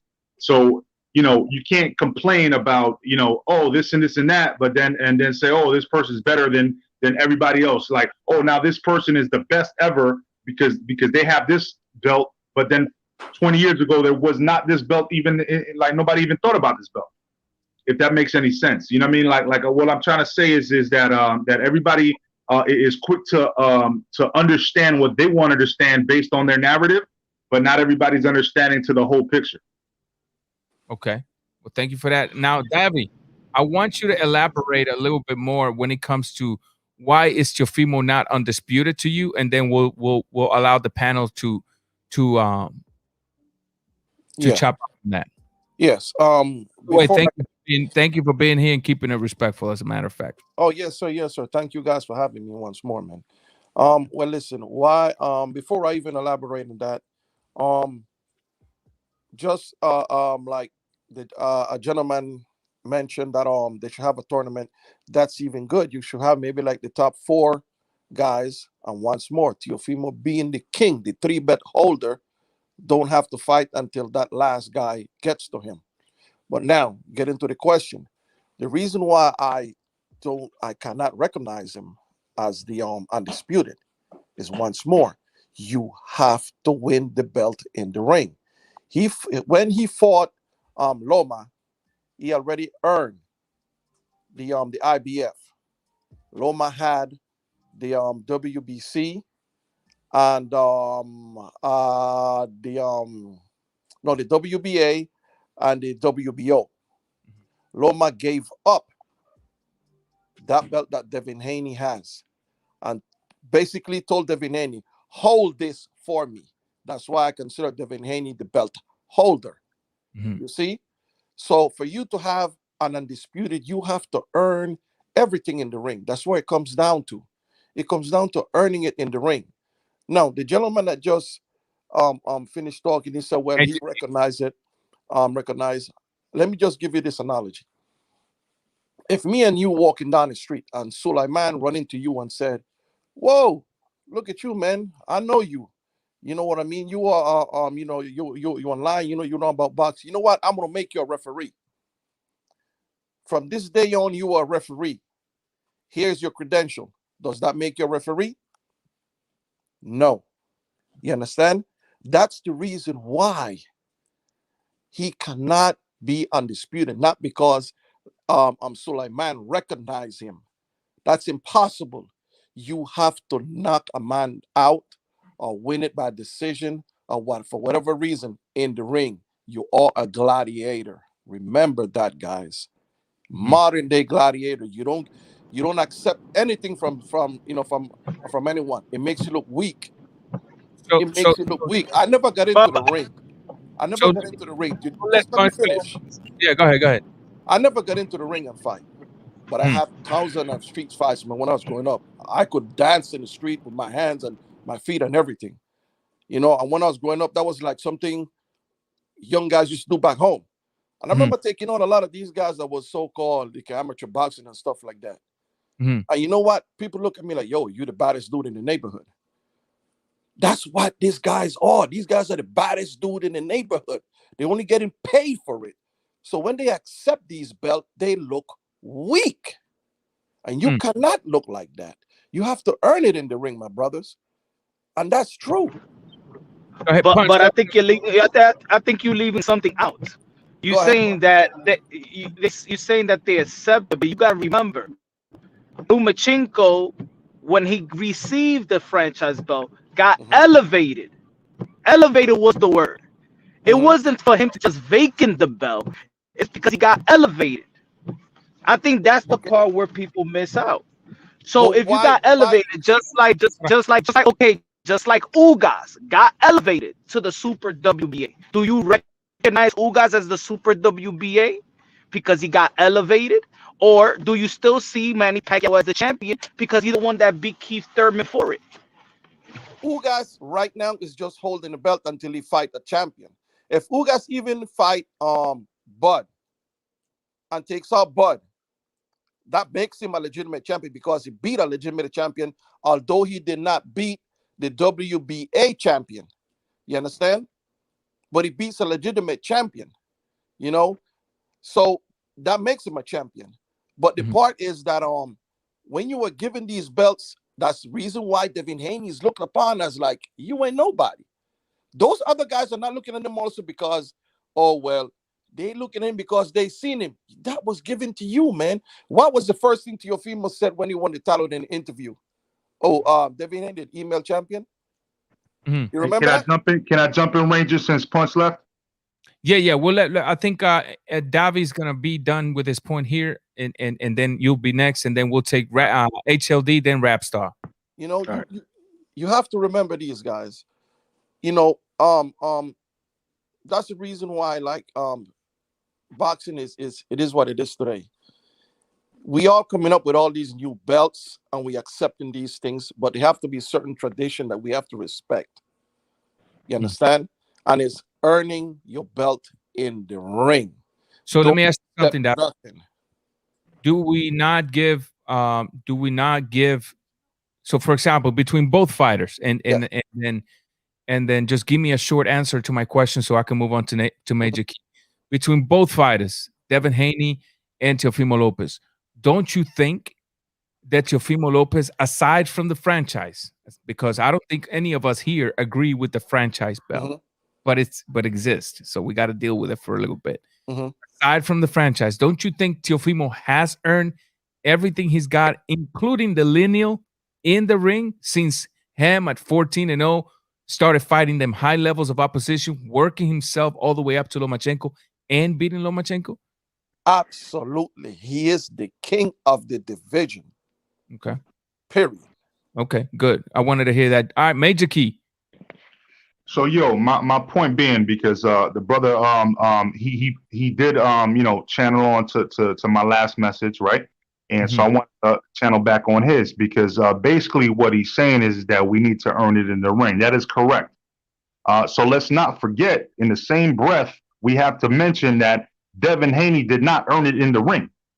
Okay, he did not defend it against Gamboa, who was washed up, coming off of Achilles heel, injury, like washed up old dude. You know what I'm saying? And didn't even get knocked out. Like, Devin Haney has not shown anything. When you're talking about earned it, right? Teofimo earned it because the only reason that Loma moved up was because it was elevation, right? Like Punch said. So he got elevated, and then this other dude accepted something that was handed down to him. That's like if I bought If I bought a new pair of Jordans and I handed it down to you, that doesn't make you the fresh guy that has the new pair of Jordans. That made you somebody that I gave you my pair of Jordans to. You know what I'm saying? So I still am that dude. You know what I'm saying? You're not that guy yet. You didn't buy your first pair of Jordans yet. I gave them to you. You know what I'm saying? Yes, sir. I agree with and you. I agree with you. Remember what I said, and I would always say this: Devin Haney is a belt holder. He's not a champion. I know, but you were He's my holding confusion that with belt for you. somebody. My confusion with you was because you were talking about Teofimo and you were saying that you have to earn it. To me, I think he earned that more than. And don't get me wrong, franchise. Yeah, everybody like Ranger was just saying. Everybody disagrees with the whole way that this whole thing went down. But at the end of the day, if you were to take that back and take all of that away, that would have been Loma as champion, and it would have been still undisputed because Haney would have had to do that. And Haney doesn't even want to fight him right now. Yes, but I understand that point though, and you're absolutely right. If Loma wouldn't have been elevated, but Loma did that for a purpose, to avoid being forced to fight Devin Haney, to avoid being fighting these mandatories. That's why it comes down to now Teofimo knowing that, because these guys also have to know a little bit of history about their sports. Once you hear that, you understand? Let it go. Let it go. You are the king, brother. You are the king of the division. You don't need this. Look at what we're doing right now. We're saying, well, if he is, if he's not, I recognize him. You don't. You know, the IBF don't recognize him because the other one that kind of keep more of like the old-fashioned. WBO also don't recognize it. Brother, you are the king. Get rid of that nonsense. Get rid of the franchise. Move away from that. You know, get rid of it. You know what I mean? Let me move on to HLD now. And have a little tournament and get on with it. Go ahead, brothers. Thank you for hearing me. Hey, anytime, brother. You're welcome here anytime. I thank you for keeping it respectful. Everybody's of course, man. Of course. welcome here, and you're welcome to stay. I'm not kicking you out. I'm just wanting to keep the wheels moving. Yes, HLD, sir. brother. I totally agree with the one thing the gentleman says, and I've always had my motto when it comes to combat sports: honor, respect, and legacy is always earned in the ring. I agree with that 100%, and so in that respect, he is right. Now, you can't. If you think about it, when they got this elevation belt, I mean, just think about Loma. He's like, all right, what are my choices? To fight this kid who hasn't fought nobody. He's supposedly a mandatory, but he has not fought absolutely no one. What am I going to get out of fighting Haney? Loma said, nothing. Nothing. It's considered a cherry pick. So what he's saying, you know what? That kid over there, he already beat Nakatani. He beat Comey by a knockout. He has now the IBF belt. What's sweeter to fight? Haney or the champion? And he took the path to go for a legacy of fighting a champion. It's not that he ducked Haney. He went to fight somebody who had more credibility, who would give him something on his resume. So, I mean, this thing about that he ducked Haney because he didn't want, he didn't want to fight Haney because he thought he was fighting a little kindergarten kid. And he's a high school senior. He didn't want to do that. You know what I mean? That's what he did. Now what's kind of funny to me now is that, all right, so Haney's got the belt that they gave him, but I'm sorry, they also now gave Teofimo the same damn belt. What is the purpose with Mauricio to do that? I already know that Bob Arum is kind of shitting on Teofimo, devaluing him, and to me, it's to try to force him to try to get a rematch with Loma. You got Bill Haney, also now trying to make come out trying to make it seem like Teofimo ducked his son, and now the WBC gave both these guys the same belt. Is it to trying to get leverage to try to then tell them later on in the summer, yo man, you guys, I'm gonna make you guys mandatory, so you have to fight each other so that you guys can, and then WBC is gonna make it to make a big purse fight because they're gonna force this tournament between them two to who's gonna be the real world champion of the WBC. I mean, there's a lot of things behind the scenes, but that's all these wheels are turning when you think about these things. Facts. Now look, and when you look at the way we've been talking in this channel today, and when you look at the way this same subject is arguing other channels, and when you look at the way this subject is being handled in the major media, it all falls down to the very damn confusion that has been caused by the very damn people that's charging the sanctioning fees.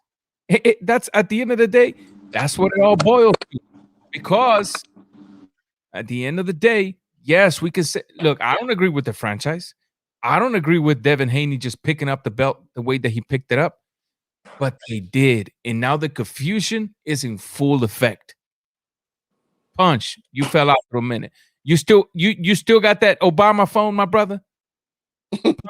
Nah, I actually got the iPhone, but I hate going to StreamYard with the phone though. Yeah, it's crazy. I hate it too. But if we are the box, this is what I mean. Look, if we are the hardcore boxer fans, right? I mean, I could understand if the casuals are confused. But what are we confused about? We shouldn't be confused. We're the one that's supposed to let the casuals or the people that's not paying attention to boxing understand what they're confused about. I'm not confused at all. I know what I saw October 17th. I know he was fighting. I know how this person got elevated. I know how this other person won the belt. I know how he never lost the belt. So what is our confusion about? The confusion about that the IBF and the WBO and the WBA do not recognize the WBC shenanigans. Okay, they don't want to recognize it. So this is why I go straight up and ask the WBC, who is your supreme champion? Who is it? Teofimo Lopez. Okay, IBF, who is your supreme champion? Teofimo Lopez. The WBO, who is your supreme champion? Teofimo Lopez. Who's your supreme champion, WBA? Lineal champion ring, who's your supreme? I don't need the IBF to tell me who they recognize. I already saw what I saw, and the WBC have told me who's their supreme champion. What is this confusion about? It's not a confusion. What we know is that they're double dipping, but we all know that Teofimo Lopez is the one that fought and beat Lomachenko, who was elevated to a franchise, just like Floyd Mayweather was elevated after Marcos Maidana. So are we going to say that the Super WBA was not on the line? That it's supposed to be Keith Thurman? It's not. He was on the that Floyd Mayweather was super champion when he fought Manny Pacquiao. He never won the super champion. He's not the real super champion. No. If that belt federation elevated that man and they want to recognize him, then hate it or love it, that's the person we're going to recognize. At least let's go by what we saw.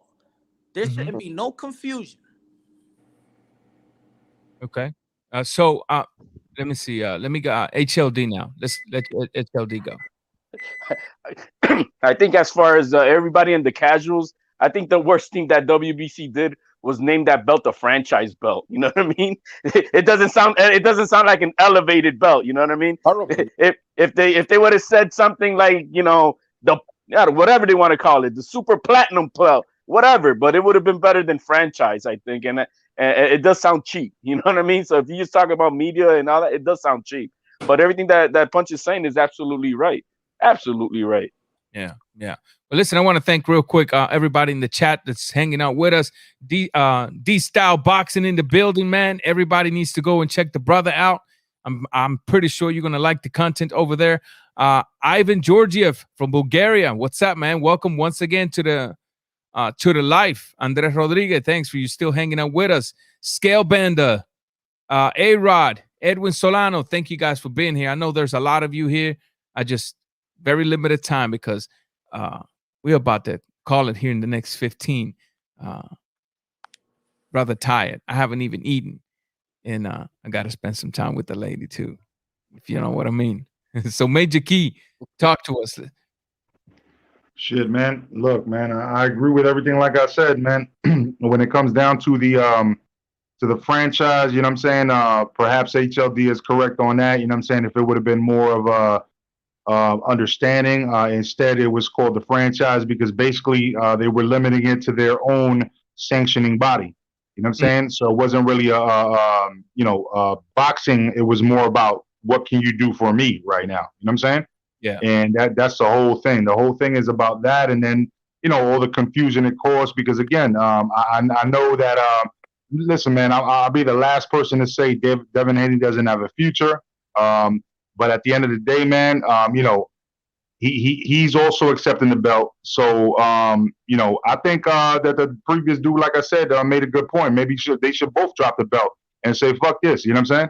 Fuck WBC. You need to correct your shit. You know what I mean? And maybe do a little tournament about it. You know what I'm saying? And then whoever wins that, unless Teofimo wants to move up to 140, because the sad part is that Mauricio Suleiman recognizes him as the undisputed champion, and he's the one in charge of the WBC. But yet, you go to Box Record, ESPN, and everything else, and they don't have him as a champion.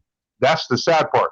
See what I'm saying? So there's a lot of confusion, you know, when it comes to that, because a lot of people look to Box Record, a lot of people look to ESPN and their rankings and stuff like that, and you keep on seeing Devin Haney as a WBC champ. So WBC, Mauricio Suleiman should probably spend some energy to clarify that with ESPN and Boxing Rec.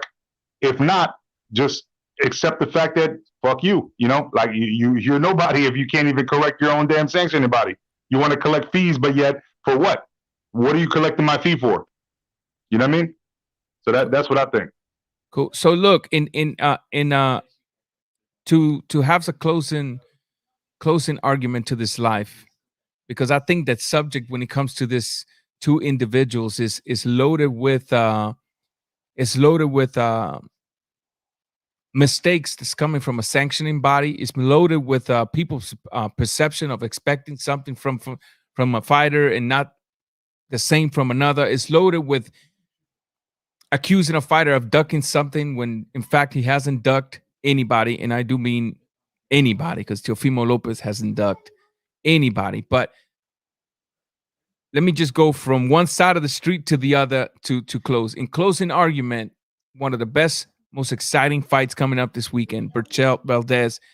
Who you got and how Punch? And then from Punch, we'll take Davi. From Davi, we'll go to HLD, and then we'll be closing with Major Key. Who you got? Berchelt, Valdez, and how? It's a close fight. It's a good matchup. I got Miguel Berchelt. I think that Oscar Valdez is going to be succeeding in certain spots. I think Oscar Valdez is actually the better all-around boxer, but he does get hit. He lacks a daisical on the defensive end, so I think that he's going to have success in the beginning, but I think that you know his cojones, yeah, and his heart will engage him in a fight that is probably going to be a losing battle.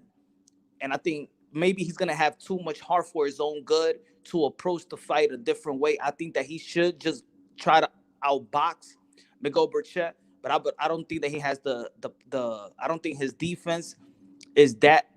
I think it's average. It's not great. And I think once Miguel Berchelt understands that he's not gonna be hurt by Oscar Valdez, I think in the later rounds, that's when he's gonna put the pressure. I think that's when he's gonna take way more risk, because he understands that probably Oscar Valdez is not gonna hurt him, and he knows how to trap his opponents. And I think that's what Miguel Berchelt is gonna be doing. I think Miguel Berchelt is gonna win. I do have it a decision. I don't have it as a knockout victory. I see it as going into a decision. And I think I see a war in certain spots, but Miguel Berchelt is going to pull away. So in other words, you think at the end of the day, both of these fighters will have a little bit of respect for each other's pop, that it might go from a war to very little commitment, ultimately dragging it out to decision. That's what you're seeing. Yeah, I see it more like a little bit how's the Jose Ramirez and Victor Postal fight, where Victor Postal had a good boxing. He was out boxing in certain spots, but then Jose Ramirez knew that he couldn't be hurt by him, so he just kept on trying to close the gap, you know, and really get him, out muscle him and things of that nature. I think that Miguel Berchelt is gonna notice that he can't hurt me. He's lackadaisical on defense, and I think they're gonna slug it out in certain spots in you know, later parts of the fight. That's what I think. Gotcha. HLD thoughts. Berchelt, Valdez. who you got, and how do you have it? Yo, let me just say that wasn't fair that you put punch on that first. You know what I mean? He should have been the last one because he stole all my points. You know, and then he added some on top that just made so much damn sense. But I'm just gonna keep it simple, man. I'm just gonna say Berchlt. And that I had Berchlt because of those reasons that I think he's just a little bit more skillful than Valdez, and I do also believe he's gonna go up to the 12th round. I don't think it's gonna be a knockout fest, but we're gonna have some fun inside boxing. But man, no, next time leave punch for the last, man, because he's gonna smoke everybody. I know. But thank you, Ranger. Anytime, brother. Davi, give us your closing thoughts. Berchlt versus Valdez. How do you see this fight going? ¿Y quién va a ganar, mi amigo? Bueno, que va a ganar va a ser Berchlt. Gotcha. Let me tell you how. You know, first of all, Berchlt is going to dominate with his jabs. Okay. Better jab. He has a better defense. And as Punch says, you know, he's going to realize that this guy cannot hurt him. You know, cannot hurt him in any shape or form. He's going to walk through him like by the 9th round, and he's going to take him out. Simple as that. So you do see a knockout in the 9th? Yeah. 9th round. I'm calling it right now. 9th round. He's going to go to that body, weaken him, and take him out. I like the energy. I definitely like the energy. Major key boxing. Berchlt, Valdez, who you got and how? Major key. Is you in the house, Major Key? My bad. I have myself on mute. Listen, I liked his prediction, but I actually predicted by the 8th, man. I'm predicting by the 8th. And Berchlt by knockout. And the reason why is because we're thinking about him going into the ring, you know, figuring him out. I think they already figured him out, you know, on tapes. And the fact of the matter is, Valdez is game, and that's going to be his downfall. He's going to be game, and he's going to get knocked the fuck out. You know what I'm saying? Berchlt is already, it's like when you look at Chocolatito, you know what I'm saying? Berchlt reminds me a lot of him, you know what I'm saying? And he's coming in for a KO, bro. You know what I'm saying? But they're going to tell him, hey, watch out. This guy's got power. So he's going to be a little cautious until they're not cautious and they both get in the middle of the ring and start doing what Mexican fighters do. You know what I'm saying? And I think it's going to all hang out right at that moment. And when it happens, there's people going to start getting clipped. I think Berchlt may even get clipped at one point, but I think at the end of the day, you know, he's the one with the more power, and he's the one that's going to knock out Valdez. You know what I'm saying? And I say by the 8th round. Okay. Now, man, I'll tell you how I have this fight, man. I also agree partially with a little bit of everything that's been said. I, in another hand, think, aside from what Davi was saying, I think Valdez possesses a little bit of more boxing skills, man. It's just when I see a Valdez, I see a Eric El Terrible Morales. People never saw Morales as a technician because of his willingness to fight all the time. And that's what I see in Valdez. Valdez has boxing. He goes in there and he forgets about it and he just wants to go at it. Even his own trainer mentioned that in a few videos. I think it was yesterday, that Valdez has the skills, right? They just need to work on keeping him focused on the game plan, right? I think Valdez could possibly, if he's able to maintain himself focused 100%, stretch this out and maybe edge out a victory. But because I know Valdez is going to forget about everything he knows how to technically box. He's going to go and fight a war against Berchlt. And ultimately, with that chin hanging up in the air all the time, I can see Berchlt killing Valdez as well. I'm not going to pick around, but I also agree that this will be a knockout victory for Berchlt, guys. Definitely. Mike Tyson said everybody's got a plan until you get punched in the mouth. Facts.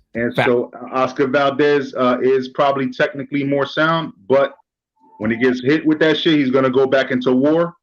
And I think Berchelt is the wrong one to go to war with when it comes down to it. Facts.